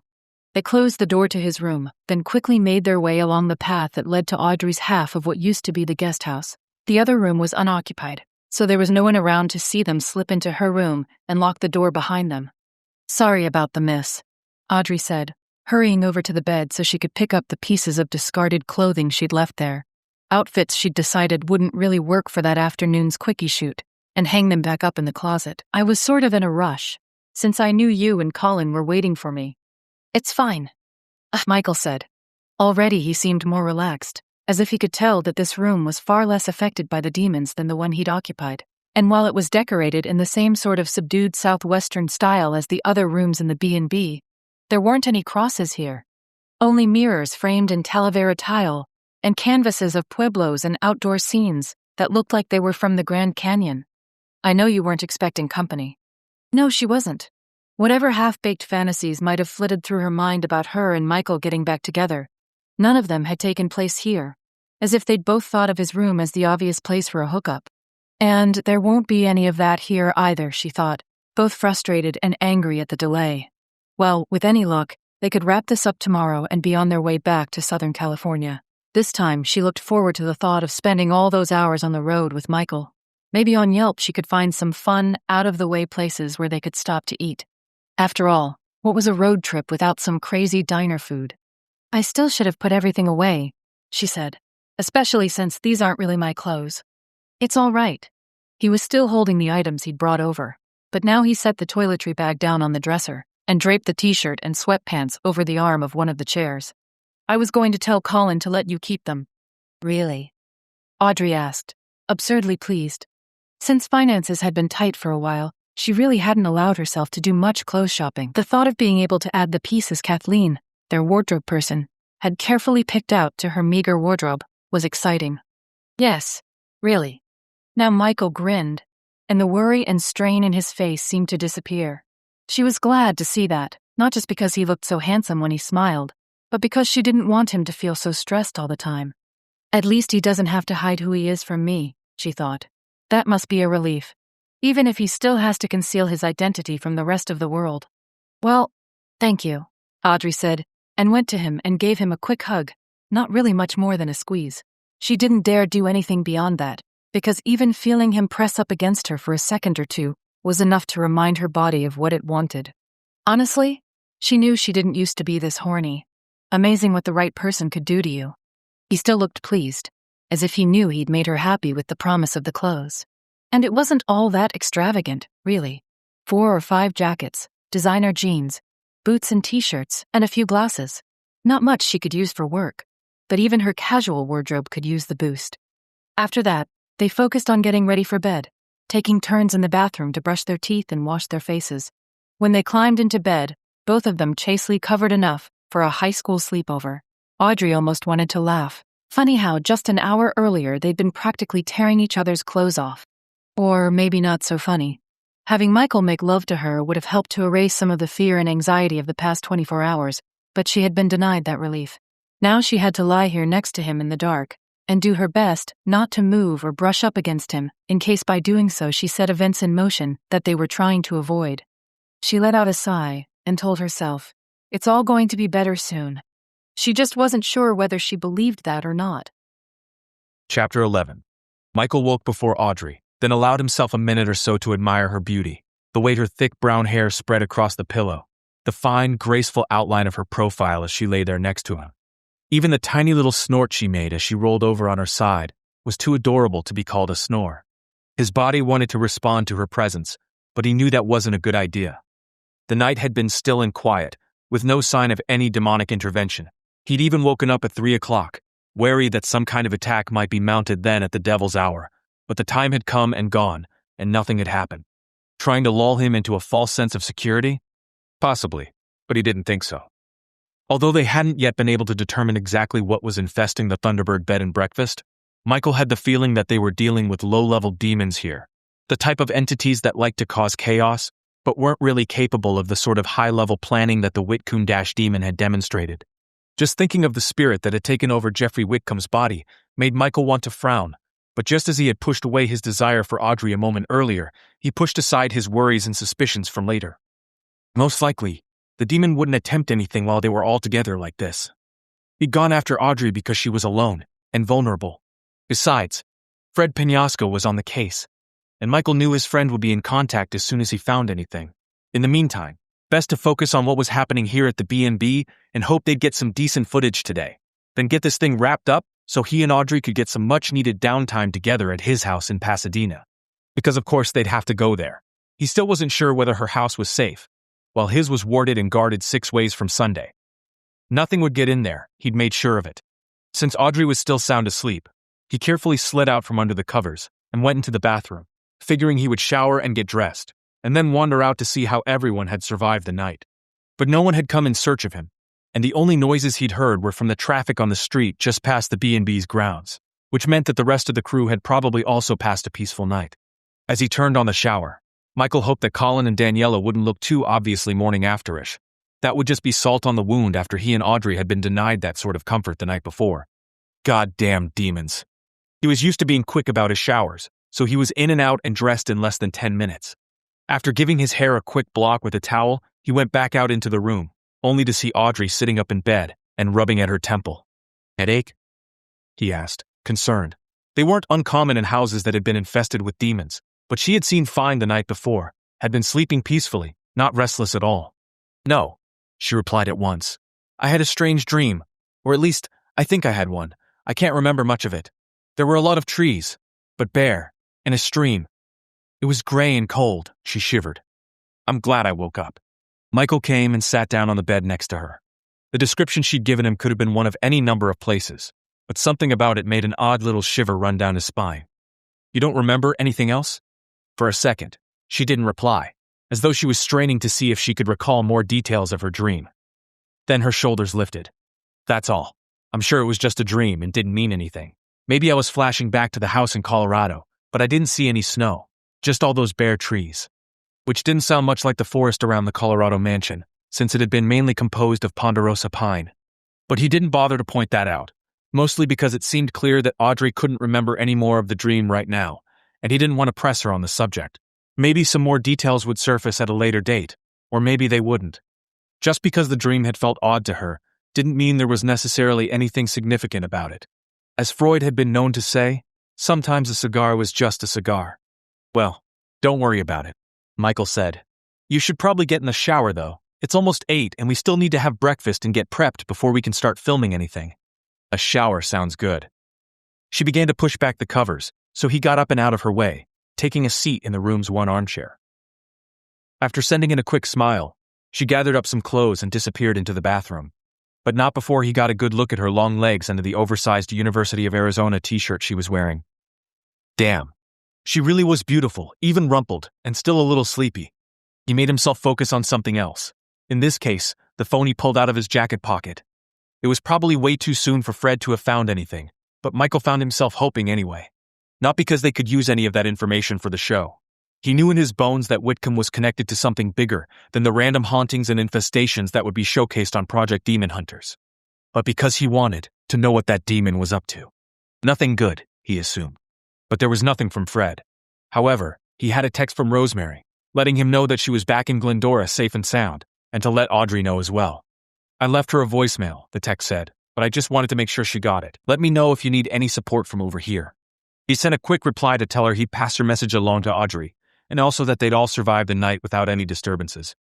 That was about all he had time for, because Audrey came out of the bathroom not too long after that, scrubbed and glowing, hair damp. I need to go back in and blow dry it, she said. But that actually takes less time if I let it air dry a little first. That's fine, he replied. The shower seemed to have done her a lot of good, because she looked much more relaxed than she had when she'd first woken up. Even if she couldn't remember much of it, that dream seemed to have affected her negatively. I had a text from Rosemary. She's fine and safely back home. That information seemed to relax Audrey even more. She sent him a grateful smile and said, "Oh, good. I suppose it was kind of silly of me to have worried. But after what happened to you, I can see why you'd be wary." Michael returned his phone to his pocket. Still, it didn't have anything to do with Susan. The demon just borrowed her image. "I know." A quick glance around, and she frowned. "Doesn't look like there's a coffee maker in here. I guess we're supposed to get coffee with our breakfast." He'd noticed that lack as well, but he hadn't worried about it. Although he liked to have coffee in the morning, he'd also trained himself to do without if necessary. "Well, we'll head over as soon as you're ready." "I'm on it." She went back into the bathroom, and almost immediately afterward, he heard the sound of the blow dryer, raucous and high-pitched. Since they were both dressed now, he figured it was safe to open the blinds a bit and take a look at the day outside. It would have been nice if it were dark and gloomy, like their first couple of days shooting in Glendora, but since this was Tucson, he wasn't going to hold his breath. When he cracked open the blinds, he couldn't help taking a step backward. Standing right outside the room was a woman he'd never seen before, shining black hair and an exuberant pompadour, wearing a white, high-necked gown of the style popular around the turn of the 20th century. For a second, her big dark eyes met his, and then she vanished. "Holy shit," he breathed, and Audrey stuck her head out of the bathroom, expression concerned. "What's the matter?" He turned toward her. It looked as though she was done drying her hair, because she was in the process of wrapping the cord around the blow dryer. "I think I just saw the Thunderbird Bed and Breakfast's resident ghost." Jackie and Edgar Samuels exchanged a mystified glance. "I know. I've never seen her," Jackie said. "Have you, Edgar?" "No," he answered. His fingers tapped against the coffee mug he held, and he looked more puzzled than worried. "I mean, we'd heard stories about the place being haunted, but we didn't pay much attention to them. Almost any house as old as this one is supposed to have its own ghost. It's actually kind of a selling point." "I can imagine," Michael said. Audrey wished she'd seen the apparition, if only because she seemed a lot friendlier than the demons who'd decided to play havoc with her sex life the night before. She was also glad that she and Michael had caught the B&B's owners alone in the breakfast room before the rest of the crew made their appearance. Colin would probably want to try to capture this new spirit on film, even though their focus was supposed to be the demons and helping to get rid of them. After what had happened last night, she wanted to make sure those little bastards were sent straight to hell ASAP, and it would go a lot faster if Colin didn't get distracted by something new and shiny. "No one ever reported seeing her, either," Jackie said. "We've had a lot of people come and go in this place, as you might imagine. Not one of them ever mentioned anything out of the ordinary, at least, not until we started having our problems last fall. Which were demonic in origin, I know." Michael rubbed the scruff on his chin, brows pulling together. He didn't appear angry or worried, though, but merely focused on the problem at hand. This apparition looked very human. Though, she was solid. It was only the way she disappeared that made me realize she wasn't a real person. If any of your guests saw her, they probably wouldn't have even realized she wasn't alive. They might have thought she was a historical reenactor or something, because of the way she was dressed, but it probably wasn't strange enough for anyone to mention it, Jackie said. "Especially since we've had living history groups here to take photos from time to time, that sort of thing. If anyone had seen her, they would have thought she was with one of those groups, since we mention it in the brochure we put in all the rooms."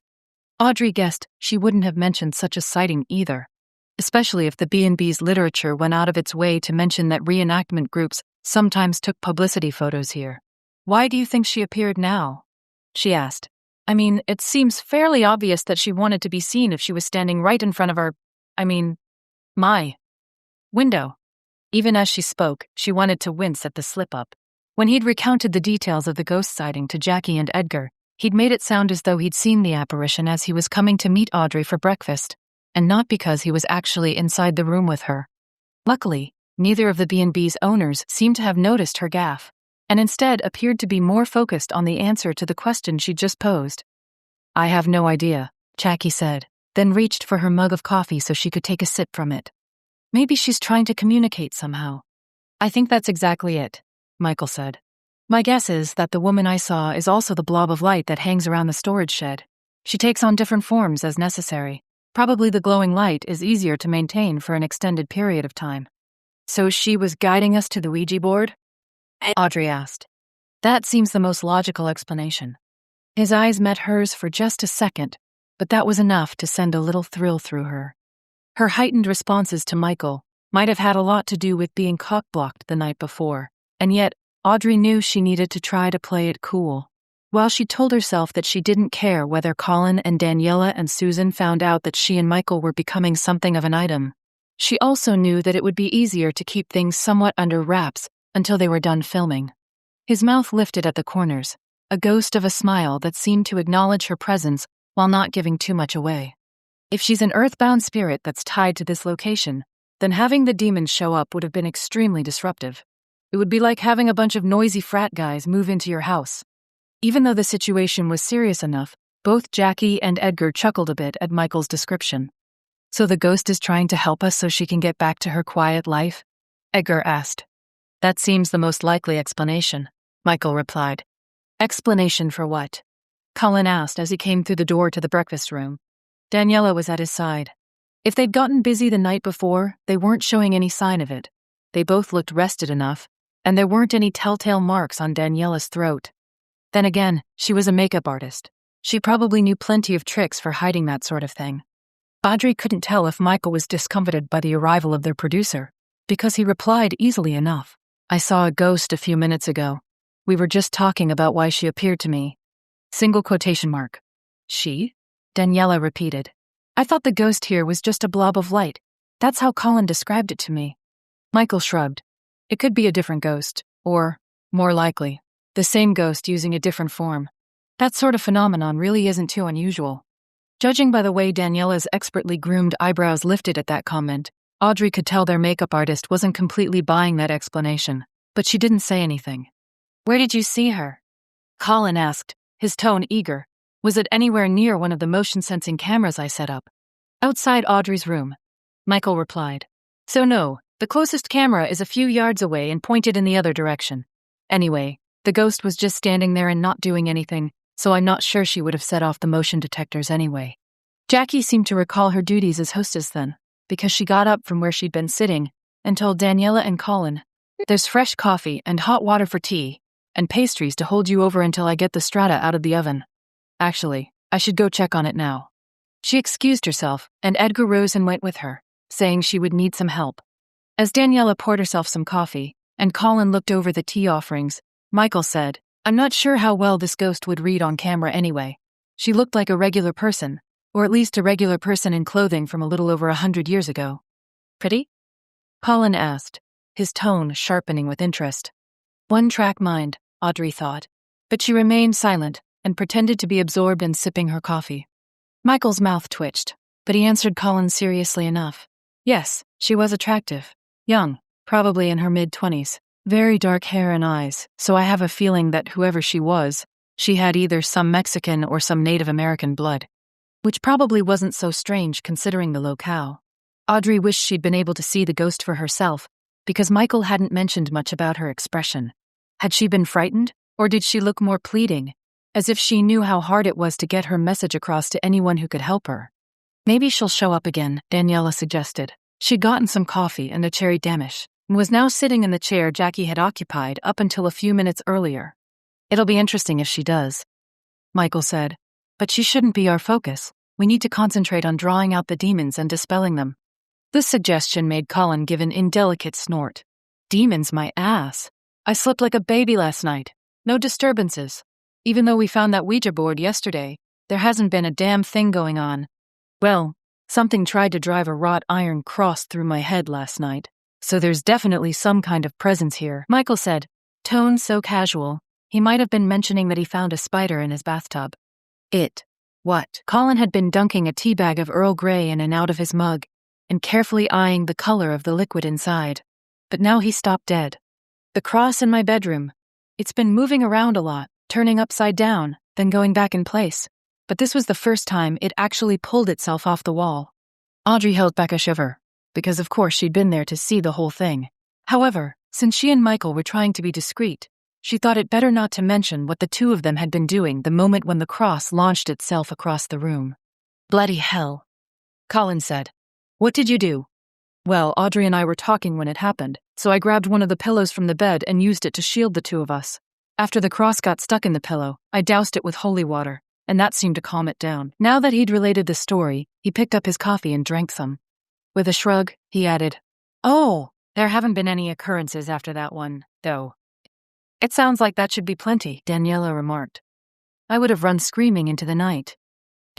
Well, as demon attacks go, I've suffered worse. Now Colin looked almost annoyed. If you'd only let me put a motion-activated camera in your bedroom. Michael sent him a glance that managed to be both disbelieving and annoyed. Sorry, I had to draw the line somewhere. The world doesn't need to see me walking around in my underwear. Privately, Audrey thought the show's ratings could only improve with the addition of a few shots of Michael in just a pair of boxer briefs. But she kept that opinion to herself. Thank God he'd managed to dissuade Colin from having those damn cameras everywhere. They were all entitled to a little bit of privacy, after all. Colin didn't seem inclined to respond to Michael's remark, and instead made a sound halfway between a snort and a growl, before stepping over to the trash can in the corner so he could dispose of his used teabag. Anyway, Michael went on, now that it seemed as though their producer wasn't going to force the issue. Like I said yesterday, Audrey and I should smudge the place. Try to see if that will draw out the demons. They're obviously still here, but they're engaging in classic demon infestation behavior by attacking, then backing off. Their whole game is to put us as off balance as possible, so we need to make sure we all stay on our toes. I'll be on my toes, Colin grumbled. But I'll be happier about it if they give me something filmable. Your little blob of light in the shed yesterday was decent, but I'm not sure if that was spectacular enough for the viewers at home. Would anything be? To the jaded types who would call everything some kind of CGI trick, maybe not. But everyone here knew what they were seeing was real. Well, here's hoping they fling some more crosses at my head, Michael remarked, his tone now noticeably caustic. I won't try to block them this time. I'm sure your audience would get off on some blood and mayhem, wouldn't they? Colin didn't rise to the bait. It would make for a good episode, that's for sure. Luckily, Jackie and Edgar reappeared then, she with a large casserole dish of strata, and Edgar with a plate of bacon in one hand and a bowl of freshly cut fruit in the other. The sight of the food apparently was enough for everyone to agree to a temporary ceasefire, because Colin sat down next to Daniela, and for a minute or two, all was quiet as the food was dished up. After he'd set down the bowl of fruit, however, Michael looked up at Jackie and Edgar and said, After breakfast, we're going to smudge the house. We figure that's a good way to force the demons out. Smudge? Jackie repeated, looking dubious. Is it going to leave marks on my walls? No, Michael said. There'll be a scent of burning sage, but I promise, it won't hurt anything, and the odor will disappear after an hour or two. We just figured it would be a good way to provoke the demons into appearing. Edgar spoke then. He seemed vaguely alarmed. Is that really necessary? It's the best way to draw out the demons. Michael replied, These ones are kind of cagey. I think they like it here and don't want to run the risk of coming across someone who can dispel them. That response got a rueful shake of the head. Should I be honored? Edgar asked. Probably not. After breaking a piece of bacon in two, Michael said, Did you have any luck checking your records around the time you found the Ouija board? Jackie volunteered that information, saying, We weren't very busy in late August. Peak season around here starts in October, but we had at least 50% occupancy for most of the month, so it's going to be hard to know for sure who might have left the Ouija board here. I think it was those damn kids, Edgar said, sounding so grumpy he might as well have been a character in an old Scooby-Doo cartoon. What kids? Audrey asked. They must have done something to make Edgar respond so negatively. Up until that moment, she'd thought he'd seemed fairly even-tempered, especially when you considered that he'd been dealing with demonic disturbances for the past 6 months. A group of college kids from California, Jackie said. I think they were from San Diego, someplace like that. Well, that made some sense. Even up in the San Gabriel Valley that was her home, Audrey had heard what a party school San Diego State was supposed to be. If a bunch of students from that school had descended on the Thunderbird B&B, she could see why they might have left a trail of destruction in their wake. Why they would choose a sleepy bed and breakfast like this one, and not a bigger hotel where their antics might be overlooked, she didn't know. However, her question was answered in the next moment. I think it was partly my fault, Jackie said. I was trying to bring in more business during the summer, which is always slow for us. So I did one of those Groupon things. That's how they found us. There were 6 of them, Edgar put in. They were here for 3 nights, and we were definitely glad to see the last of them. Drinking every night. Smoking pot, too. Now Jackie looked almost as annoyed as her husband. It took days to get the smell out of those rooms, and we had to replace all the bedding. I know it's legal now, but it's still not allowed inside. And all our rooms are non-smoking, so it's not like they didn't know they weren't doing anything wrong, Edgar said. They left all kinds of trash behind, and I suppose they could have dumped the Ouija board out back when we weren't looking. They seem like the most likely suspects anyway. Audrey was inclined to agree. She'd attended a few wild parties in college, but they'd all taken place in student housing, not in someone's carefully maintained historic bed and breakfast. Even at her most disaffected, she would never have taken those kinds of liberties with someone else's property. Glancing over at Michael, she said, "Do you think there was any kind of malicious intent in their leaving the Ouija board here?" He was eating the second half of the piece of bacon he'd broken in two. After he was done chewing, he replied, "I suppose there could have been, but I don't think so. It sounds as if they were just being careless. They probably thought it would be funny to get high and play with the thing. Maybe they got some answers that spooked them, and they dumped it rather than take it back with them to California." This explanation seemed plausible enough. She was still learning to read Michael's expressions, but now he seemed almost disappointed, as if he'd hoped the abandoned Ouija board might point them to some sort of larger conspiracy. Instead, they'd gotten a group of hard-partying college kids who probably hadn't wasted a second thought on what might happen if they left something so dangerous behind. "So, dead end," Colin announced cheerfully. He'd seemed halfway bored with the conversation, and probably had been framing shots in his mind and hoping for something really spectacular from the demons instead. "Finishing, everyone. We need to get to work." Both Jackie and Edgar appeared a little startled by his cavalier attitude, but Audrey knew it was just Colin being Colin, since she'd been steadily making her way through a large slice of Jackie's excellent strata while everyone was talking. She was almost done with her breakfast anyway. After spearing the last sliced strawberry from her plate and eating it, she put down her fork and said, "I'll just go and brush my teeth. Daniela, will you come by when you're ready?" "Sure." There was still a large chunk of strata on her plate, along with a healthy pile of fruit, but she looked resigned to not being able to eat it all. "I'll be there in a few minutes."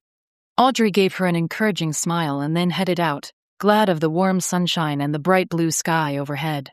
It was hard to believe that demons and ghosts inhabited this property, what with the quiet splash of the fountain in the courtyard and the brightly blooming geraniums and pansies and petunias. A whisper of movement caught her attention, and she looked over at the guest house where she'd been staying. There, next to one of the stucco-coated pillars, was the woman Michael had described seeing earlier that morning. Yes, she was very pretty, with her shining black hair and warm-toned skin, which contrasted nicely with the lacy white gown she wore. Her expression was strained, however, and she pointed upward with one hand, indicating the rough beam ceiling of the covered walkway. Audrey followed the movement, and then sucked in a breath as she realized what was sitting on the roof there. She might have even noticed it as she walked over here, and dismissed it, thinking the small, grotesque shape was only a statue of a gargoyle. The garden had several statues scattered here and there, although they were the sort of thing you'd expect to see in such a place. A graceful girl with a watering can, a gnome peeking out from underneath some elephant's ears. This wasn't a girl or a gnome, however. It wasn't even a gargoyle.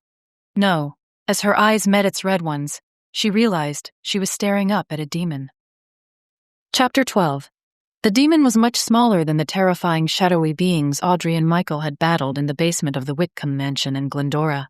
Crouched up there on one of the beams that supported the adobe structure's roof, it really did look like a gargoyle, not quite 3 feet tall, with black scaly skin and bat-like wings that beat slowly against the warm air. As their eyes met, its mouth opened in a wide grimace of a smile, revealing several rows of yellowish pointed teeth. And before Audrey could even begin to react, it launched itself from its perch and dived directly at her, small hands with their curved black talons reaching out toward her face. A scream escaped her lips, and she flung herself to the ground, thinking in her panic that maybe a quick tuck and roll might send her out of range of the creature's claws. But even as she smashed into the concrete walkway, something wickedly sharp slashed across her shoulders, shredding the cotton shirt she wore. From somewhere behind her, she heard a confusion of shouts, of running feet, and then there was Michael's voice, crying out, "You will not touch her!" Something wet splashed against her cheek, and Audrey realized he must have deployed one of his bottles of holy water, since the miniature demon let out an ungodly screech. As she pushed herself back up to her feet, she saw it zoom across the courtyard, and then disappear into thin air. But once Michael was at her side, his hand on her arm. "Are you all right?" "I'm okay," she gasped, then pulled in a breath to steady herself.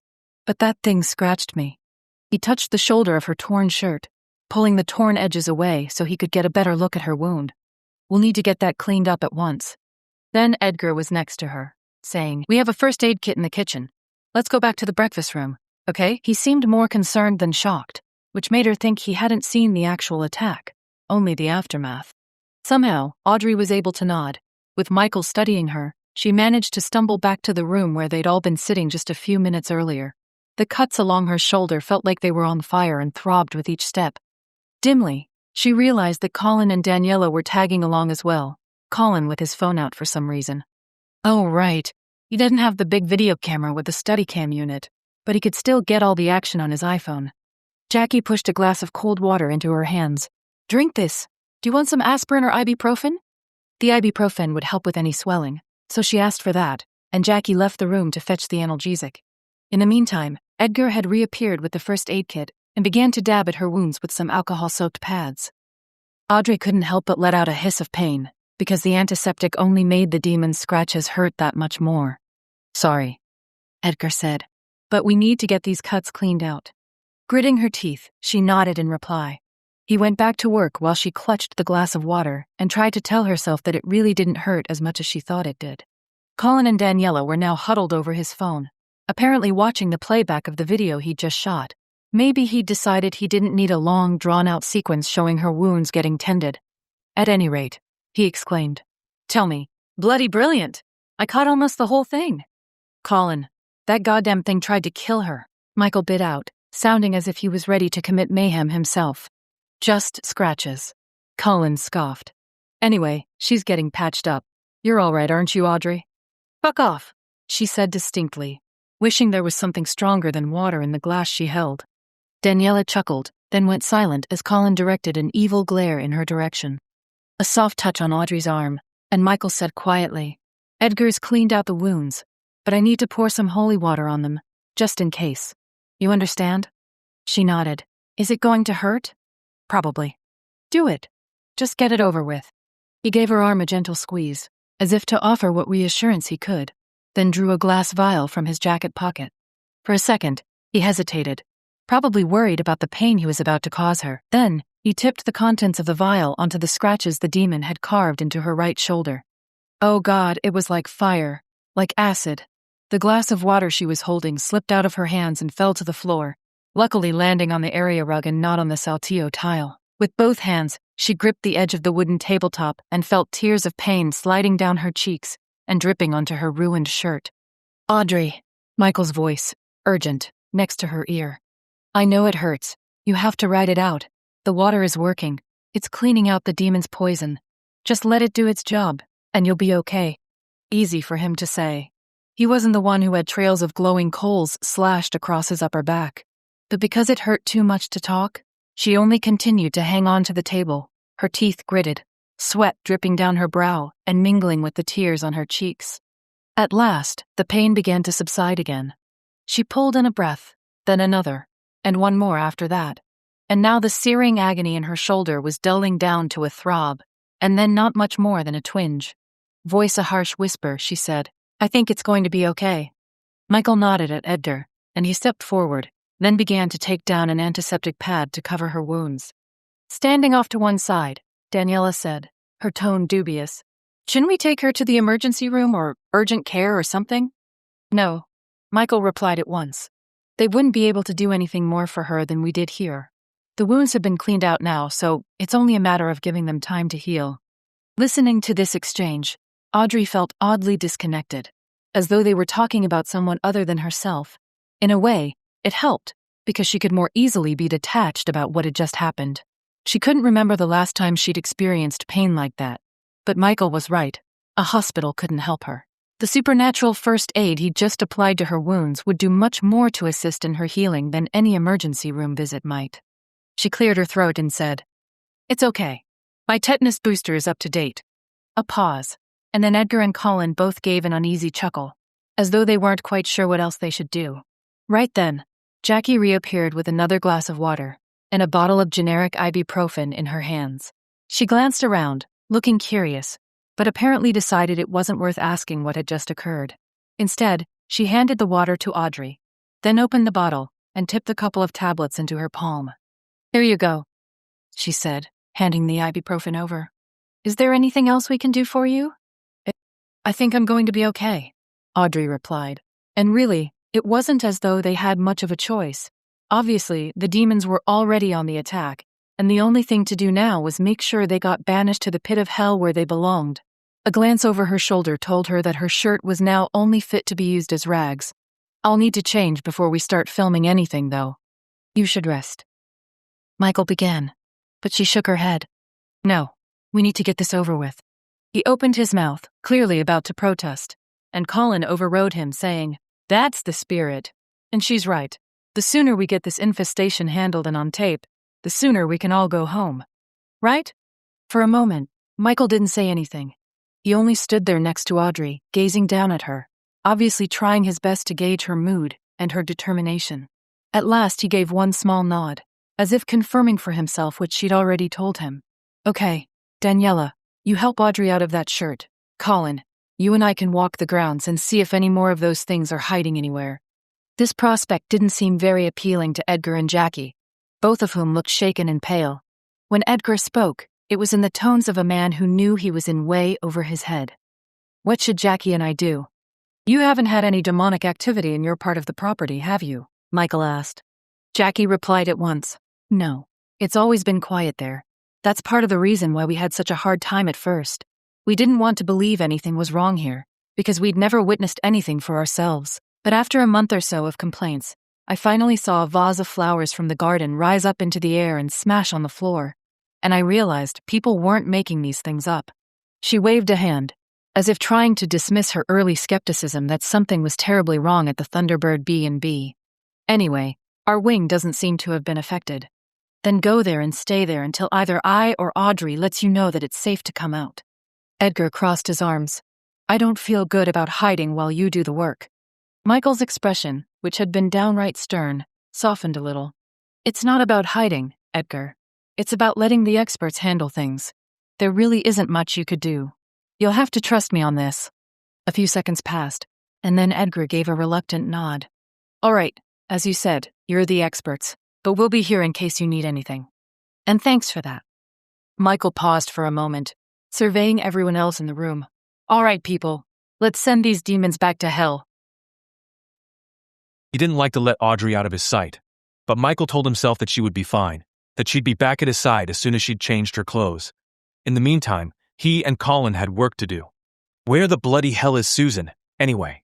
Colin scowled as he and Michael began their sweep of the property, starting with the covered walkway where the demon had been perched. There was certainly no sign of it now, which didn't necessarily mean anything. She never showed up for breakfast, but I thought she was just sleeping in. Even if she was asleep, though, that commotion in the courtyard should have brought her running. That scream your girlfriend let out sounded like an air raid siren going off. She's not my girlfriend, Michael said absently. Most of his energy was being directed toward feeling the air around him, trying to see if he could get any sense of a demonic presence here. Even so, he'd retained enough presence of mind to try to deny there was anything going on between him and Audrey. Of course, there was, but Colin didn't need to know that. Especially not now. If you say so. But we should go check on Susan. I need her working, not getting her beauty sleep. I just keep filming with your cell phone camera, Michael suggested. It'll make this part of the show seem less staged. It's not staged, Colin retorted. Well, you know that and I know that. But you have to remember how all this will look to the audience at home. This argument seemed to hit its mark, because although Colin made a grumbling sound, he didn't offer any further protests. And because they had to check out the entire property anyway, Michael figured it couldn't hurt to go to Susan's room first. At least they didn't have to worry about smudging the place after all, since it was fairly obvious that the demons were already here and on the attack. Acutely aware of Colin's iPhone capturing everything, his producer had pulled it back out of his pocket and now held it up in front of his face. Michael headed for the room that Susan and Daniela were supposed to have been sharing, and which Susan now occupied alone, thanks to Daniela quite openly shacking up with Colin. They seemed like an improbable pair, but maybe all either one of them was looking for was a good time and possibly someone to share their bed so they wouldn't be alone at night. Even someone as unabashedly enthusiastic about this project as Colin appeared to be might have experienced a few midnight heebie-jeebies after everything they'd seen so far. The blinds to Susan's room were still shut, but that didn't necessarily mean anything. Michael hadn't opened his either, mostly because he'd gotten distracted by the apparition of the young woman just outside his window. Reaching up with one hand, Michael rapped on the door. Susan? You in there? Dead silence. He glanced over his shoulder at Colin, who made a spinning gesture with the forefinger of his right hand, clearly urging Michael to provide some verbal context for their future television audience. "We're checking on Susan now," he said to Colin's cell phone camera. "You all just saw the attack on Audrey, an attack noisy enough to bring us all running to her rescue. She's fine and will be joining me in a moment, but we realized we hadn't heard anything from Susan Loomis, our sound person. That's why we're here at her room, to make sure she's okay."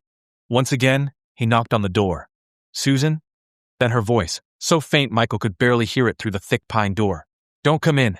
There's a thing standing by the door." Cold rushed down his spine, but he made himself ask calmly, "A demon?"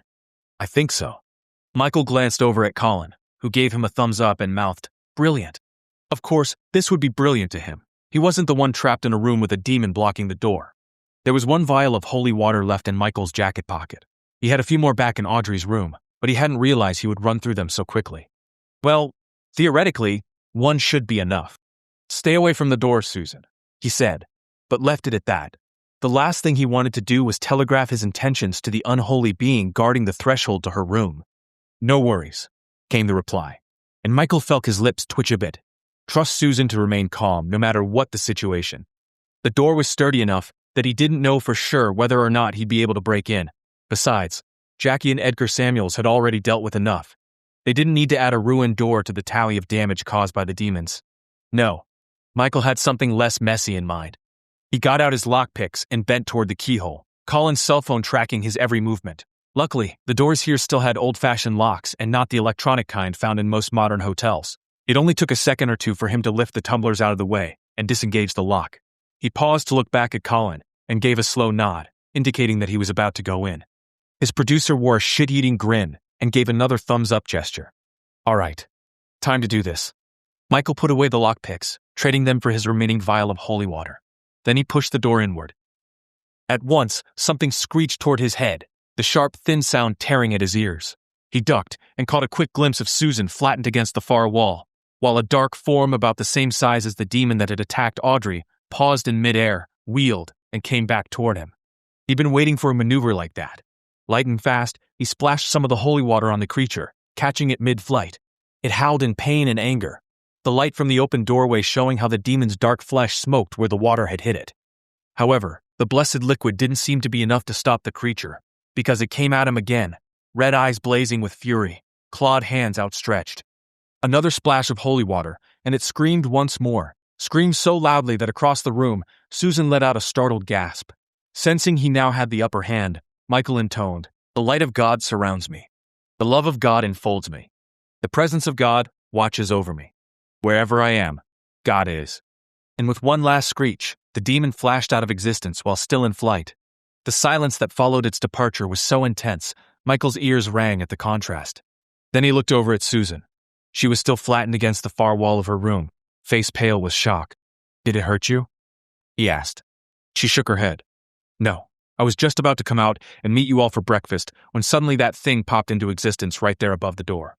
Since my cell phone was on the table, she pointed to a small round table and set up 2 chairs by the window. "I couldn't even call for help. Well, luckily we were wondering where you were, so your room was our first stop on a sweep of the property," Michael said. Even as he spoke, though, he wondered why the demon had singled out Susan, of everyone in their little group. Because she had been on her own, and they were easier to attack when they were alone, even in small groups? The thought was enough to get his pulse speeding up from worry. Audrey could handle a lot of things, but if she had been attacked again, "We need to check on everyone else," he said quickly, not giving Susan a chance to speak. "Let's get out of here and make sure Daniela and Audrey are okay." Since it was Susan, she didn't argue or waste time with questions. A brief, brisk nod, and she was following Michael out of the room, Colin bringing up the rear, still with his cell phone camera recording everything. Hopefully, it had started out with a full charge this morning. But they didn't even make it all the way to Audrey's room before they saw her and Daniela approaching. Audrey with her hair brushed and her makeup repaired, and wearing a wine-colored leather jacket. Probably the jacket was too hot for the mild Tucson weather. But then again, the leather would offer some protection against demons that the cotton shirt she'd been wearing earlier wouldn't. As soon as her eyes met Michael's, Audrey's brows creased with concern. "Is everything okay?" "It is now," Susan said. "These 2 just rescued me from a demon that decided to take up residence in my room." Audrey looked shocked, and Daniela muttered something in Spanish that probably would end up getting bleeped out. What was it doing? Audrey asked. Blocking the door. Susan ran a hand through her fair hair. For the first time, Michael realized it was falling down loose on her shoulders, rather than pulled back into a ponytail the way she usually wore it. Maybe she'd been about to put it up when the demon appeared. I don't know why. Often, what went on in the demon's mind was inscrutable at best. Michael addressed the whole group then, saying, I don't know what its other intentions were, but I think it was trying to keep us split up if possible. Makes sense. There's strength in numbers, so we all need to stay together as we go over the property. Audrey, I'll need to get more holy water. It's in the bag I left in your room. He spoke matter-of-factly, but from the way Daniela's mouth pursed, and Susan sent a quick, speculative glance at the two of them, it was fairly obvious that the two women had immediately picked up the context behind the request. Luckily, he couldn't see much of Colin's expression, since his face was partially blocked by his phone. Although the bright morning sunlight picked up a flush of color on Audrey's cheeks, she responded without missing a beat. Sure, I think it's still sitting on the floor by the dresser. Without saying anything else, she turned back toward her room, with everyone else following. Michael wished he could go up and walk beside her, but he thought it prudent to stay where he was and allow Daniela to stay at Audrey's side. And I'll be glad when this damn show is over, he thought, and I don't have to hide anything from anyone. Not that they'd been doing all that great a job of hiding anything, when you got right down to it. As they approached the door to Audrey's room, however, several black figures blotted out the sun for a moment. As Michael looked heavenward, he realized those figures were anything but heavenly. There are more of them! He shouted. Take cover. Unfortunately, his words didn't seem to have much effect. Daniela raised her hands over her head, as if thinking that would help to protect her in some way, and bolted for the dubious cover of the walkway. Susan didn't move at all, while Colin continued to record the scene with his phone. And there was Audrey at his side, face taut with worry, but showing no signs of panic. Should I try for the water? She asked. No, there's no time, he replied. Even if there had been, he worried this might all have been a trap, that there might be more of the creatures waiting for them inside her room. And just as he had said, there was no time. The demons died for them, claws outstretched. Michael wasn't quite sure how she did it, but suddenly, Audrey had wriggled out of her leather jacket and was using it like a flail, swinging it this way and that. One blow caught a demon across the midsection and sent it tumbling for a good 10 seconds before it recovered itself. Another whip of the jacket, and it hit a second demon right between the eyes. Where she'd learned how to do that, he had no idea. But, resourceful as she was, he knew she wouldn't be able to hold them off for much longer, not with more demons popping into existence to join their fellows. He could use the prayer to hold them back, but they needed a more permanent solution, one that would send the demons packing once and for all. Then his gaze fell on the garden hose that was coiled neatly in the garden bed, off to his right. They might not be able to reach the vials of holy water now trapped inside Audrey's room, but here was a way for him to have an unlimited supply. Another screech from a demon, and he saw that Susan had picked up the garden gom statue he'd seen the day before, and was wielding it like a club. The statue smashed into a demon's head and shattered the pointy hat the gom had been wearing, but there was still enough left to make an effective weapon. No more time to waste, though. Michael lunged for the hose, grasping it with one hand while he reached for the spigot with the other and turned it on. At once, a steady stream of water flowed out, but it didn't quite have the range he needed. Positioning his fingers over the end of the hose, he flattened the flow of water into an arc that shot out a good 10 feet from where he stood. The water splashed Audrey and Susan, both of whom paused in their demon swatting to give him indignant looks. However, as soon as he began to speak, comprehension dawned on their faces, and terror entered the shrieks of the demons. I exorcise thee, creature of water, in the name of God the Father Almighty, in the name of Jesus Christ, his Son, our Lord, and in the power of the Holy Spirit.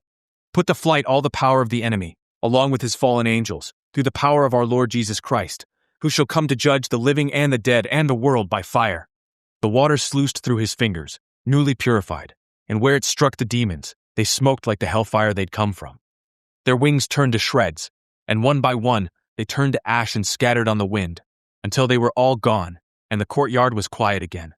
For a second, no one moved. Then Audrey put a hand to her damp hair and grinned, her gaze meeting Michael's with a warmth that was impossible to ignore. Well, that's one way to kick a demon's ass. Chapter 13. They walked all the covered portals of the Thunderbird B&B, explored all its rooms, and in every one, Audrey couldn't see or feel a single trace of the demons that had once lurked here. Even so, this time she and Michael performed the smudging ceremony as they went, just to make sure that all evil was driven from the property, and that it would be returned to its original light and hospitality.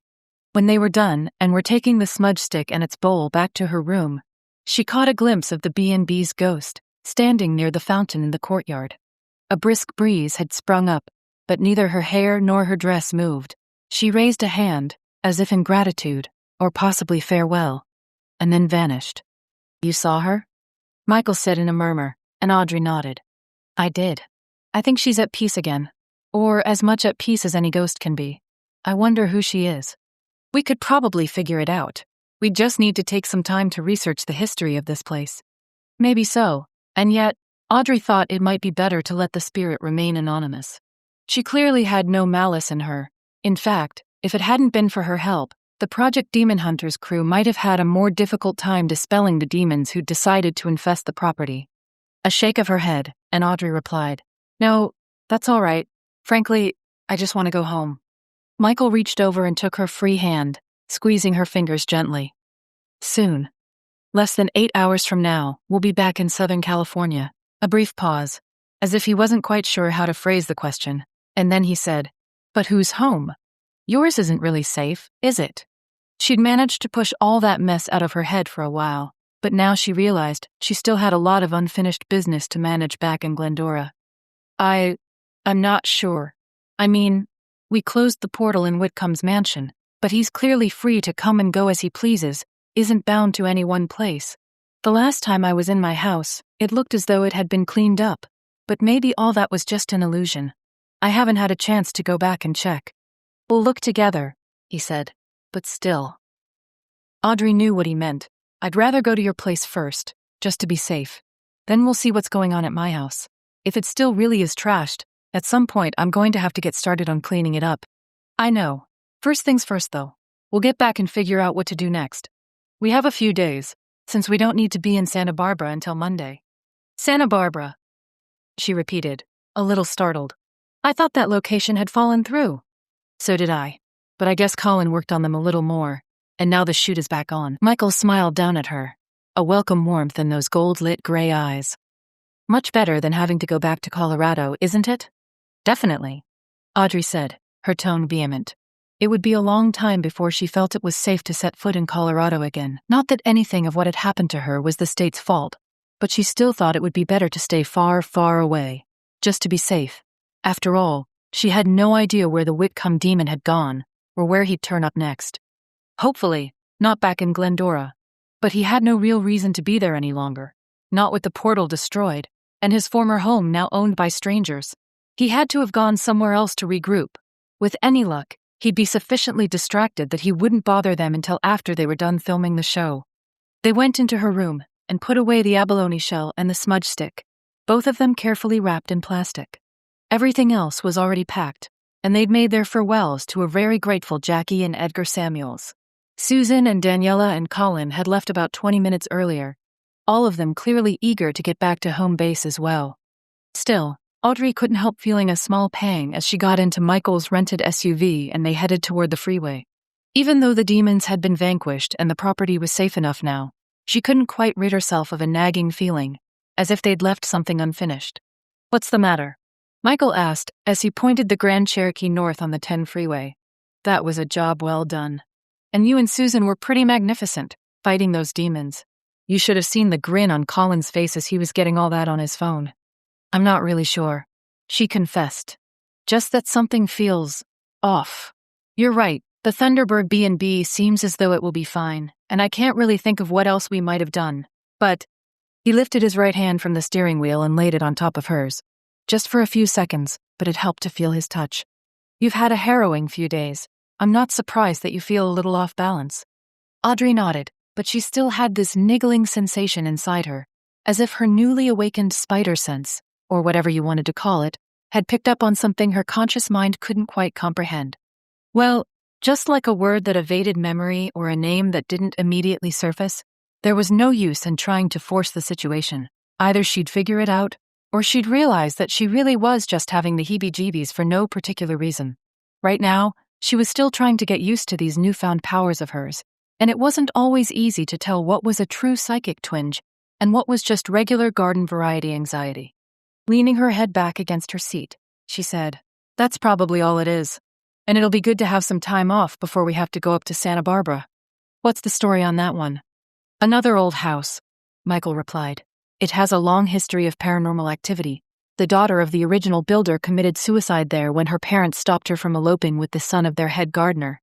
Lovely. He didn't exactly smile, but she noted a twitch at the corner of his mouth.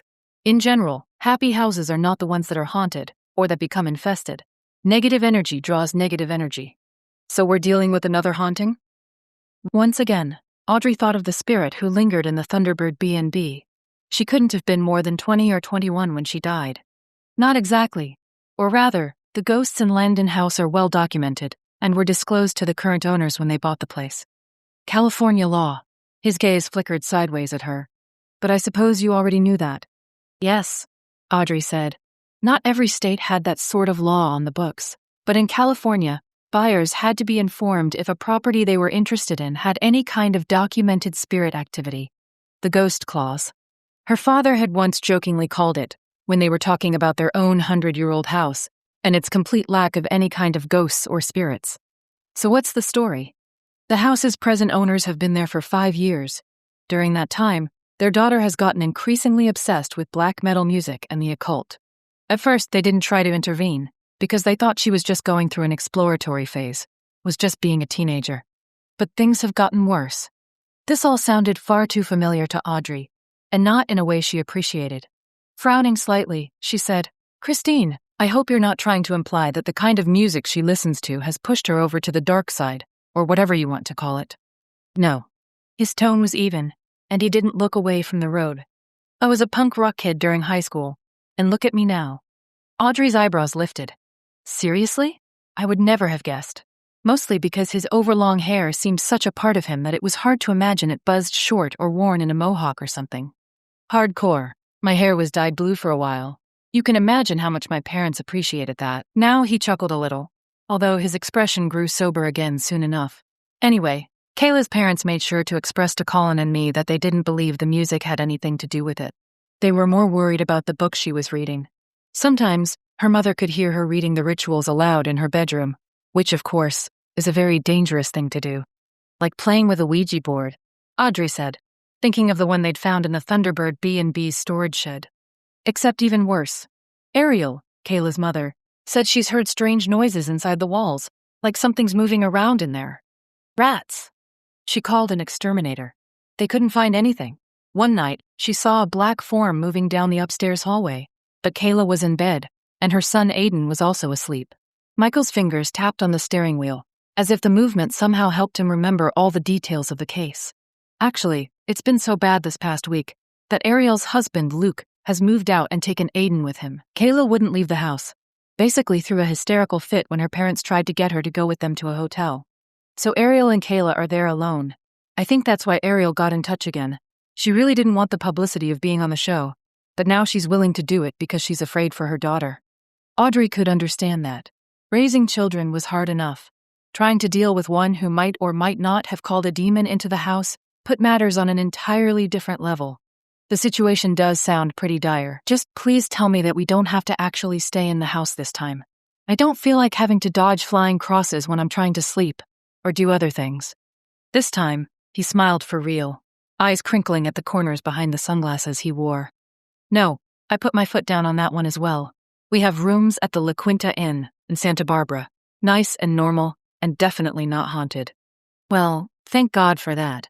She was quiet for a moment, watching the early spring desert landscape, surprisingly green here, just north of Tucson, pass by outside the car window. However, her thoughts were far away, with a troubled girl in a California coastal city. Do you think you'll have to do an exorcism? Michael shot her a surprised glance. I'm surprised the psychologist would suggest something like that. I'm not suggesting. I'm asking what you plan to do. He didn't reply at first, although once again his fingers tapped against the steering wheel, indicating that he wrestled with an inner conundrum. At length he said, "Until I meet her and see how bad the situation is, I'm not going to say yes or no. When I talked to Ariel, I told her that it might be a possibility, just to see whether she would be open to the suggestion. The family isn't religious in any way, so at least Ariel said she would be all right with me handling the duties if it turns out to be necessary." Have you ever performed an exorcism? Audrey asked, genuinely curious. As a psychologist, she knows she should be fundamentally opposed to the practice, and yet there were accounts that seemed to show that an exorcism had worked, even if it had only done so via the placebo effect. Well, that was what she'd once thought. Now she knew that demons were real, and so exorcisms, by extension, were a necessary evil. At least they were a rite of last resort, one undertaken only when all other options had been ruled out, and it was clear that mental illness wasn't involved. Michael expelled a breath, then reached for one of the bottles of water that sat in the center console cup holders and took a drink. Then he said, "I assisted with one once. It was grueling." Did it work? It seemed to, yes. The man I worked with, a Unitarian minister, gave me updates on the subject for a year afterward, said he appeared to have made a complete recovery. This revelation comforted Audrey somewhat. If they had to take such a drastic step, Michael had some experience in the matter and wouldn't be going in completely blind. Spurred on by something he'd said, she asked, "You're a Unitarian minister too, right?" "I was ordained in that church, yes, but I don't practice." Obviously, because instead he was busy giving lectures on the supernatural and chasing down demons. Somehow, that thought seemed uncharitable, and she pushed it away. Good thing he was an ordained minister, or that encounter with the demons at the bed and breakfast might have gone very differently. "Was it because of what happened with your brother?" He didn't bother to ask her what she meant. "Voice level," he replied. "If you mean because I realized he'd been possessed by a demon, well, yes. At the risk of sounding corny, I needed to be able to fight on the side of the light. We weren't all that religious a family, either, and the Unitarian Church appealed to me for a lot of reasons. Partway through my education, though, I realized I would never be a minister with a congregation. Getting ordained was just part of my toolbox, so to speak." It seemed that he'd had a goal early on in the process. Audrey knew she couldn't have said that for herself. Had bounced from history to English Lit in college before she settled on psychology as her major. Why? She really couldn't have said for sure. Except that she'd spent so much time seeing shrinks after her parents were murdered. She felt as though she was already pretty familiar with the field. The jump from psychology to parapsychology might have seemed strange to an outsider. But the strange, paranormal events that had occurred in her life told her there was more to this world, or at least the human mind, than met the eye. He glanced over at her again. "I hope you don't mind getting involved with a minister. Some people have hang-ups about that sort of thing." "Are we involved?" A lift of his eyebrows. "You tell me." For a few seconds, she hesitated, not sure of the best way to respond. "We're doing something. I haven't quite figured out what it is, though. But either way, let me set your mind at ease. I don't have any problem getting involved with you. It's not like Unitarian ministers have to take a vow of celibacy or anything, right?" "God, no," he replied, so emphatically that they both laughed outright, although Audrey wasn't sure whether she would have been able to explain to an outside observer exactly what she found so funny. After that, they drove in silence for a while, but it was a friendly sort of quiet, one where they both could take comfort in the other person's company, and yet not feel any need to chatter about empty topics.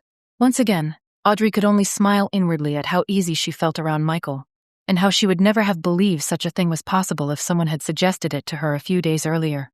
They reached the outskirts of Phoenix's sprawling suburbs and kept on driving, having agreed that they'd stop someplace less crowded for an early dinner, maybe Quartzsite or Blythe, near the Arizona and California border. And that was exactly what they did, stopping at a hole in the wall called the Bad Boys Cafe, where they dined on French dips and Reubens and got back on the road, comfortably full, in less than a half hour. There was still the stretch of California desert to get through, and the sprawl of the Inland Empire as well, but eventually they were back in places Audrey knew, Redlands and San Bernardino, and then Rancho Cucamonga, as they jogged north to get on the 201 westbound and close up the short distance that remained until they got to Pasadena. As they passed Glendora and the Grand Avenue exit, Audrey couldn't quite help but send it a longing glance, knowing they were passing by her home without even pausing. Michael seemed to sense her distress, because he said, "We'll go back there first thing tomorrow." "I know," she replied automatically. "And it's fine. I told you I wanted to go to your place. It just feels strange." He nodded. "I can see why you must feel sort of adrift, but we haven't heard anything from Rosemary, which I assume must be good news. She said she'd be in contact if anything happened in Glendora that felt odd." Yes, that was good news. Maybe now that the Whitcomb demon had been flushed out, he wasn't going to bother with Glendora or her house any longer. At least, she could hope for such an outcome, even while she told herself not to get her hopes up too much. At last, they pulled off the freeway at Hill Avenue and headed toward Michael's house. And there it was, lamps glowing behind the blinds at the front of the place. Audrey cocked an eyebrow at him, and he said briefly, "Timers. My schedule is irregular enough that it's just safer to have some things automated." That made sense. And also, she was oddly relieved to be coming home to a lighted house. Or maybe there was nothing all that odd about her relief, considering she'd been dodging demons in one form or another for the past few days. They got out of the car and took their luggage inside, Audrey carrying much more than she would have if Daniela hadn't told her to go ahead and take all her wardrobe items home with her. Between those pieces and the items she'd picked up at Walgreens, Audrey figured she had enough to keep her going for another 3 or 4 days. At that point, she could retrieve some of her things from her house, or go shopping. But all that was in the future. For now, it was enough to drop her bags at the foot of the staircase next to Michael's things, and to have him pull her into his arms and give her a hearty, satisfying kiss. Something she'd been wanting for hours. "It's nice to be able to do that without worrying about Colin catching us," he said, and Audrey snuggled up against him and released a happy sigh. "I know. I've been thinking about kissing you since Tempe." His mouth twitched. "Only there? I've been thinking about it since the moment we pulled out of the driveway at the B&B. She chuckled. "I guess I have more restraint than you do." He went into the library, where he got a pair of crystal snifters out of the cupboard, along with a decanter of brandy. "I don't know about you, but I could use some of this." Although she really wasn't a brandy drinker, that sounded like a great idea. Just a little bit to take the edge off. They'd had such a big meal in Quartzsite that she wasn't hungry at all, even though that had been almost 4 hours ago now. "Sounds great." She took one of the snifters from him and swirled its contents, the warmth of the amber liquid echoing the golden light given off by the room's Tiffany lamps. While this wasn't her home, she still felt safe here, protected by all the wards Michael had set in place to make sure no demons could ever venture within its walls. For some reason, they both remained standing. Maybe it was because they'd spent so many hours on the road that the last thing either of them wanted to do was sit back down again. The brandy was surprisingly good, not nearly as sharp as a brand she'd tried a few years ago, mellow and smooth. She took another sip and let its heat travel down her throat to warm her insides. "Better?" Michael asked. "Yes," she said. "That is, the car trip was fine, but it feels good to be back, even if I know we'll have to hit the road again over the weekend. That drive should be a lot easier. Santa Barbara is less than 4 hours away." True, but she realized she didn't want to talk about Santa Barbara, or what might be waiting for them there. They should have a few days' peace here. Well, as long as Colin left them alone. And Audrey knew she needed that, needed the chance to take a breath and put everything that had happened in Colorado behind her. She made a non-committal sound, and Michael seemed to understand, because he was quiet for a moment, standing next to her as they drank their brandy. "Do you ever get used to it?" she asked abruptly. He was quiet for a moment, then gave a small lift of his shoulders. "If you mean, does it ever get easy? Well, not exactly. Every situation I've encountered has been a little bit different, but also, you need to realize that even for me, this sort of pace isn't usual. Most of the time, I'll investigate 6 or 7 cases in the space of a year. They won't all be crammed together like this. I understand why Colin scheduled it this way, but it can be grueling." Offering her a smile, he added, "And after we're done in Santa Barbara, we'll be halfway there." Well, that was something. Not that the Santa Barbara case sounded like a cakewalk, but as long as they took it one step at a time, they should be all right. Hopefully. She sipped more of her brandy, let it help smooth out some of the tension in her neck and shoulders, allowed herself to take in deep breaths, and try her best to relax. When she was done, and when Michael had swallowed the last sip in his glass as well, he took the empty snifter from her and set it on a side table next to his, and took her by the hand. Bending close, he touched his lips to her cheek, then asked, "How tired are you?" "Not that tired," she replied, knowing the warmth stirring in her belly had only a little bit to do with the brandy she'd consumed. His eyes glinted. "I was hoping you would say that." Their ascent up the stairs was very different this time. While they weren't completely sober, neither were they as stumbling drunk as they'd been the first time they'd done this. Audrey held Michael's hand as they went, and knew very well what was about to come next. Which was fine, because they'd only been delayed because of those interfering demons, something they certainly wouldn't have to worry about here. The mica-shaded lamp on the bedside table glowed rich amber, giving them just enough light to see what they were doing. She undid the buttons of his shirt, and he slipped off her leather jacket and pulled her t-shirt over her head, tossing it to the floor. Their shoes and jeans were next, and then they were falling to the bed, now only in their underwear, bare skin against bare skin, warm despite the relative coolness of the room. That didn't matter though, because their mouths were seeking one another, tasting the spicy heat of the brandy they just drunk. Michael unhooked her bra, his hands closing over her breasts, and she moaned at his touch, her body craving the release she needed so badly right now. He seemed to understand, because he removed her bra, then slid his fingers under the elastic of her panties so he could pull those down as well.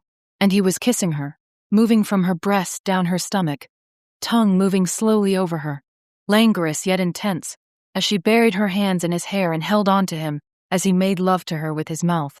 She didn't know how long she floated on those cresting waves of pleasure, but she could feel the climax building in her, taking her away from the pain and the worry and the fear of the past 48 hours. And when she did come, and cried out, he held on to her for a moment, pressing his face against her stomach before he shifted, moving so he could enter her, so she could feel him hard and ready inside. Then they sped up, moving faster as they seemed to realize this was what their bodies needed now. A furious culmination of the need that had been growing in them for more than a day. Michael came first, his groan wrenching through the stillness of the night, but Audrey's climax hit soon afterward, flooding through her as she clung to him and rode it out, knowing this was exactly what she had needed, this affirmation that they were here for each other, no matter what this world, or the next, might fling at them. He held her close afterward, his hand stroking her hair. Neither one of them spoke. Audrey knew what she held in her heart, but she wasn't sure whether this was the right time to speak the words. It was all new, this closeness they shared, and she didn't want to risk what they had by being too hasty. So she snuggled closer, and let her eyes close, knowing he would be there in the morning. He just had to be. Chapter 14. Yes, this was much better than waking up at the Thunderbird B&B, when his body had ached for her, and he'd known he couldn't do anything until the demons were contained somehow. Now they were dispelled, and he was safely home, with the woman he loved asleep at his side. A strange feeling, knowing that he'd come to love her in the brief time they'd spent together, that even now he wasn't sure what he would do without her. Long ago, he'd resigned himself to a mostly solitary existence, since he knew his vocation was not one that would be appealing to most women. But now, like a miracle, Audrey Barrett was here for him. Then again, he had to admit that Audrey Barrett was not. Most women. They'd fallen asleep after making love, both of them probably more exhausted by the drive than either of them wanted to admit. His mouth was a little gummy, but overall, he was aware of a soothing sense of well-being, something he hadn't experienced in a very long time, if ever. She stirred, stretched, and then smiled up at him.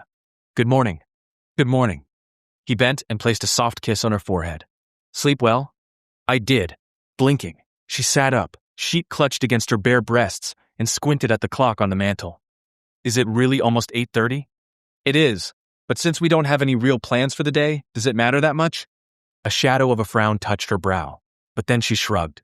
"Well, we do need to go check on my house." "Which we will," he assured her. "Let's go downstairs and get some coffee, and then we'll get dressed and go for breakfast. Flappy Jacks again since we're headed back to Glendora?" "That sounds great." She slid out from underneath the covers and pulled on her panties, t-shirt, and jeans, but remained barefoot. Michael also retrieved his underwear, but didn't bother with the clothes that lay discarded on the floor, instead getting some sweatpants and a clean t-shirt from his dresser. Belatedly, he realized that Audrey was getting back into her clothes from the day before, because all her luggage was still waiting down at the bottom of the staircase. Well, they could bring all that up after they'd had their coffee. They made their way downstairs and into the kitchen, where Audrey sent a wary glance toward the window that overlooked the backyard. He lifted an eyebrow, and she gave a not very convincing laugh. "Just making sure the ghost of Jeffrey Whitcomb isn't hanging around out there." If that really even was his ghost. "I think it was," Michael said as he slipped the filter into his coffee maker. "I think he was trying to warn us about his doppelganger, although at that point, neither of us had actually encountered him, yet." Audrey sat down in one of the kitchen chairs and tilted her head slightly, as if doing her best to decipher what he'd meant by that statement. His soul is trapped here because the demon's in his body. It's probably more complicated than that. His human body couldn't have survived all these years, even with a demon inhabiting it. After pouring ground coffee into the filter and flipping on the machine, Michael turned back toward her. She was frowning a little, obviously still trying to wrestle with the conundrum of the Whitcomb demon. It's more like, after so many years of inhabiting Jeffrey Whitcomb's body, it was easy for the demon to take on that shape permanently. "They're not really like us." Although demons have what you would call their natural form, for lack of a better word, they can change and shift as needed. It wouldn't require any more effort for this particular entity than it would for you to wear your hair in a different style. Well, that's comforting. She looked so perturbed, he couldn't help going to her so he could bend down and place a kiss on her neck. Her hand reached up to take his, and for a moment they remained like that, fingers twined together, his lips pressed against the smooth flesh of her throat. I know it can be disconcerting to realize they can look like humans if they want to, but it does take some energy. Besides, they can't come and go from this world at will. They have to be invited. Or have a friend of theirs open a portal. Audrey said darkly. Well, that... He acknowledged. Still, it's not something that happens every day. After all, how much of your life did you live before you were confronted by the reality of demons? This question seemed to make her pause, because she sat there quietly for a moment before she gently let go of his hand and he straightened, moving with some reluctance away from her. Pretty much all of it, I guess. She replied. I guess I can see your point, but it's still not a very comfortable feeling to know they're out there. No, it's not. I'd like to say it gets easier to deal with as time goes on, but I'm not sure about that. The coffee maker beeped, and Michael went over to fetch a pair of mugs and pour coffee for both of them. He remembered that Audrey took a scant teaspoon of sugar in her coffee, and he doctored it before he handed the mug to her. Thank you. She wrapped her hands around the mug as though needing its warmth. The kitchen was a comfortable temperature, but he thought he understood why she would still need something to warm her. As for Jeffrey Whitcomb's ghost, he went on, I think he's probably doing his penance for inviting the demons into this world. I'm not sure what it would take to get him to achieve peace and be able to move on. Obviously, closing the portal wasn't enough to do it, Audrey remarked. Or else I wouldn't have met the real Jeffrey on the astral plane. She paused, then shook her head. It still feels so strange to even say that out loud. And here I was supposed to be the rational one. You're completely rational, Michael assured her. You've just had some unusual experiences. A chuckle, and then she sipped some of her coffee. I guess that's one way to put it. Awful as it sounds, I'm not going to expend too much effort on figuring out how to allow Jeffrey to forgive himself and move on. It's his fault we're in this mess in the first place. Michael didn't bother to contradict her, because he knew she was mostly correct. If it hadn't been for Whitcomb's desire for material wealth and success, and a certain amount of ruthlessness, he would never have explored the dark paths that led him to invite the demon into him. And without the demon controlling his actions, he would never have opened the portal in the Glendora mansion. Forgiveness might be divine, but it also didn't mean that you had to forget everything a person had done. Well, we're slowly cleaning it up, Michael said. But, just to be sure, after breakfast I want to go to the mansion and make sure it's all still quiet there. I have no reason to think it won't be, but I'm ready to splash some more holy water and put up a few wards if necessary. After we're done at the Whitcomb place, we'll go to your house and check on it too. Does that sound all right? Her mouth pursed slightly, but after a moment, she gave a reluctant nod. Clearly, she had no desire to return to the Whitcomb mansion, even as she understood why it was important to make sure that what they'd done hadn't been only a temporary fix. It's fine, she said. Here's hoping everything will be okay. Breakfast was good. Even on a Wednesday morning, Flappy Jack's was crowded and noisy, but Audrey didn't mind. In fact, the restaurant's relentless ordinariness helped to calm some of the butterflies in her stomach. She honestly didn't know which prospect worried her more, going to the Whitcomb mansion and possibly getting attacked again, or returning to her house, only to find that it really was still trashed, that the demons had only made it look as though it had been cleaned up. But better to face the worst and get it over with, and try to move on from there, no matter what had happened. Besides, she was still experiencing some pretty fine afterglow from the sex last night, and that seemed to be helping to smooth out the worst of her anxiety. It wasn't completely gone, because she still had plenty to worry about, but the world didn't seem like quite as terrible a place when she could look across the table and see Michael sitting there. Every smile, every glance an affirmation that he was exactly where he wanted to be. This was definitely not a wham-bang, see-you-later kind of situation, which she knew in its own way was fraught, although honestly, probably the worst repercussions they would face if they were found out would be Colin either doing his best to exploit their relationship to increase the tension on the show, or possibly teasing them without mercy. Never mind that he and Daniela were clearly an item, at least for the duration of the shoot. That wasn't the same at all. No, it wasn't. Neither Colin nor Daniela showed any signs of being head over heels, but rather amusing themselves for now without any care for what the future might hold. Audrey knew that she wasn't amusing herself.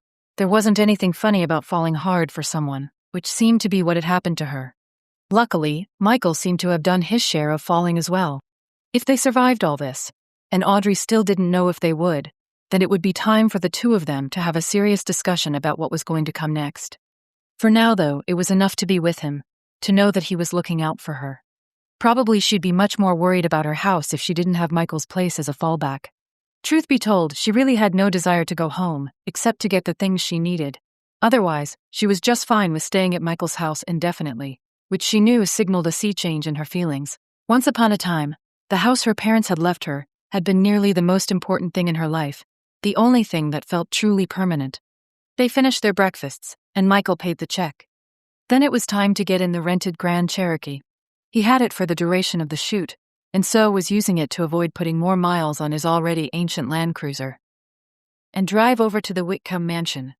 The day was mild and sunny, with not a cloud in the sky, but Audrey couldn't help imagining a dark cloud hanging over the huge house, even though in reality it was bright and tranquil, behind its screen of palm trees. They pulled up into the driveway, which looked odd without all the vehicles of the other crew members crowding it. As they approached the front door, she said, "I'm surprised you still have a key. Aren't the owners coming back so they can move in?" Michael didn't look too concerned. Next week, supposedly, Colin told them they could pick up their keys at the production office, but they said they were going to have a locksmith out to rekey the place, and then they're having a new security system installed, so they don't really care about the keys they gave us. It seemed sort of paranoid to her to have a state-of-the-art security system put in for a house in sleepy Glendora, but then Audrey had never had much that was worth stealing. Well, she supposed that people who could afford a multi-million-dollar home would have expensive jewelry and high-end electronics, maybe valuable art as well, although that sort of thing was a lot harder to fence. About all she could do was say, and then follow Michael inside after he opened the door and went in. The interior was dim and gloomy, but only because all the curtains had been pulled shut and the air felt stale. But again, that was probably just because everything had been closed up tight after they finished the shoot. Michael stood inside the foyer, eyes shut, hands held palm up in front of him. "I'm not getting anything. What about you?" Feeling vaguely ridiculous, Audrey did the same, doing her best to quiet her inner voice so she could focus on the building that surrounded her. She breathed in and out, waiting for that jangle of screechy voices to start up again, or to be enveloped in a cold that couldn't be explained, or to smell something that shouldn't be there. But she experienced none of those phenomena. All she could sense was the house around her, the faint tick-tock of a clock in another room, the slightest of creaks as the sun shone down on the structure, and the wooden frame expanded a bit. There was nothing here, nothing except her and Michael. Opening her eyes, she shook her head. "I can't feel a damn thing. But then again, it's not as if I really know what I'm doing. Maybe we should have called Rosemary and asked her to meet us here. She's really the expert." "No, I don't think that's necessary. If there was anything here, you and I should have felt it." He paused, chin up as he tilted his head toward the ceiling. "But let's still do a walkthrough, just to be sure." So they left the foyer and went over the entire house, in rooms she'd never seen before.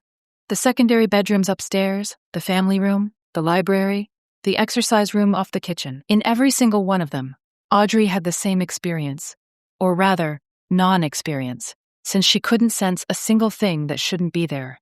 When they went back downstairs, Michael paused at the door to the basement. "You know we have to check down there." Despite how placid the house felt, revisiting the basement was probably the last thing she wanted to do. "I don't see the point," she protested.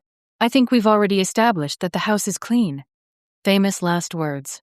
He remarked with a glint in his gold-flacked gray eyes. "Haven't you ever seen Poltergeist?" She stuck her tongue out at him.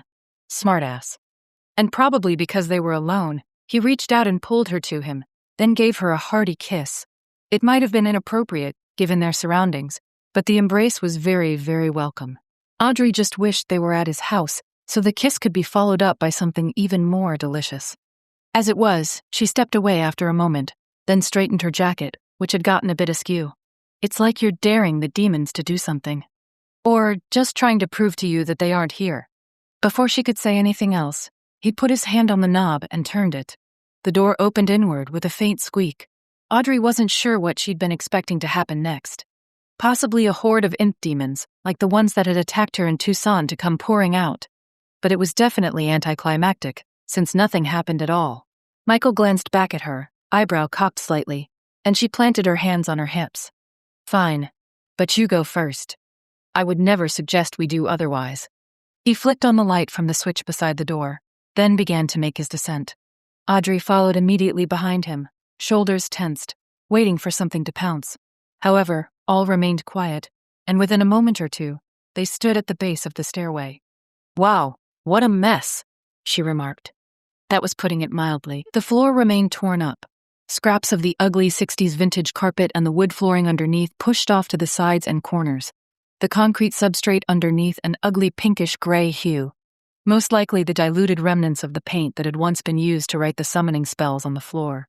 There were also stains on the wall, some the same unpleasant pink shade, others darker. She didn't want to look at any of them too closely. Michael didn't look very concerned by any of this. The owners are going to have everything cleaned up and redone. They were talking about turning the basement into a wine cellar. That would work, Audrey said, although she wasn't sure she'd want to drink any wine that had been stored down here. Somehow, she had the feeling that the noxious energy that had dwelled in the basement for so long would manage to seep into the very bottles themselves. But that could all just be her imagination. As she stood there, letting her newly discovered sense reach out into the space around her, once again, she felt nothing at all. The portals were closed. The demons that had come through them vanished. There really was nothing left, except a mess that was not her responsibility.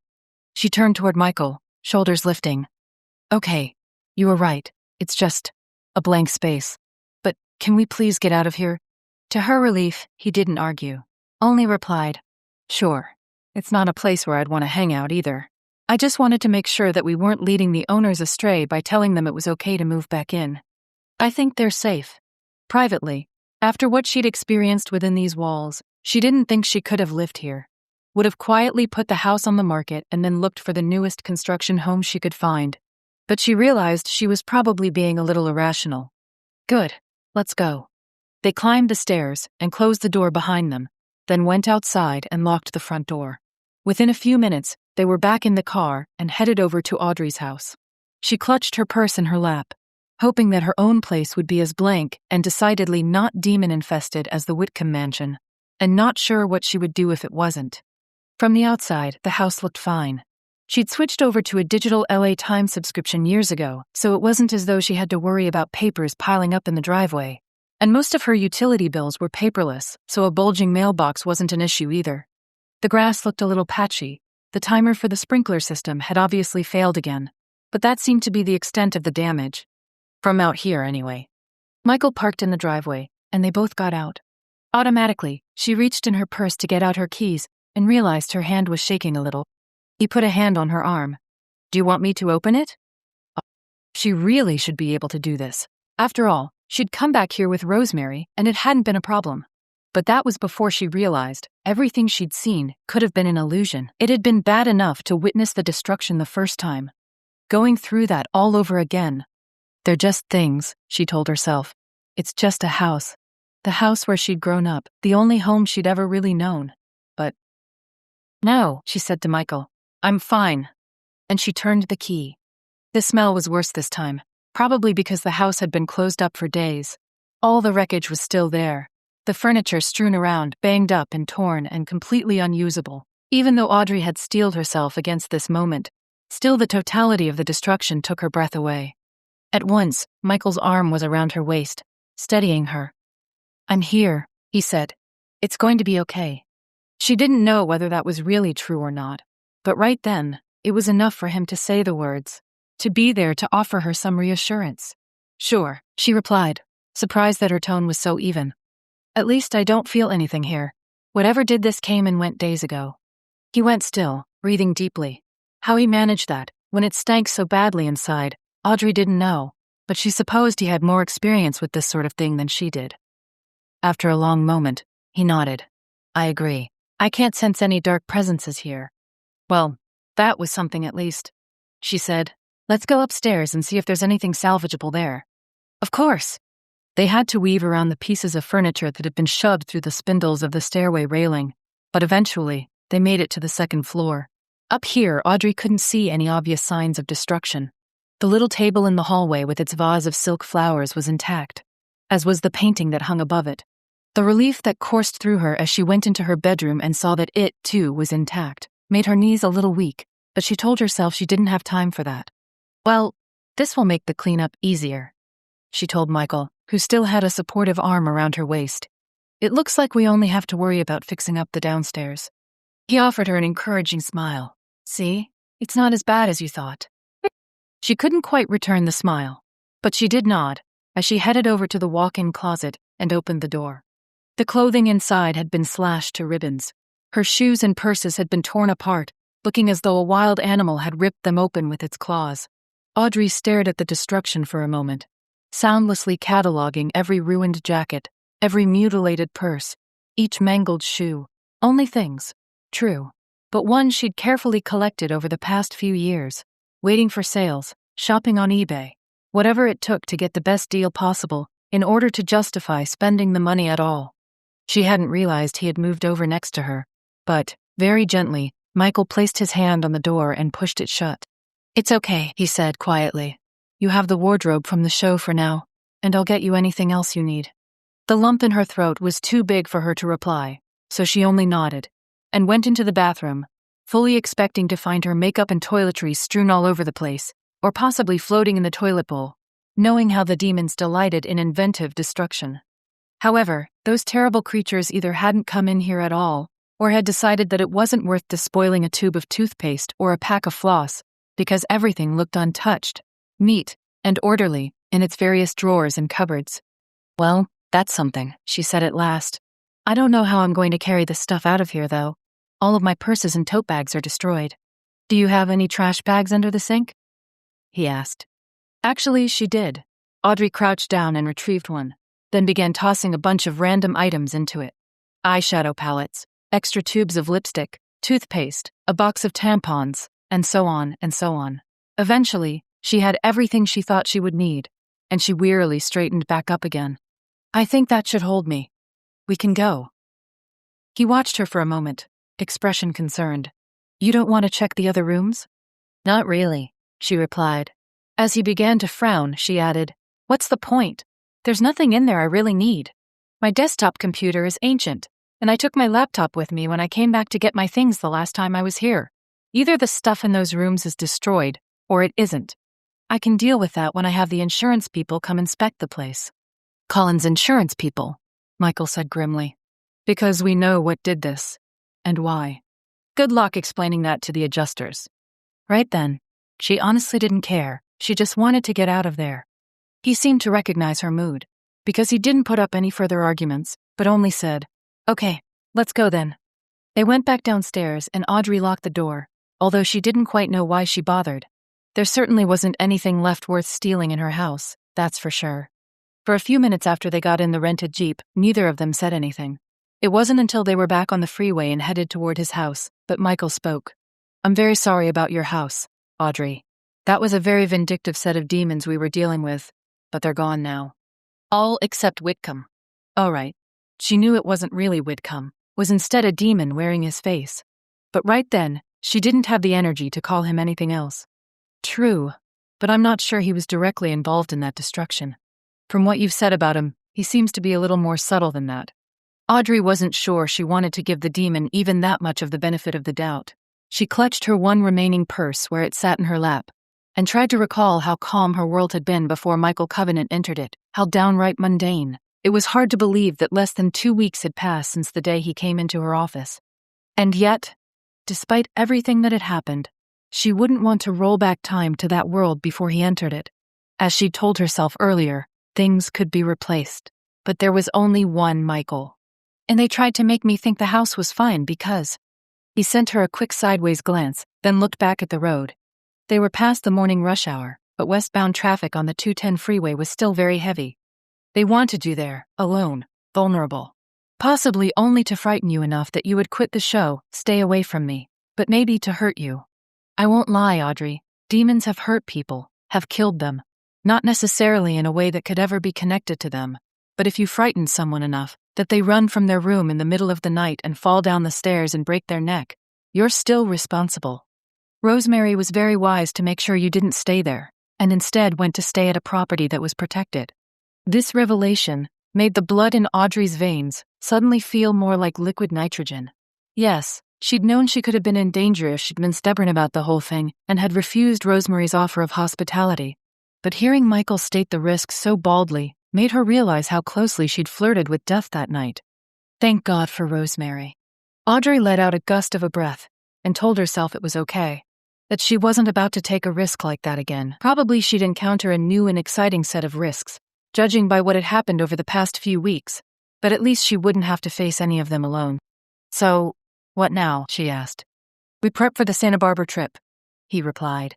And I'll do whatever I have to in order to keep you safe. That's a promise. And Michael Covenant kept his promises. Okay, she said. Onward and upward. Chapter 15. While it felt strange to know she wouldn't be going home anytime soon, that she'd have to be camped out at Michael's place for the indefinite future, Audrey was still comforted by the way he tried to make the situation a little less awkward, making sure she knew that the room she'd first stayed in was hers for the duration, and that he wasn't expecting her to immediately move into the master bedroom with him. Not that she really would have minded. She had a feeling she'd be sleeping in there with him every night, even if the arrangement wasn't formal. But it was also good to know she had her own space if she needed it. In the meantime, she and Michael went back to her house once more, just to get pictures and video of all the destruction. He told her that he'd passed copies of everything on to Colin, although he was conspicuously quiet about how their producer had responded to the images, and whether he was, in fact, going to contact the insurance company about getting her reimbursed.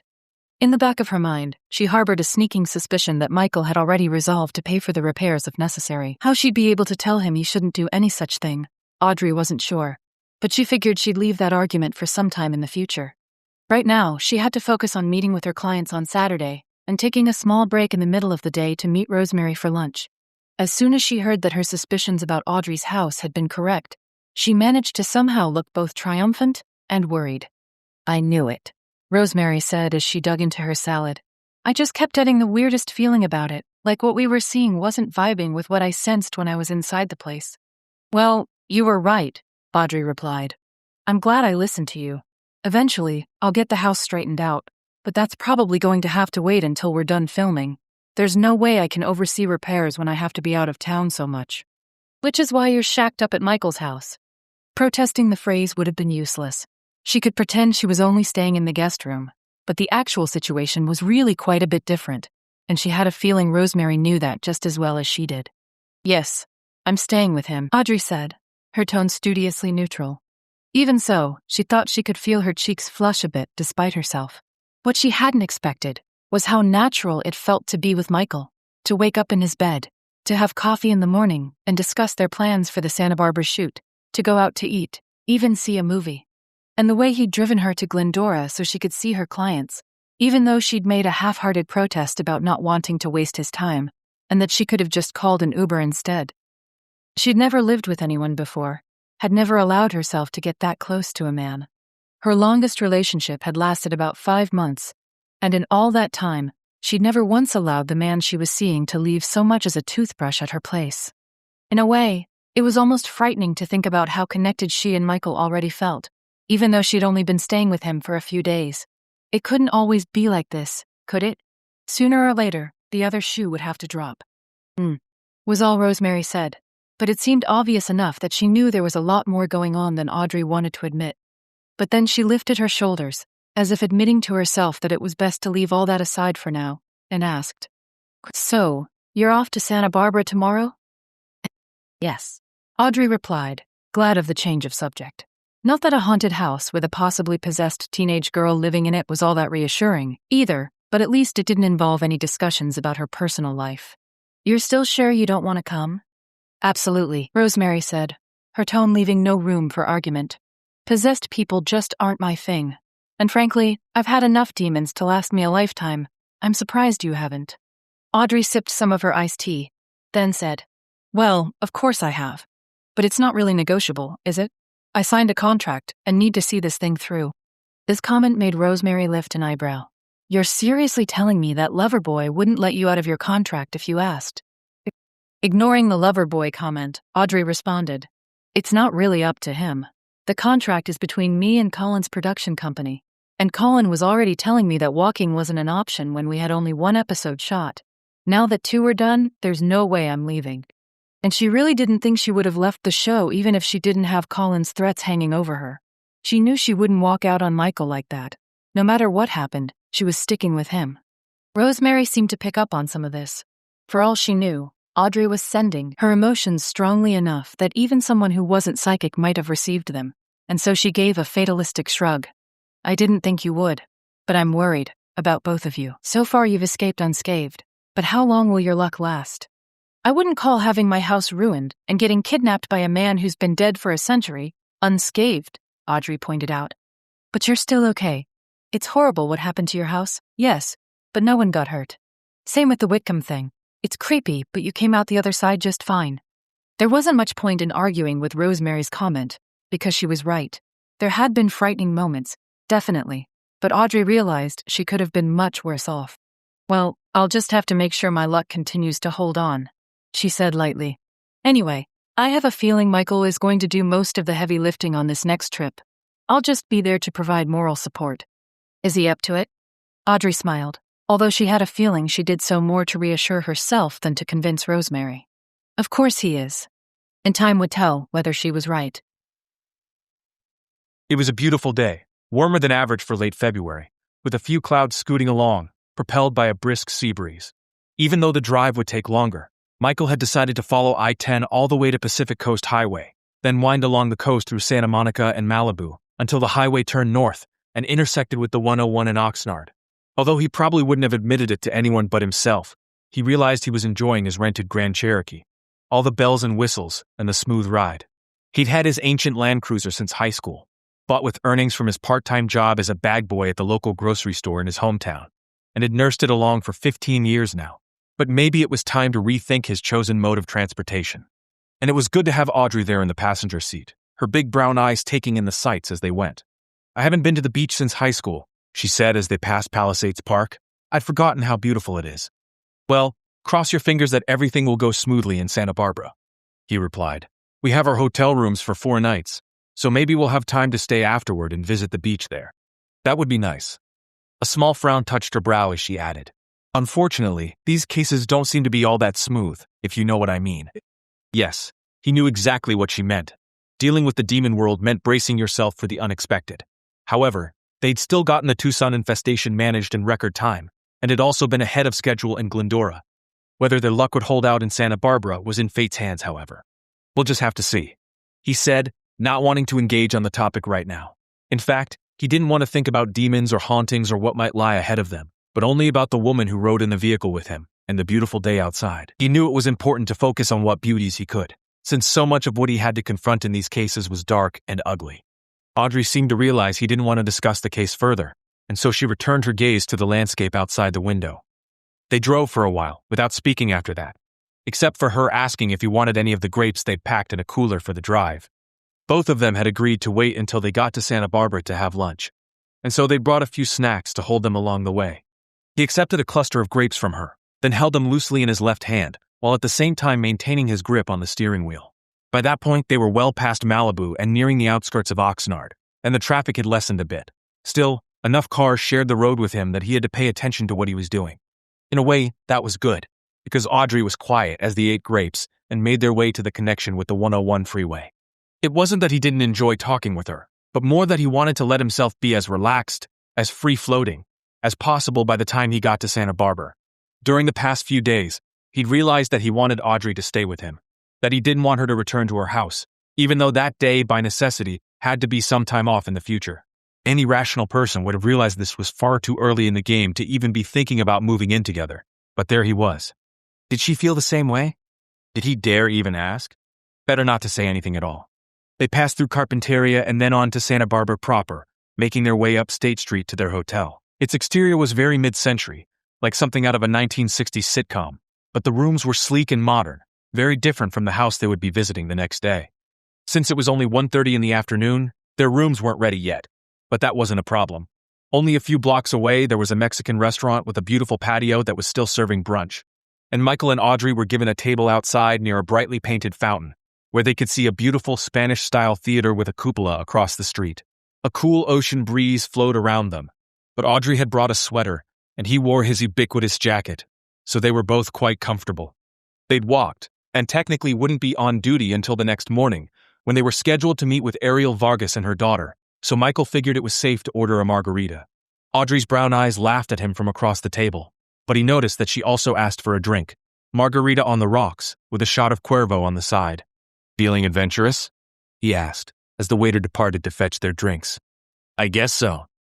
She leaned back in her chair and shut her eyes for a moment. The breeze caught at a few strands of her long brown hair, playing with the ends. God, she was beautiful.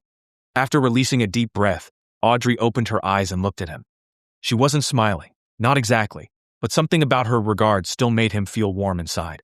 "I suppose I'm feeling like this is the calm before the storm. I might as well let myself enjoy it."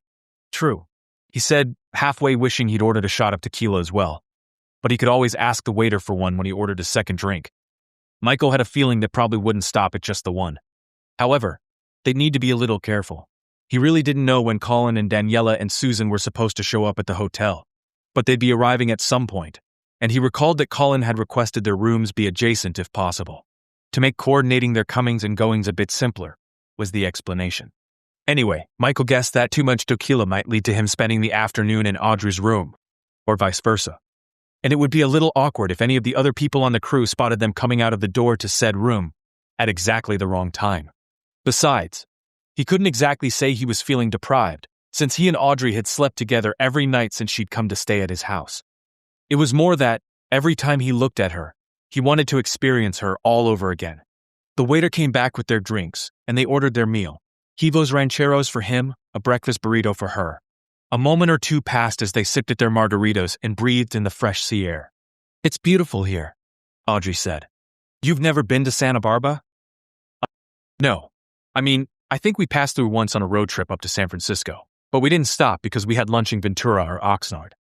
I was only 8, so I don't remember exactly." "Well then, I'm glad this was our destination, rather than Colorado." Her nose wrinkled a bit, an expression so adorable he wanted to lean across the table and kiss her. Fingers fidgeting with the straw in her margarita, she said, "No, I think it's going to be a long time before I'm comfortable going back there. Maybe in the summer, when there's no chance of snow." Or demons seemed to ring in the air between them. But luckily, she hadn't said the words out loud. Michael had to force himself to remember that they were here on a dark and dangerous task, and that Santa Barbara, just like every other town, had its own secrets and sinister undercurrents.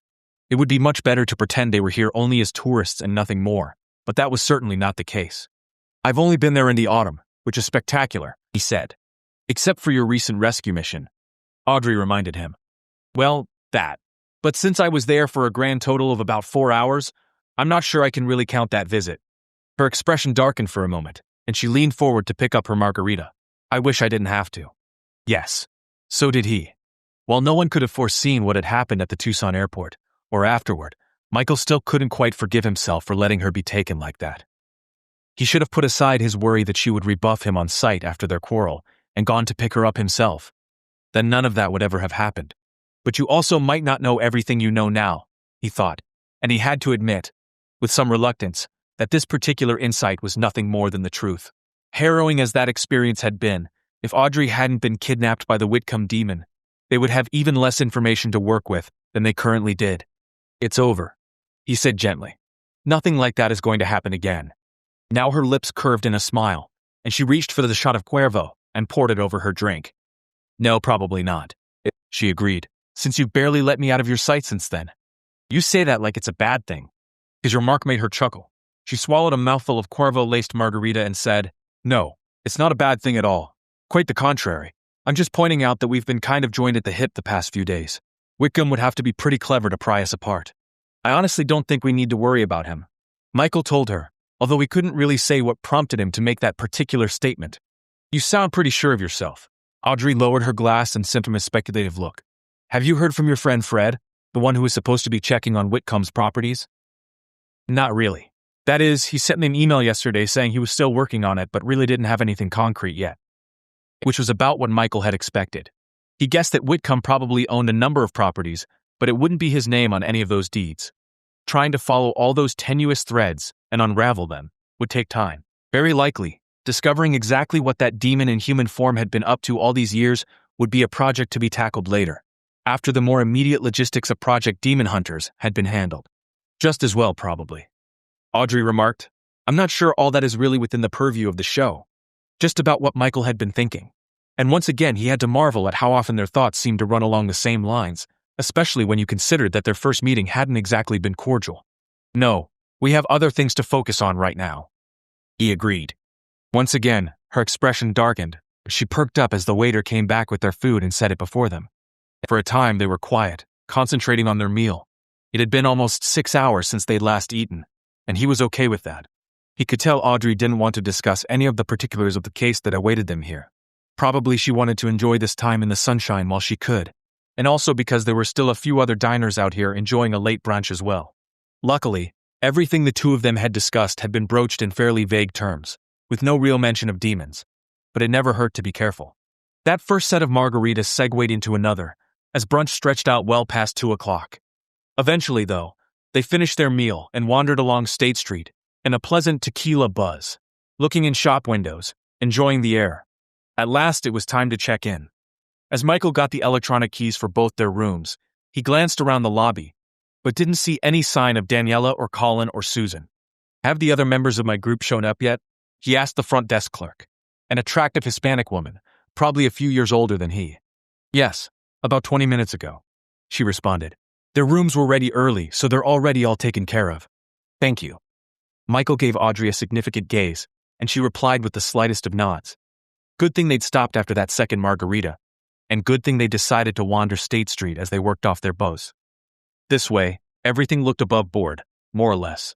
They took the elevator up to the second floor and got off, bringing with them the luggage they'd left in the back of the Grand Cherry. An older woman wearing a loose caftan over her bathing suit wandered past them and into the elevator, but she was the only sign of life on the floor. Luck stayed with them, because Michael was able to go with Audrey into a room and give her a quick kiss, then head next door to deposit his suitcase in his own room. He sent a quick text to Colin. Audrey and I are here and checked in, and waited for the reply. It came back faster than he'd expected. Good. We can all amuse ourselves tonight, and then we'll meet at the Vargas house at 10 a.m. tomorrow. You have the address? Yes. See you there. And that was it. He had the evening free to do as he pleased, which he assumed would include taking Audrey out for dinner at some point. But that's all, he told himself. You need to be sharp for the filming tomorrow. That was all the admonishment he needed. He and Audrey had already determined to be circumspect, and he would stick to that plan. Besides, if it turned out that Kayla Vargas really did need an exorcism, then he couldn't be expending his energy on the physical, would have to make sure he was as mentally and spiritually agile as possible, especially since he knew he would have to do this alone. True, Audrey would be there for moral support, but the burden of carrying out the ritual would fall on him. And while he had assisted in an exorcism before, this would be his first time flying solo, so to speak. He could only hope he would be up to the task. Chapter 16. Ariel Vargas was a very pretty woman in her early 40s, and her 16-year-old daughter Kayla showed echoes of that prettiness as well, in her big brown eyes and sculpted little Cupid's bow of a mouth. However, both of them looked as though something had been slowly draining their lifeblood and energy away, eyes smudged with dark circles, faces pale. Audrey and Michael sat opposite mother and daughter at the big oak table in the dining room of the Vargas house, surrounded by antiques that matched the Italianate splendor of the large Victorian home. While not as big as the Whitcomb mansion, in many ways it felt far more gracious, possibly because it was obvious that Ariel and her husband, who was conspicuously absent from this meeting, had put a great deal of care into making sure their home retained its original character, while at the same time doing their best to keep it from feeling like a museum. We had another bad night, I'm afraid, Ariel said. Colin was off to one side, back using his expensive video camera rather than the makeshift of his iPhone, and Susan stood next to him, boom mic angled toward the table. Even though she really didn't need to be there, Daniela stood on Colin's other side, taking longhand notes on some paper held down on a clipboard. She did make the whole setup seem more professional, so Audrey supposed there was some point to her presence. Thin fingers with bitten-looking nails played with the handle of her coffee mug as Ariel went on. The knocking just goes on for hours and hours, and then there's the moaning. Kayla broke in abruptly, saying, "Mom, I don't feel well.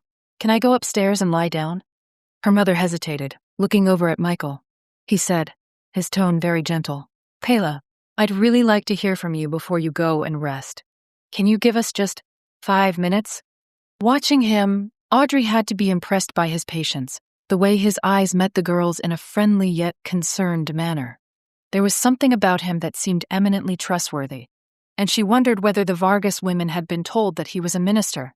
Kayla's fingers clenched on the edge of the tabletop, but then she shrugged. Okay. Do you hear the same things your mother does? Michael asked. Another lift of her thin shoulders. Her hair had been bleached and then dyed a sort of magenta purple, but it had clearly been growing out for some time, since it showed about 2 inches of dark roots. I hear the knocking sometimes, and then kind of a howling, like a dog that's been left outside too long and is crying to be let in. But there's no dog. Our dog Missy died last year. Audrey wondered whether the dog's death had anything to do with the demonic infestation. It wasn't the sort of question she thought prudent to ask, however, and so she remained silent. Michael's eyes had narrowed for just a moment, though, which meant more or less the same thought had probably crossed his mind as well. His voice was still mild as he said, "But you don't hear the moaning?" "No." Now Kayla looked almost petulant, as if she was being accused of something she knew she hadn't done. "My mother thought I was up there having sex with someone, but that's just stupid. My boyfriend and I broke up 2 months ago, and I haven't been with anyone else." "Well, what was I supposed to think?" Ariel said. "You can hear it all over the house when it starts up." Then I thought maybe she was watching porn somehow, even though we locked down her laptop after we discovered she'd been looking up all those rituals online, ordering all sorts of crazy books through our Amazon account. As soon as these words left her mother's mouth, Kayla's face twisted in anger, distorting so terribly that Audrey had to force herself not to recoil. It was as though something inhuman was trying to tear its way out of her, forcing skin and muscles to perform incredibly unnatural contortions, turning them alien. Daniela gasped, but Susan's boom mic never wavered, and Colin kept filming. Probably just glad he was able to get that on tape, Audrey thought, and the mundane observation helped to calm a little of the fear that had flared in her heart. Or maybe it was only the sight of Michael, who still looked at Kayla with that concerned but friendly expression on his face and hadn't even blinked, that helped Audrey to steady herself. Somehow, as long as he didn't seem worried, she couldn't be all that worried either. "That fucking bitch shouldn't have touched my stuff," Kayla said, although that didn't sound like her voice either. Guttural, and rasping, and nearly an octave lower than her regular intonation. "It's hard when someone messes with your things, I know," Michael told her without missing a beat. "What happened to your books?" No reply, except the table began to rattle. Looking more weary than afraid, Ariel lifted her coffee mug before it tipped over, and Audrey did the same with both her water glass and the one that sat in front of Michael. He didn't move, however, but only sat there calmly, fingers steepled in front of him, his whole aspect rather like that of Mr. Spock from Star Trek, even though he didn't resemble the character at all. "Did your mother throw them away?" Now the shaking spread throughout the room, making the chandelier above them dance and the china in the cabinet rattle so much that Audrey feared it might shatter into pieces at any second. Even though Kayla's mouth was clamped shut in anger, a low growling emerged from her throat, guttural, something that sounded like no human being should have been able to produce it. Audrey forced herself to sit still, trusting that Michael knew what he was doing. It was one of the hardest things she'd done yet, because fight-or-flight hormones surged in her blood, telling her that she needed to get the hell out of there. He said at last.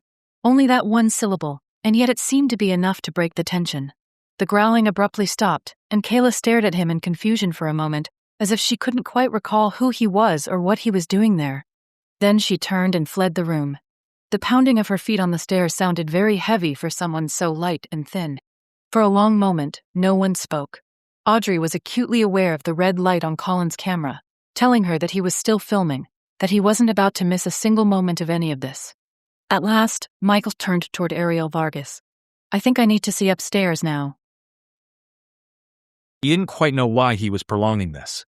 The scene in the dining room had already told him that Kayla was clearly possessed. The growling, the way a face that didn't seem to be quite hers had emerged from her thin features, the way she'd made the room shake, they were all classic signs of a demonic infestation that had moved on to possession. However, he'd also seen the fear in her mother's face, the worry that he was about to tell her possibly the worst news she would ever hear. It couldn't hurt to walk around the house a bit more, get a feel for what he would have to do here. Even if he told Ariel on the spot that he would have to perform an exorcism, it wasn't as though he could turn around and do it right then. He was working on his own and not formally sanctioned by any church, but there were still rituals he needed to follow to prepare for the ordeal. The soonest he could possibly do anything would be the following morning, and even that might be pushing things. He went upstairs, Ariel immediately behind him, Audrey and the others bringing up the rear. Michael knew he couldn't allow himself to think about Audrey too much, because he couldn't allow any thoughts but those focused on Kayla and the current situation to occupy his mind. Audrey had already proven that she could handle herself in a crisis situation, and so he had to trust she would do the same here. The house was truly magnificent, with its high stained glass windows and dark moldings and reproduction wallpaper. A William Morris design, he thought, slate gray picked out with gold and crimson. But beneath the surface beauty of the place, he could feel the pulsing heart of something dark and evil, something that wanted to bring pain and suffering and destruction to this house. Even though she might not consciously be able to sense these things, they clearly weighed on Ariel. Her footsteps seemed to drag the closer they got to the upstairs hall, as if some unseen force was doing its best to keep her away. Michael sensed it as well but kept going. It was too late to back out now, and even if he could, he wouldn't do that to the woman whose daughter had been overcome by a force older than the world. Who else could she turn to? The Catholic Church was reluctant to help even its own parishioners in these sorts of cases, let alone someone who was at least agnostic if not an outright atheist. Well, that was something she'd have to work through on her own eventually. People caught up in demonic struggles like this rarely remained atheists. The door to one of the rooms on this floor was shut. He looked over at Ariel, and she nodded. Yes, that's Kayla's. Maybe I shouldn't let her shut the door, but the sounds were so awful when I tried to keep it open. I stuck a chair under the knob a few days ago, and I didn't sleep at all that night, what with all the banging, and the howling, and moaning. And your husband? Michael asked, his tone very quiet, although he knew the boom mic probably picked up the question anyway. He knew something of the particulars, and understood why Nuke Vargas would have taken his son with him and gotten the hell out of here. But one would have thought he might have at least attempted to take turns watching Kayla, so his wife wouldn't be trapped here day in and day out. Ariel made a sound of disgust. He says he's keeping Aiden safe, which, I get it, but Aiden's in school most of the day. Luke could come back here and help me out, since he can do his job from home. But tears glittered in her eyes, and Michael saw how she swallowed to keep herself from breaking down completely. Kayla's not his, you know.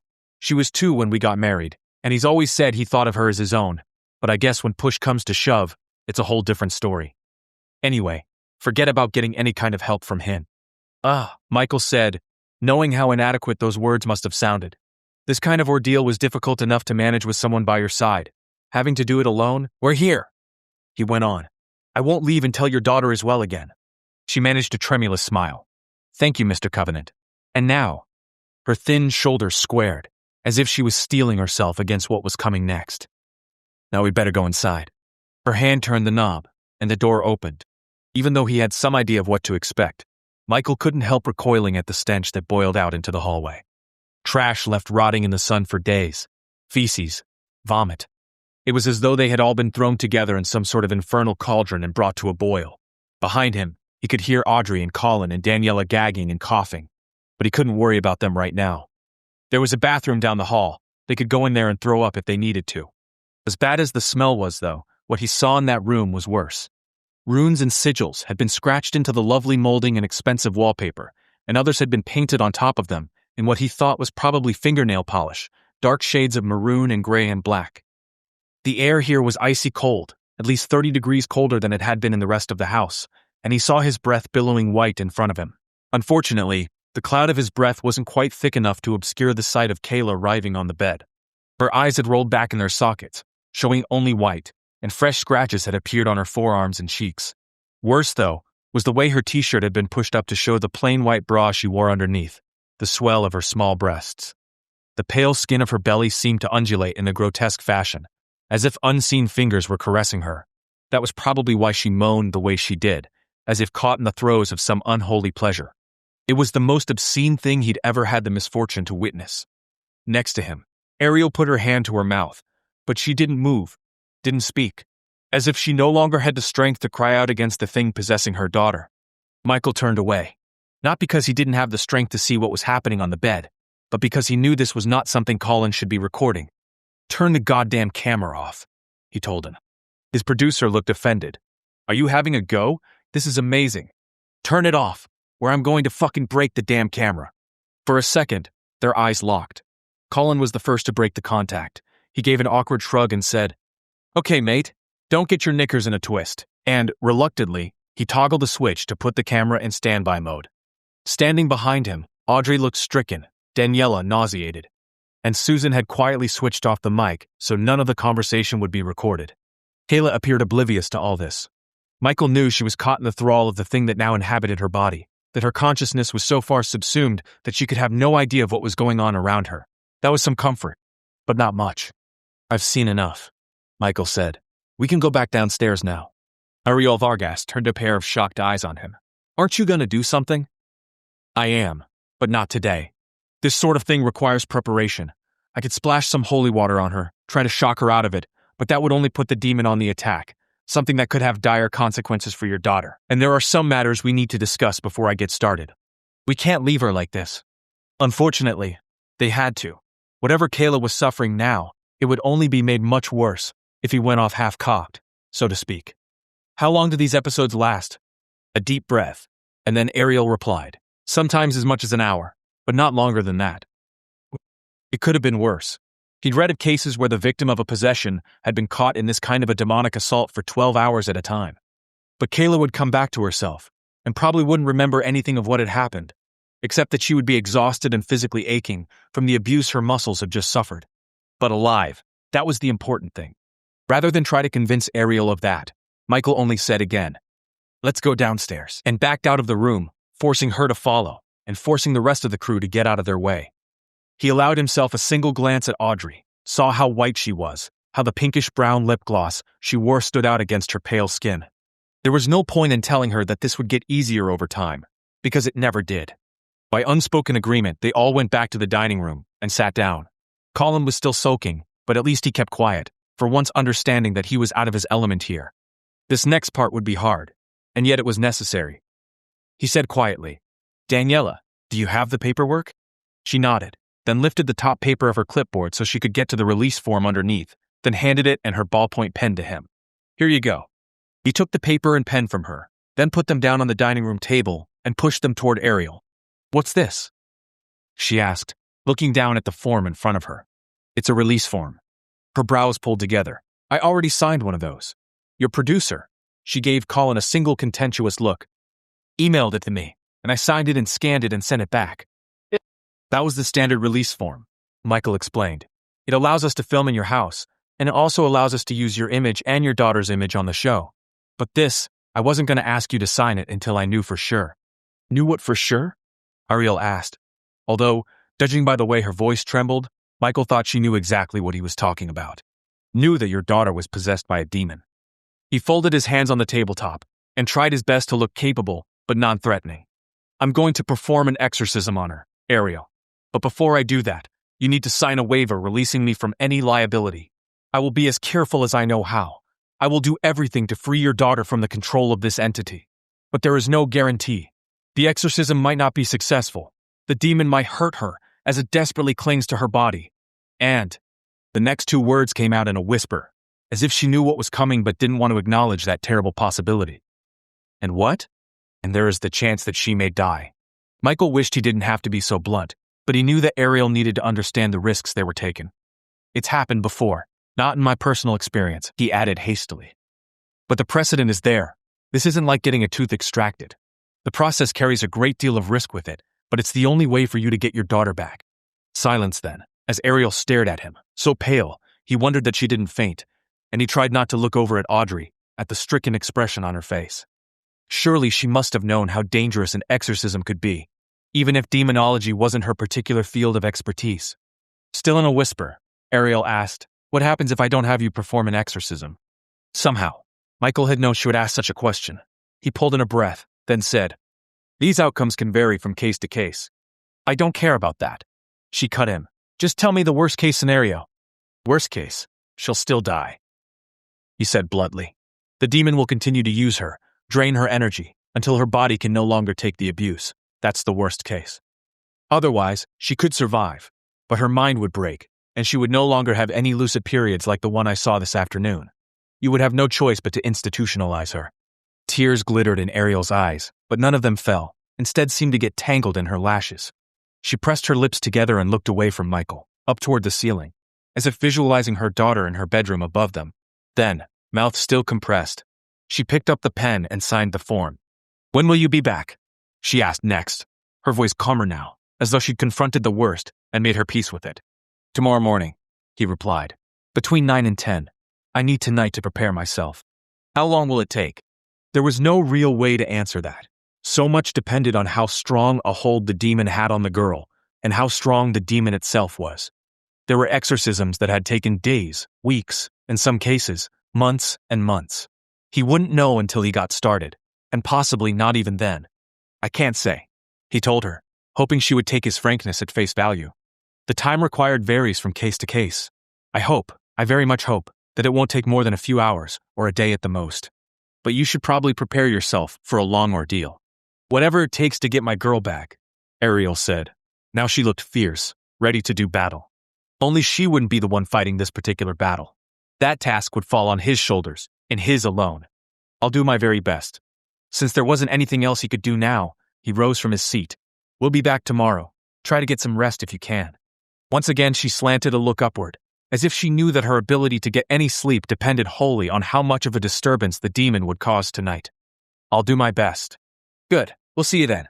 He nodded toward the Project Demon Hunter's crew, indicating that it was time to get going, and they all rose from the table as well. Audrey sent Ariel a sympathetic smile, before she followed Colin, Susan, and Daniela out of the room, and then the front door. Once they were out on the sidewalk in front of the house, however, Colin shot Michael an annoyed glance. Are you going to keep interfering with me like that? If I have to. He really didn't want to get into this now, but if Colin wanted a confrontation, so be it. What's that supposed to mean? Audrey opened her mouth, probably trying to act as peacemaker. But Michael gave her a subtle shake of the head. To his relief, she didn't argue, but crossed her arms and waited to see what would happen next. It means, Michael said, that while you can film the procedure, if things start to get too out of hand, then you have to stop. I don't want to exploit this poor girl. This argument didn't seem to have any effect on Colin. Still scowling, he retorted, if that was the case, then you shouldn't have chosen to come here at all. We had other options. Yes, they did. But the quiet urgency of Ariel Vargas's most recent phone call, coupled with his desire to stay the hell out of Colorado for the immediate future, had been enough to convince Michael that this needed to be their next case file. We can record enough to show that exorcisms are scary, scary things. You'd have to edit the hell out of the thing anyway to get it to fit into a 42-minute runtime, so there's no need to film every damn second, all right? For a second, Colin didn't reply. Then he gave an elaborate shrug that Michael didn't buy for a second and said, Sure, mate, whatever. He turned toward Daniela. Let's go. We're done for the day, right? Right, Michael replied. In that moment, he felt very tired, but he knew he didn't dare give in to his wariness. He still had a great deal to do. I'll call you tomorrow morning when I'm ready to leave the hotel. Looking forward to it. With that, Colin got into his Porsche SUV, and Daniela followed suit, although her expression was considerably more apologetic. Susan, calm as ever, just said that she'd be ready, and climbed into her car as well. Let's go, Audrey said. She waited a few feet away, and he wished he could take her in his arms, hold her so he could breathe in her sweetness and warmth. However, he couldn't allow himself that kind of distraction, not now with so much on the line. When this was all over with, he had to cling to that belief. Because the one thing he hadn't told Ariel Vargas was that it wasn't just her daughter's life on the line. His hung in the balance as well. Chapter 17. It was hard to remain quiet on the drive back to the hotel, but Audrey did so for Michael's sake. There was something taut and cold about him right then, something that made her feel as if he was doing everything he could to put a safe distance between them. She hadn't interrupted back at the house because this was his field of expertise, not hers. What she'd seen in Kayla Vargas's room had been both tragic and deeply disturbing. While she dealt with several case studies during the time she was getting her degree that, on the surface, were almost as unsettling, this was different. Although she couldn't say precisely how she was able to sense such a thing, she could tell that Kayla's behavior was not something caused by the troubles inside her own mind, but some terrible outside influence that made her behave as she did. There was no sign of Colin or Daniela when Audrey and Michael rode up in the elevator. She guessed that Colin had probably gone in search of the nearest pub to nurse his woes. She couldn't really blame him for doing such a thing, because Audrey thought she could have used a drink as well. However, she also knew that she needed to be on top of things when they went back to the Vargas house the next day, and that meant no alcohol and a good night's sleep. If she'd be able to sleep after the things she'd seen that morning. As she was about to slip her keycard into the lock, Michael spoke. He said, I wish I could spend a normal day with you, take you out to dinner, but I can't do any of those things. I have to prepare myself as best I can, and that means solitude and prayer and fasting. You can't eat anything? She asked, feeling slightly alarmed. I'm not sure it's a good idea to tackle this kind of ordeal on an empty stomach. Her concern made him smile, and for a second, she thought he was going to bend down and kiss her. However, he seemed to take control of himself, and he shook his head. Unfortunately, this is exactly the sort of thing that needs to be faced on an empty stomach. It's all about purifying myself, making sure that I'm a vessel for God's power when I face the enemy tomorrow. Enemy? Audrey repeated. She's just a girl. She's barely old enough to drive. This time he touched her hair. Just for a moment, so gently she couldn't even feel the brush of his fingertips against the strands that fell around her face. I'm not talking about Kayla. I mean the thing inside her. The war with their kind has been going on for millennia. Cold moved over Audrey's body, and she wished he would take her in his arms. Since she knew that wasn't going to happen, she set her jaw and waited for the shiver to pass. I think I'm a little freaked out, Michael. His gray eyes met hers. You should be. Or at least, let yourself be freaked out now. I'm going to need your strength tomorrow. My strength? She faltered. I thought you said you had to do this on your own. Up to a point, he replied. In the Catholic faith, 2 priests perform the ritual, with one in an assisting role.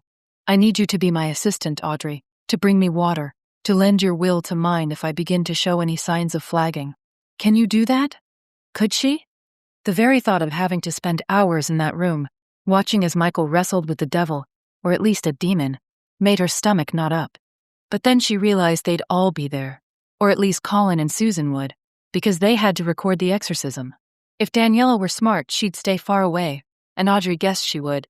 It wasn't as if any undying love existed between her and Colin, just a casual attraction. Looking in from outside, someone else might have said the same thing about her and Michael, but Audrey knew that wasn't the case. She loved him, even if she hadn't yet been brave enough to utter the fateful words, and she knew she wouldn't abandon him when he needed her most. I can do that, she said firmly. And I will. After a pause, she asked, Say, do you want me to drive tomorrow? The smile he offered her now was very genuine. Yes, that would help. Come and knock at 8:30 tomorrow, I'll be ready. Okay, she squeezed his fingers briefly. Somehow she knew that was the only contact he'd allow. Then went into her room and closed the door behind her. Michael had said he would be ready, but she sure as hell didn't know whether she would be. This was only a hotel room, with nothing personal about it. But maybe that was for the best. For a moment, Michael touched the wall that separated his room from Audrey's, wishing fiercely he could be there with her, knowing that was impossible. Then he put her out of his mind, because he had work to do. Water, lots of it, ordered from room service. The kid who brought the pallet of bottled water up to the room looked a little confused by the request, but he obviously had been trained not to ask questions, because he took the generous tip Michael offered him, and then beat a hasty retreat. Michael cracked open one of the bottles and drank down half of it in one long gulp. Then he set the bottle down on the dresser, went to his luggage, and got out his cross and his Bible. His purpose now was merely to clear his mind of any extraneous worries or weaknesses, anything the demon might use against him. He could not think of his clash with Colin, or his need for Audrey. For a moment he wondered if he was asking too much of her to be present during the ritual. But he needed someone there. At least as a trained psychologist, she would have plenty of experience being around those who'd been tortured by the demons of their own minds. And so, he hoped, she would be less likely to be shocked by what she witnessed. But no, he needed to put her out of his mind. Audrey was strong. Audrey could do this. He needed to put his own house in order. Kneeling on the carpet in front of the cross where it stood on the dresser, he recited the opening words of the Lord's Prayer for the first of what would be many times that night. Our Father, who art in heaven, hallowed be thy name. All was silent on the other side of the wall. Audrey didn't know what Michael was doing in there, but he certainly wasn't making any noise. Praying? Probably. She wished she could. Maybe it would help. But she hadn't been raised to think of a higher power in anything but the abstract. In a way, she was a little amused at herself for falling for someone who so clearly was a man of faith, even though he didn't advertise that he was a minister, didn't go out of his way to show that it was more than an interest in the supernatural that had led him to hunt demons. No, it was his way of trying to restore the natural balance of things. It was only the early afternoon, and for a moment Audrey thought that she should go out for a while, see something of Santa Barbara, get some fresh air, maybe with Susan, who was probably also wondering what to do with herself until the next morning. However, engaging in those sorts of activities seemed unfair to Michael. who clearly was determined to lock himself up in meditation and fasting. Until, like some prophet of old, he emerged ready to do battle with one of the devil's minions. Audrey didn't think she had it in herself to do that. She could, however, get down on the carpet and do some yoga exercises, eat lightly, go to bed early.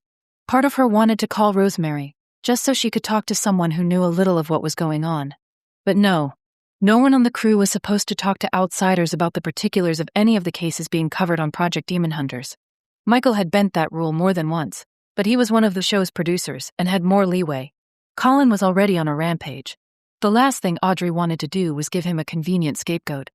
So she put on some yoga pants and a tank top, did a few simple exercises, watched a little television, stretched some more, and ordered a light dinner of Asian chicken salad and some green tea as she was getting ready for bed.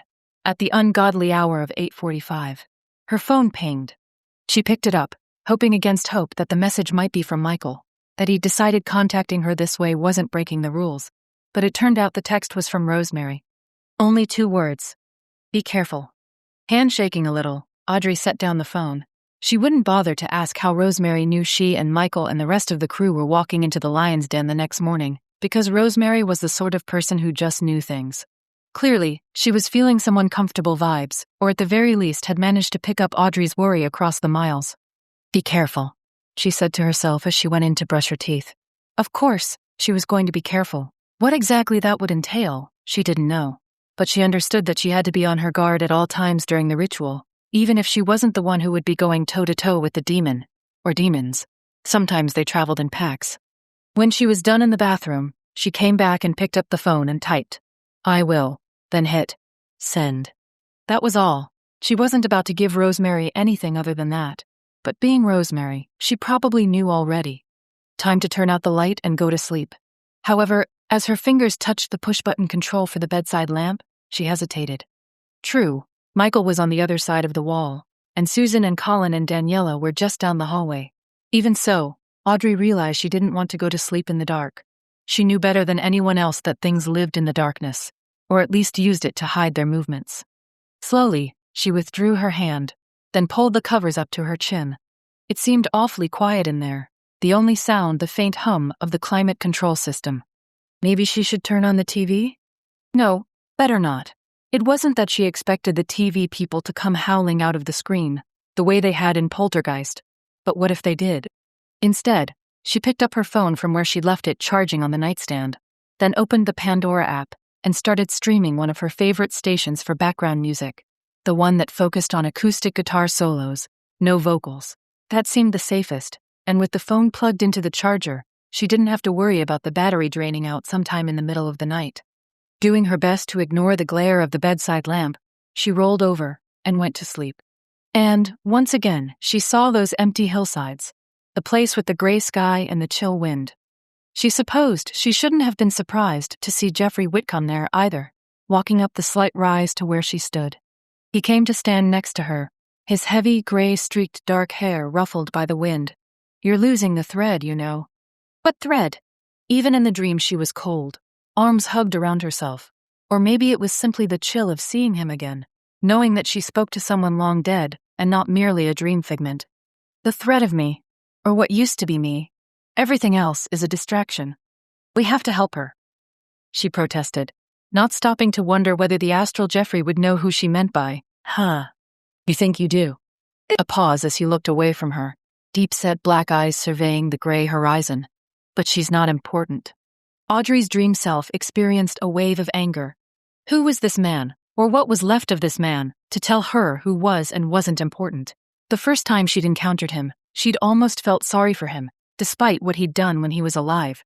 Now, though, she saw clearly the arrogance that had led him to invite dark energies into his life. He'd thought he could control them, but they had ended up becoming his masters. "We can pick up that thread when we're done here," she said firmly. "Not before. If we start trying to say one life is more important than another, then we're just as bad as the things you've let loose in this world." His lip curled. "I suppose I shouldn't have expected you to understand." "I understand completely. You want us to help you because you want to be free to move on, rather than being bound to this world. And we will help you, but we have to help Kayla first." As Audrey had expected, these words didn't appear to sit well with the astral Whitcomb. His black eyes glittered, And he said, "Pi, she's beyond help. No one's beyond help." Audrey said, then added, "Not even you." Even as the words left her mouth, a gale of a wind came out of nowhere, catching at the skirts of his long jacket, picking him up and blowing him away from her, so he floated like a black kite against the gray skies. Audrey reached out to grab his coat before he was out of reach, but the heavy fabric slipped through her fingers, and she was left grasping empty air. And then he was gone, and she woke up, gasping, to her hotel room and the music playing through the tinny speakers of her cell phone, and the soft light from her bedside lamp. Everything appeared calm here, utterly still, and yet she felt cold sweat dripping down between her shoulder blades, and her heart wouldn't stop pounding. You know, these damn dreams can stop anytime, she thought, then reached for the glass of water she'd left on the nightstand so she could swallow a few mouthfuls. The problem was, she knew they weren't really dreams. She couldn't let this latest encounter rattle her, though she had to get as much sleep as she could. "Did dare," she said, because as frightening as that dream, projection, whatever it was, had been, Audrey knew she would be facing something much more terrifying the following day.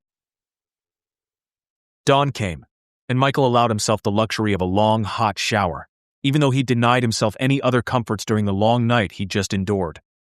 He didn't know whether he felt purified, but he did feel damn tired. The pounding of the hot water helped some, as did his morning rituals of yoga stretches and deep breathing. He looked longingly at the little basket of various teas and coffees that had come with the room.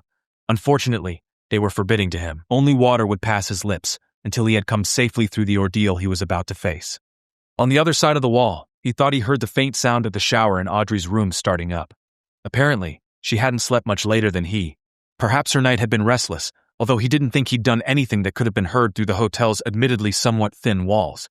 No, she'd probably just been worried about what was to come the next day. That was all he'd let himself think about, though, because Audrey was a distraction he couldn't afford right now. It would be difficult enough to have her in the room with him as he was performing the ritual, but her presence was necessary. He needed someone to assist him, if only to bring him water when he needed it, or to help him recite the Lord's Prayer. Did she even know the words? That was something he'd forgotten to ask her. He knew her family hadn't been religious, but she'd never really gone to church, but the words of the prayer were such common knowledge that he had to hope she'd committed them to memory at some point. Even though he told her to knock on his door at 8:30, he still startled a little at the sound. Just to be sure, he glanced at the clock radio on the nightstand. Yes, it was now 8:29. For some reason, knowing that Audrey had been so prompt reassured him. She must be frightened and nervous, but she hadn't tried to avoid the inevitable. When he opened the door, he was as struck by her beauty as he'd been the first time he saw her, even though now she looked pale under her makeup. It wasn't as heavy as when Daniela applied it, so Michael guessed Audrey had put herself together on her own this morning, probably understanding that thick eyeliner and too much lip gloss really didn't have any place at an exorcism. She managed to smile as she looked at him, but her expression was hesitant. He knew he looked like hell, with dark circles under his eyes, and the lines on his brow standing out more than ever. There wasn't much he could do about that, however. Actually, Colin would probably like the effect. It would make the exorcism seem that much more dramatic. Not that it really needed any assistance. "How are you doing?" she asked. "I'm fine," he said shortly. He understood why she was worried about him, but he couldn't allow her concern to stand in the way of what needed to be done. "Where's everyone?" A quick glance over her shoulder, although there wasn't anyone else in the hallway. The three of them went out to grab a quick breakfast. "They'll meet us at the Vargas house. Or rather, Colin and Susan will. Daniela said she was going to sit this one out. They're going to drop her back here, and then head out from there." Michael wished he could have said he was surprised by Daniela's defection, but he wasn't. Not really. Unlike the other two, she was a fairly devout Catholic, and probably wanted to stay far away from the kinds of entities they'd soon be facing. Anyway, her presence wasn't really necessary, although it might have been helpful to have another person of faith on the premises while he performed the ritual. "Okay," he said, then reached in his pants pocket and got out the key fob for his rented Grand Cherokee. "Are you still willing to drive?" "Of course," Audrey replied immediately. That was a bit of a relief. He handed the fob to her, then came out into the hall and shut the door behind him, hearing it lock. All he had now was a satchel with a few spare water bottles stowed in it, along with his Bible and cross. A Catholic priest would have brought his stole with him as well, but Michael didn't own one. Would have to do without several of the trappings of a more traditional ritual. "Let's go." She gave him a brief nod and headed toward the elevator. Inside were a man and a woman, clearly planning on an early morning swim, since they wore flip-flippers and t-shirts over their bathing suits. Their gaze moved over him and Audrey, vaguely curious. He supposed that the two of them didn't look much like tourists. Him in head-to-toe black, Audrey in dark jeans and a black t-shirt and sweater. At least he wasn't wearing his clerical collar. While he had every right to that symbol of his ordained status, he always felt like a fraud when he put it on, since he didn't have a congregation or a church. But he had to put that thought away, because the very last thing he should be thinking right now was that he was a fraud, or unworthy in any way to perform the ritual that lay ahead of him. Demons were tricky things, ready to exploit any weakness, prey on any doubts. Apparently sensing his mood, Audrey was quiet as she walked with him to the hotel's underground parking garage and his rented SUV. She climbed in behind the wheel, took a few minutes to adjust the seat, and then pulled out of the parking space. Sooner than Michael would have liked, they had reached the Vargas home, some 10 minutes from the downtown area where he and the rest of the Project Demon Hunters crew were staying. Today was gray and overcast, the sky obscured by fog and clouds drifting in off the ocean. A chill went through him as he looked up at the house, which seemed to loom over them, where it stood on a slight rise. To anyone else, it probably would have looked picture perfect, with its green, cream, and brick red color scheme and beds of orderly roses. But even from the curb, he could sense the rot within, the darkness coiled inside the perfectly preserved structure. As he and Audrey got out of the Grand Cherokee, Colin's Porsche SUV pulled up and parked behind them. Susan emerged first. She gave them a small wave, then headed toward the rear of the vehicle. Colin got out next, frowning ferociously. Michael didn't know whether his current expression was due to Daniela's defection, or whether his producer was still angry at him after their exchange the day before. Not that it mattered. He couldn't afford to expend any mental energy on Colin's current mood. Once Colin and Susan had gotten their equipment out of the car, Michael nodded at them, indicating it was time to go. They fell in behind him, Audrey first, then Susan, then Colin. As they walked up to the front door, Michael had to wonder what the neighbors thought of this little spectacle. Did they know anything of what had been going on in the Vargas household? Or had Ariel done her best to keep her daughter's condition a secret from everyone around them? It probably didn't matter one way or another. Once this show aired, they would find out anyway. He had just put his finger on the doorbell when the door opened and Ariel Vargas looked out at them. Today she appeared even more exhausted than before, shadows under her eyes so dark, they looked more like smudged makeup than a natural consequence of her overall weariness. "Come in," she said, stepping out of the way so they could all enter the foyer. Almost at once, Michael could hear the growls and screams coming from upstairs, and a thin finger of worry trailed its way down his spine. "She's taken a turn for the worse?"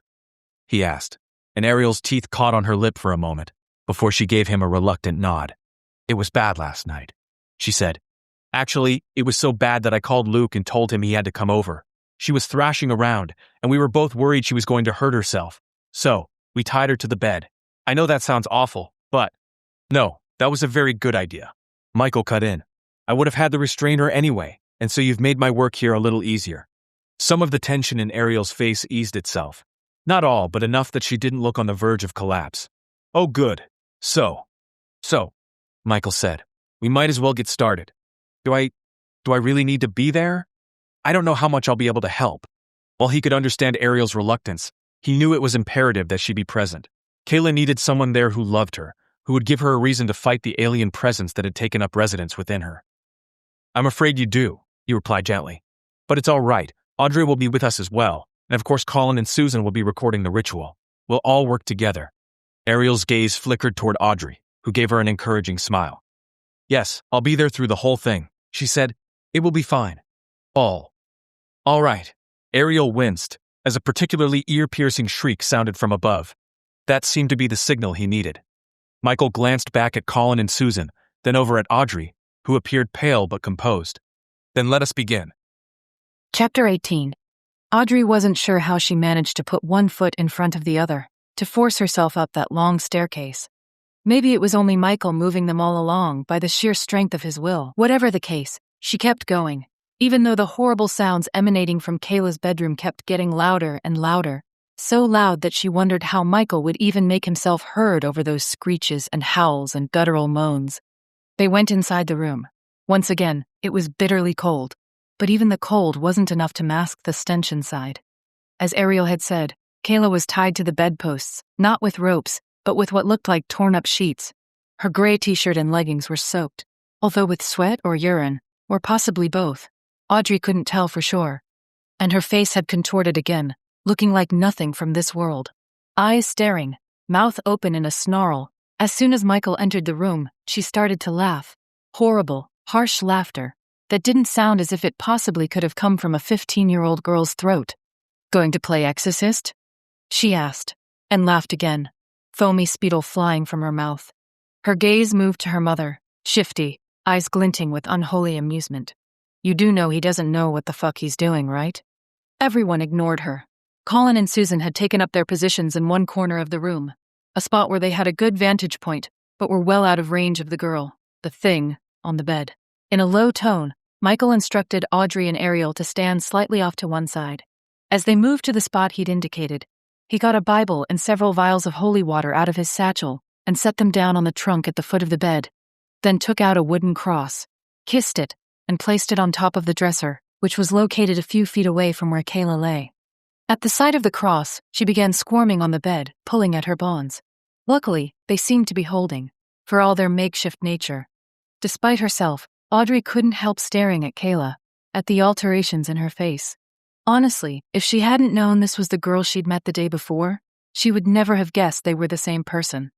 "We ask your protection, O Lord, for this girl and those who attend her," Michael said. Somehow, his voice sounded deeper, richer than it did in ordinary conversation. But then, Audrey realized this was about as far from normal conversation as you could get. He then sprinkled holy water on Kayla, and she screamed and writhed, doing what she could to get away from the liquid, which, judging by the sounds she made, appeared to be burning her like acid. Ariel made an incoherent sound of dismay and began to step forward, but Audrey caught her by the arm. "Don't," she said in a murmur. "You can't interrupt him. You have to let him do what he came here to do." "Stricken," Ariel replied, her voice also pitched low. "I don't know if I can."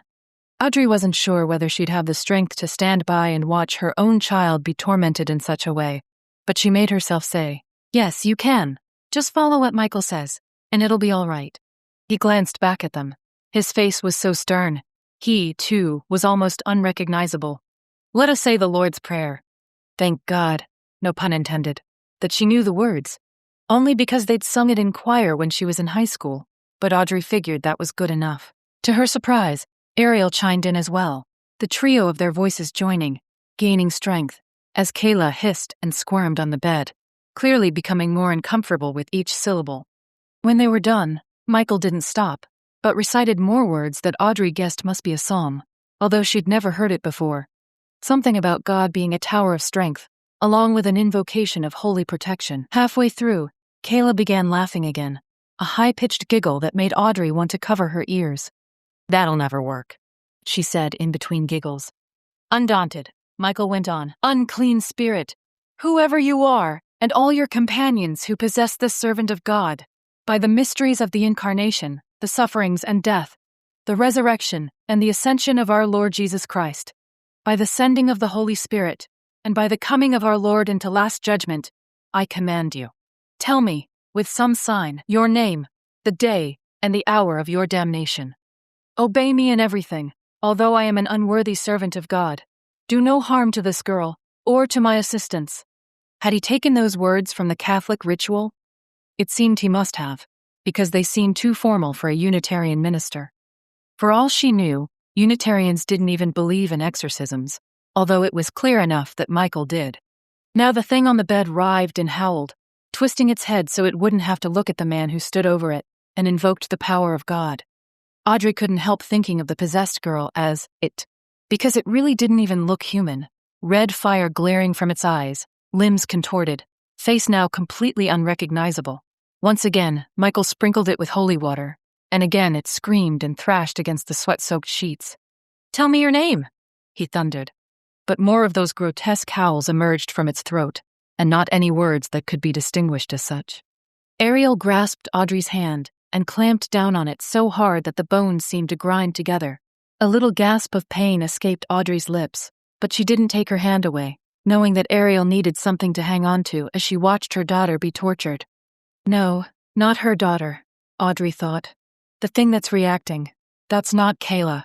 She could only hope that Kayla's real spirit, her mind, her soul, was someplace far away, wasn't feeling every splash of holy water against her skin, or the way Michael pulled a silver cross from his pocket and placed it against her forehead. Another screech, one cut off by Michael demanding once again, "Tell me your name." More howls, so unearthly that Audrey had to shut her eyes for a moment because she didn't want to believe they'd come from a human throat. "Tell me your name!" This went on for what felt like hours. After reciting more Bible verses, Michael said in a quick aside, voice rough as sandpaper, "Water, Audrey." She let go of Ariel's hand and fetched one of the bottles from the satchel he had brought, then brought it over to him. He unscrewed the cap and drank most of it in one gulp before handing it back to her. Without missing a beat, he grasped a new vial of holy water and splashed it on Kayla's face. "Tell me your name." "Oh, Alistair." The syllables sounded as if they'd been ripped from Kayla's throat. The room went deadly still. Then Michael spoke again, a note of triumph in his voice. "I exorcise you, Alistair. In the name of our Lord Jesus Christ, be uprooted and expelled from this creature of God. Christ commands you, he who ordered you to be thrown down from the highest heaven into the depths of hell." The girl squirmed. For just a moment, Audrey caught a glimpse of her normal face, eyes wide with fear, before it contorted again. "She is mine. Mine." Michael seemed to be expecting this, because he said, "I exorcise you, Alistair. God the Father commands you. God the Son commands you. God the Holy Spirit commands you." Each of these commands was accompanied by more splashes of holy water, and each time, the girl writhed, and Audrey could see her true self more and more each time. Ariel clearly saw it too, because she took a step forward. At once, Michael shook his head and she stopped, uncertain. "Not yet," he said in the barest of whispers. "Be gone, Alistair.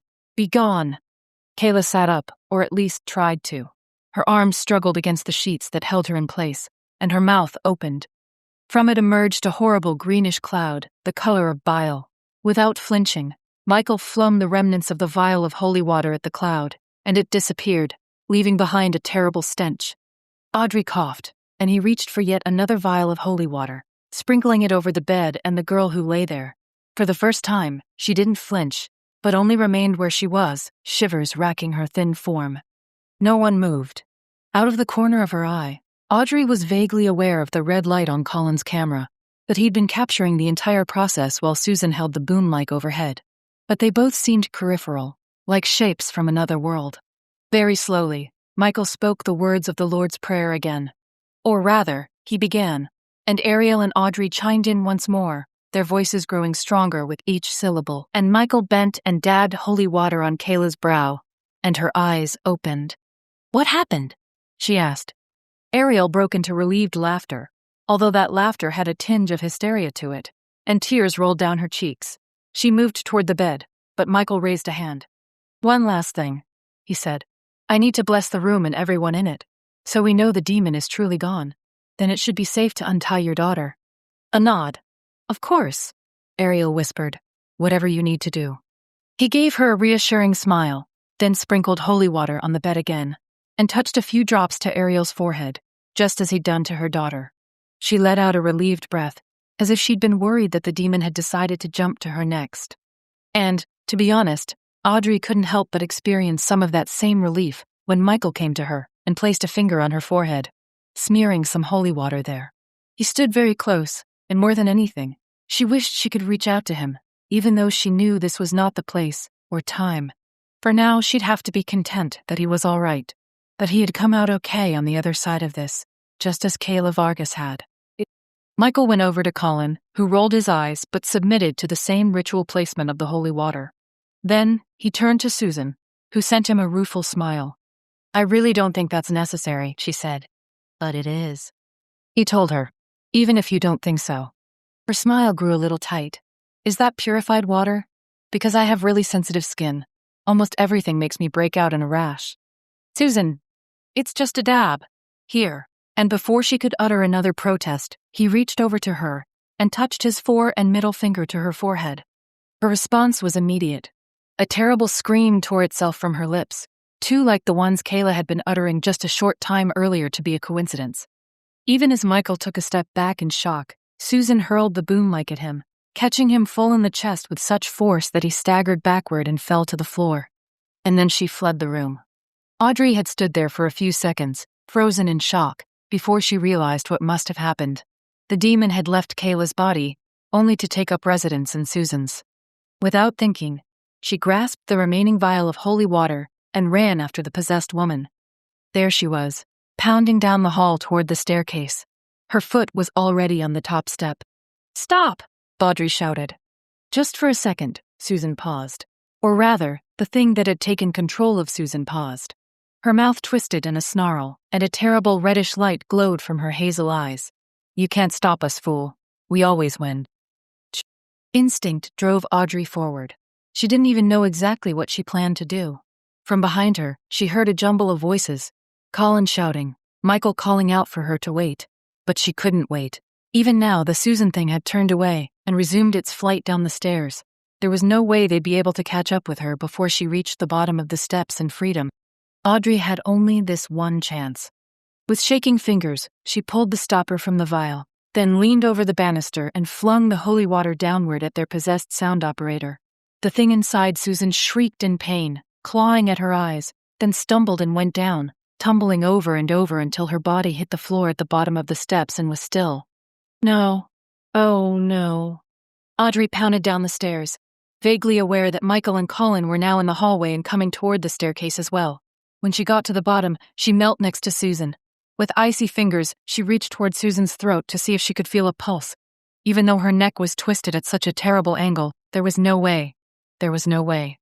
Suddenly, Michael was crouching beside her. "Wait," he said. From an inner pocket, he drew out yet another vial of holy water. Hand shaking, he sprinkled some of the vial's contents on Susan's body. She didn't move, didn't stir. It was hard to breathe. Tears blurred Audrey's eyes, and then Michael was helping her stand, pulling her away so she could sit down on an antique bench placed up against the wall next to the stairwell. Colin was there as well, leaning down to close Susan's eyes, which stared sightlessly up at the chandelier that hung in the foyer. When he stood back up, his expression was curiously blank, as if he didn't quite know how he was supposed to react to all this. "Bloody hell," he said at last. "She's dead." Audrey and Michael's story concludes in Unholy Ground, the third book in the Project Demon Hunters series. If you enjoyed this video, make sure to like and subscribe. New audiobooks are posted every week.